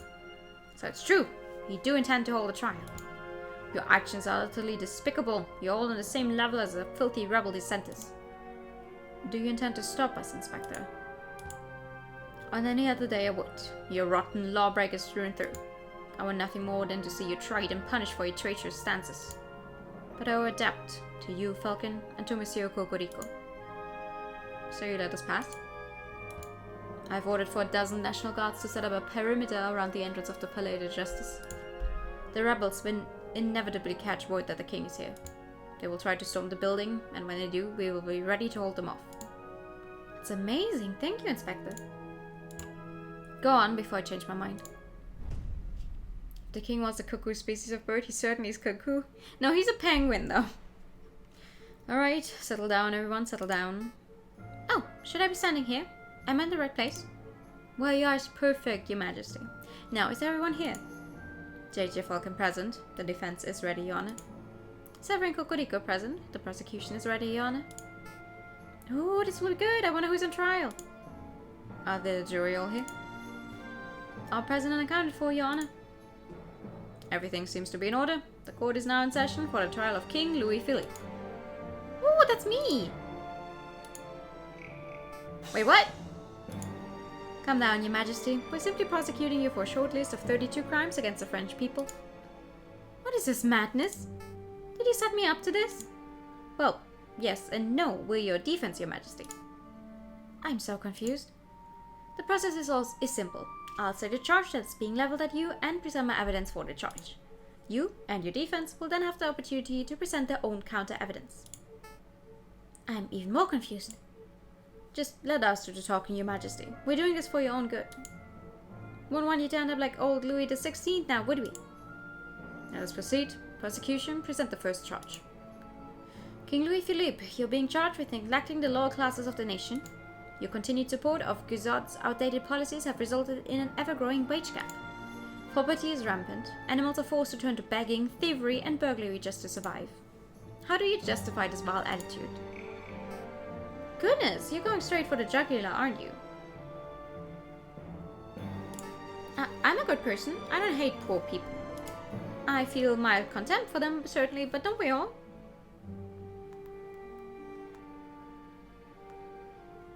One second.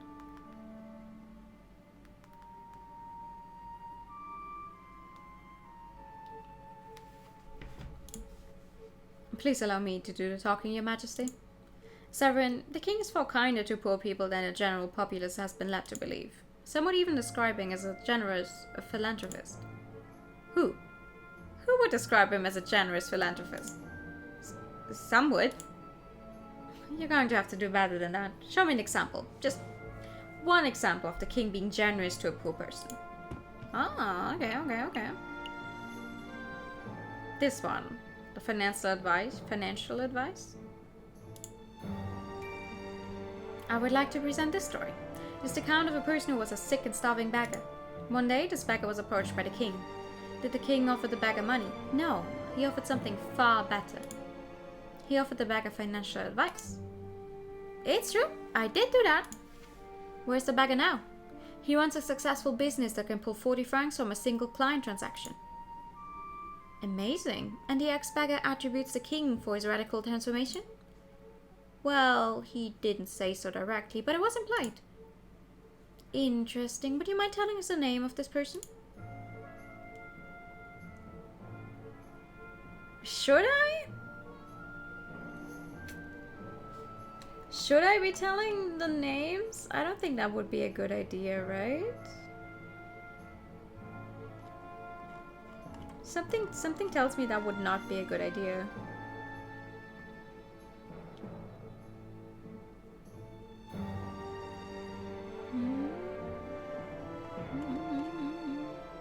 If you do, you're gonna whoops here 10,000 and would increase your deputy just to make good arguments, not win the case. Okay, so we're not gonna tell. We're not gonna say the name.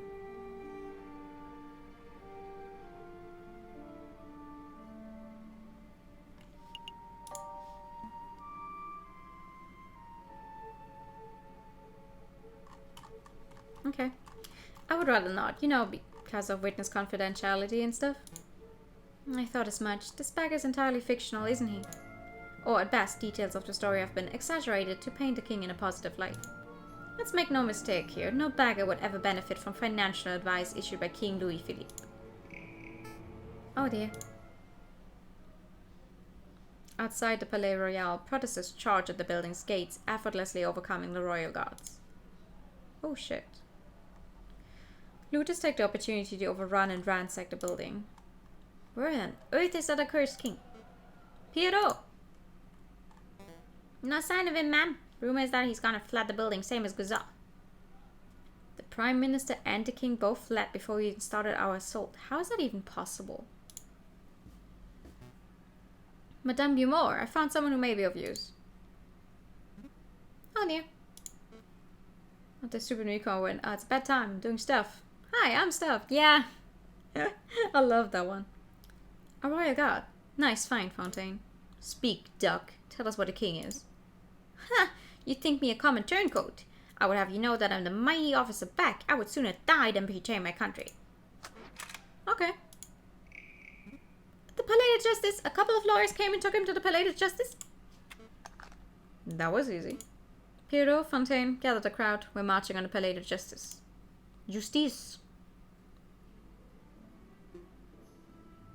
What are we up to? Charge 12? Please continue, prosecutor. Very well. King Louis Philippe, you stand accused of crushing small businesses in favor of supporting wealthier industry giants.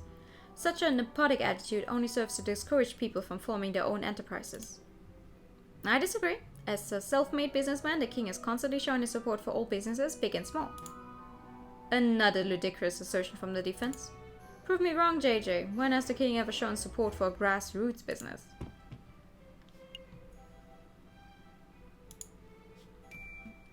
I would like to represent this story. It's the account of a fisherman, angler, who recently caught an enormous catfish from the Seine. Some say the fish was as large as 2 meters. Upon catching the fish, the king congratulated the man and offered him compensation for his efforts. Compensation for his efforts? You mean he bought the fish? In so many words, yes? Well, putting aside how weak an example that is of a man supporting local businesses, I see a much more pressing issue. There is no way that a fisherman caught a 2-meter catfish from the Seine. What if you had a killer bait, like, say, a box of high-end chocolates? You dick, Chris. Nobody would be stupid enough to use chocolates as fishing bait. You guys can't be serious. Outside the door of the Tribunal de Grande, Inspector Voletti watches the ever-growing crowd of protesters. The National Guard poised their bayonets, keeping the angry mob at bay. Disgusting rabble, a lot of them. Oh, looks like the guards are letting someone through. An emissary of the rebels, or perhaps one who considers themselves a leader. Are you the officer in charge of this barricade? I am. I came to talk to you directly. I feel we can settle this maturely. No violence, no casualties. Wouldn't that be marvelous? We only have one demand. That is that you stand aside and let me escort the king out of the building. Grant me that and I will order the crowd to disperse.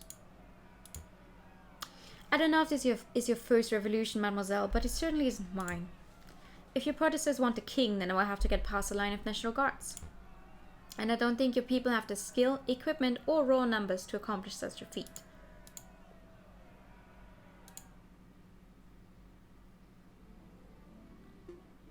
I believe we're up to the last charge, are we not? Correct. Charge 32. King Louis Philippe, you are accused of being an imbecile. You are mentally unfit to run this country. No need to get personal. It isn't a crime to be an idiot, Severin. Thankfully, if it were, we would all be doing hard time right now. Illegal? No, but it does raise the question of why we're giving an idiot so much power. Let's not follow the example of Great Britain, who let the mad King George III rule for decades past his prime. King Louis Philippe is neither mad nor stupid. He's an intelligent and competent individual. I'll have you know that I'm only competent on prune days. Your Majesty, please. You've chosen an impossible battle, JJ. The king's idiocy is widely accepted. I urge you to prove me wrong. Show me one shred of evidence that the king is not a blithering idiot.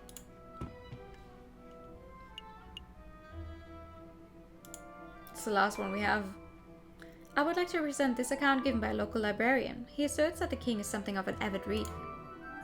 Picture books don't count, JJ. Oh, I had no idea that An Expansive History of the Macedonian Empire was a picture book. The king has been known to check out as many as 12 thick books in a single day, covering a whole range of subjects.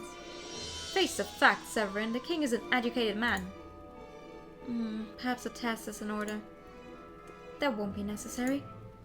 What was the name of the book you mentioned? An Expansive History of the Macedonian Empire? Tell me, Your Majesty, where is Macedonia? Where? Yes, I'll even make it easy. Just tell us the name of the continent. What continent is Macedonia in? You can do this, Your Majesty. It's a 1 in 7 shot. Can you really do it? I want to say Africa, but I've got it! London! Oh mon dieu. I think we're done here, Your Honor. As I've demonstrated in excruciating detail, the king is incompetent, lazy, stupid, and occasionally malicious. He isn't fit to run a bakery, let alone a nation. Very well, prosecutor. Does the defense have anything to add? No. No, Your Honor. I've defended this man to the best of my abilities and I have nothing more to say. Very good. Then I shall now converse with the jury. We shall determine precisely which crimes the king is guilty of and decide on an appropriate punishment. Punishment? Lawyer man, you have to do something. I'm scared. Calm down, Your Majesty. The whole purpose of this trial was to see that your punishment is fair and fitting. You're not going to end up with your head on a spike. At least I don't think you will. That mademoiselle is returning. How naive. Negotiations are over, mademoiselle. Once again, I ask that you let me pass. Let me extract the king without issue and then we shall be on our way. I warn you, the protesters are getting rowdy. Any moment now, they might charge on their own accord. Your commitment to pacifism is admirable, but you're brimming with naivety, mademoiselle. Be on your way. I warned you that your methods were too passive, madam. That foul voice. Show yourself, wolf. You're the friar who gave me a tip-off about the croque, monsieur. Was my information no good, Inspector? Did I not say how and when you could reach the croque, monsieur? You omitted a few details. Your words almost killed a few acquaintances of mine. Well, Inspector, it seems that you and I agree on something. This wolf has a forked tongue. There's no need to direct your hatred at me, madame. I came here to give you a gift. A peace offering. You have nothing to offer. I most certainly do. Did you know that the tunnels of the sleeping city ride straight under the Palais de Justice? It's true. If one were to put enough gunpowder in the right spot, one could even take an entire side of the building down. What are you prattling on about? How much gunpowder do you think it would take, madame? 50 kilograms? 100? Maybe 200 kilograms, just to be safe. Friar, tell me you didn't. The fuse is lit. In 20 seconds, the pillars of the Palais de Justice will fall like the temple of a dragon. Running will do you no good, you brother-killing pute. You're bluffing. There will be no explosion. You would like that to be the case, wouldn't you, Inspector? But, unfortunately for you, the Viridian Killer emerges one last time. You...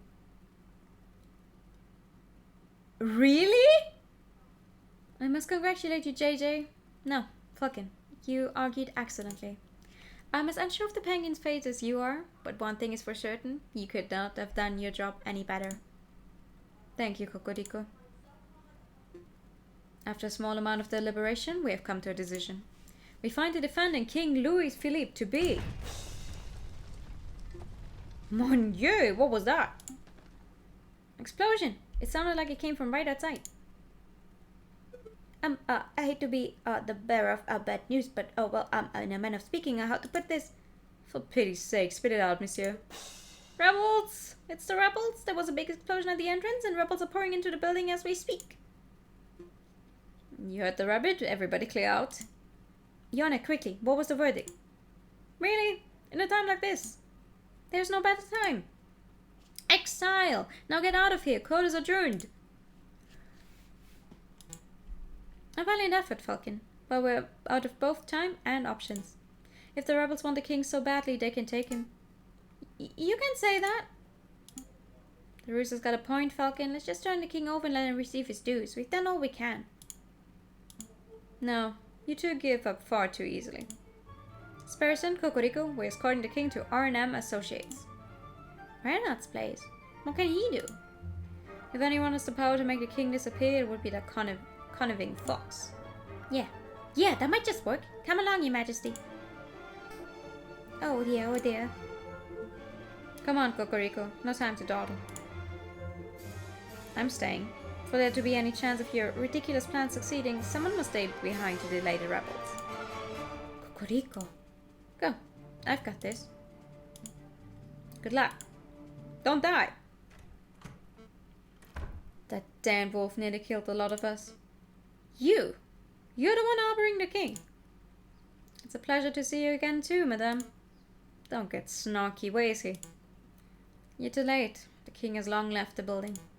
For all I know, he could be halfway to Guadeloupe by now. So he's already gone. Damn. There goes my opportunity to enact justice. Enact justice? You shouldn't have seen the trial, madame. Everything was official, professional, and logical. It was the most brilliant displays of justice that I've ever seen. But the king is in the process of receiving a fitting punishment. Cocorico, did my father receive a fitting punishment when he were the prosecutor at his trial 10 years ago? No, madame. But every day since then I've strived towards justice, and I shall continue to do so for the rest of my days. See that you do. Good luck, don't die. Do hurry up, Your Majesty. This is taking forever. You aren't going any further. It's a fire! I'm not going to let you take another step towards the king. I didn't come here for the king. I came to kill you, JJ Falcon. Very well, Spearson. Take the king and hurt your runners. I'll handle this monster.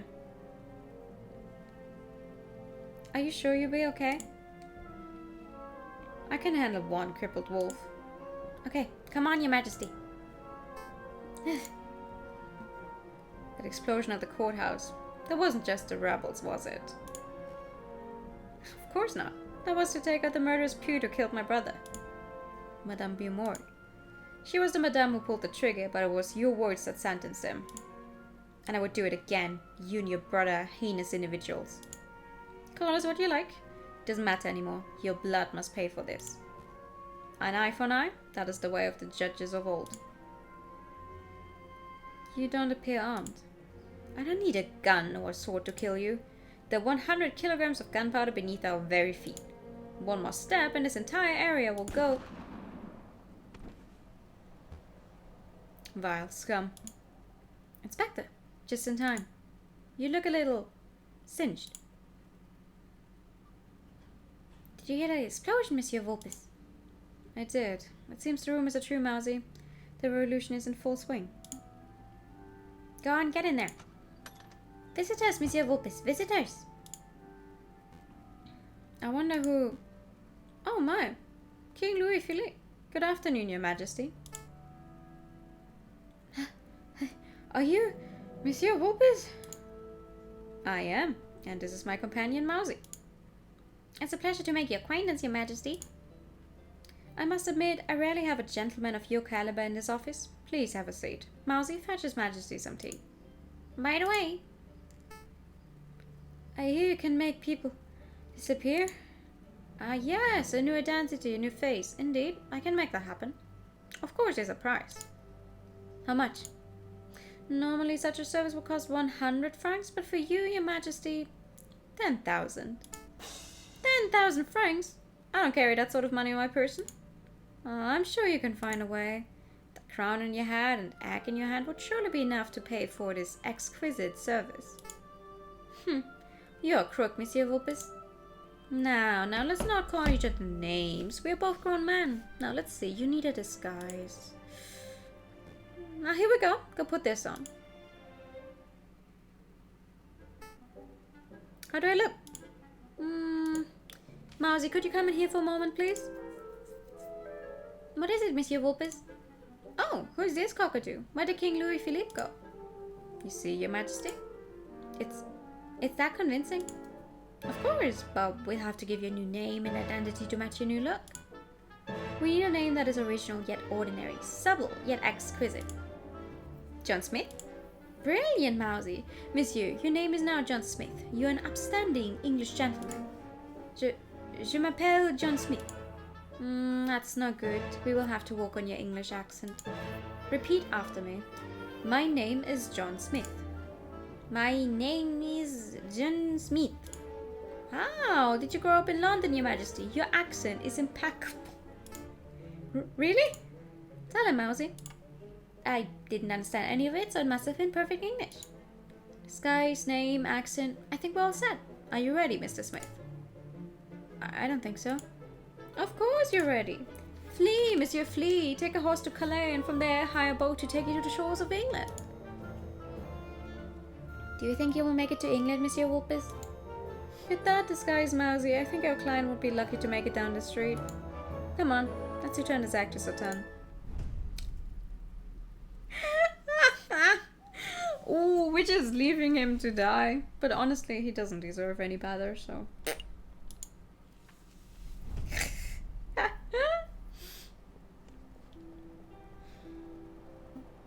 Come on, bird brain, time's a wasting. Well, look who finally decided to get out. Give me a break. My legs are killing me from running all over Paris. Besides, we just had a case of a century. I think we're allowed 1 day to relax. Let's play some Jack Noir. Nuh-uh. Look at this stack of mail we have to reply to. Mail? Hi, Lena. Inspector Valerdi has asked us to sign off on some paperwork regarding the death of Frere Remus. Corico wants us to arrange a lunch meeting to discuss potential future collaborative projects. And Madame Beaumont has asked us to help establish a constitution for the Second Republic, if you can believe that. Plus, we have like a dozen requests for legal work from other citizens of Paris. I guess word has gotten around about our involvement in the King's trial, huh? Mon Dieu. So much to do, but all I want is to take a holiday. Hey, Falcon, do you think we're about to see some changes? Changes? The old king is gone, the prime minister's resigned, the Second Republic is kicking off. I'm just saying, do you think this could be the start of a new era of peace for Paris? No, there is a third one, but the problem is, everything I'm finding about it online, I'm not sure if it already is in the game or not. But there is a C ending as well. Technically, apparently. I think it just might be Sparrison. Don't get me wrong, I'm certain that this isn't the last revolt Paris will ever see. Not by a long shot. But maybe, for now, we can have a brief moment of harmony. A moment of harmony. That sounds nice. But enough talk about politics, Sparrison. Let's go pick up some breakfast. Yay! Sounds good. I feel like pain or chocolate. Chocolate.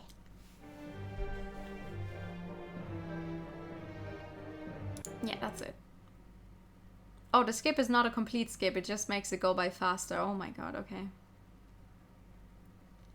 You have reached the end of Route B. The end of your seat was determined by the decisions, blah blah blah. Thank you for playing. Because, like, it does show here that there is a case for C. But I'm not sure if it's already in the game, and also I do not have the time to play it right now if it is. I'm gonna like try and find out if it is there, and then we can get the then we can do that like next week on Wednesday. But I have to figure out if that's the case first. She's opinions on pain au chocolat. I like them. I like them.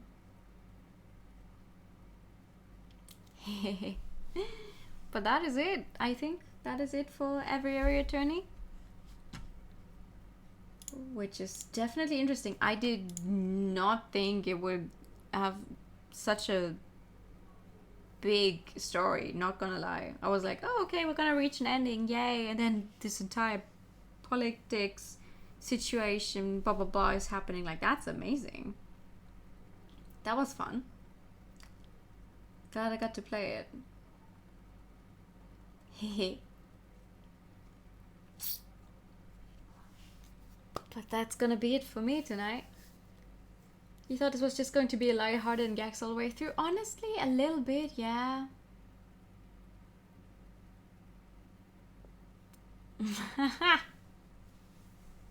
Well, I like chocolate bread, so that's nice. Thank you for stream. I hope everyone has a good night. No, thank you for coming. The lighthearted French Revolution, right? Thank you guys so much for coming. I'll see if the like C route is already in the game, because I'm not sure. I cannot find anything about it. And then we'll finish the game up on Wednesday. If not, I'll have to find a different game I will be playing next week, and frankly I do not know yet. I'll have to think about it, and if I come up with something I'll post a schedule later on, but we're gonna either finish this up or play another visual novel on Wednesday as usual. We'll be back to the usual streaming times next week, and I think we'll do Blaze Blue on Friday and more Yakuza on Saturday. Yeah, thank you guys for coming. Thank you guys so much for coming. I'll set up a raid to Monkey, who's playing God of War. I do not know what you do in God of War, but I know that I enjoy Monkey immensely, so let's go over there. Let me give you a raid message as well. Oh, and accidentally go inside of the game again. Thank you guys so much for coming by. You kill gods! Okay, yeah, that makes sense, I guess. I wish you all a very, very good night. Thank you so much for coming by. See you all soon. And bye-bye.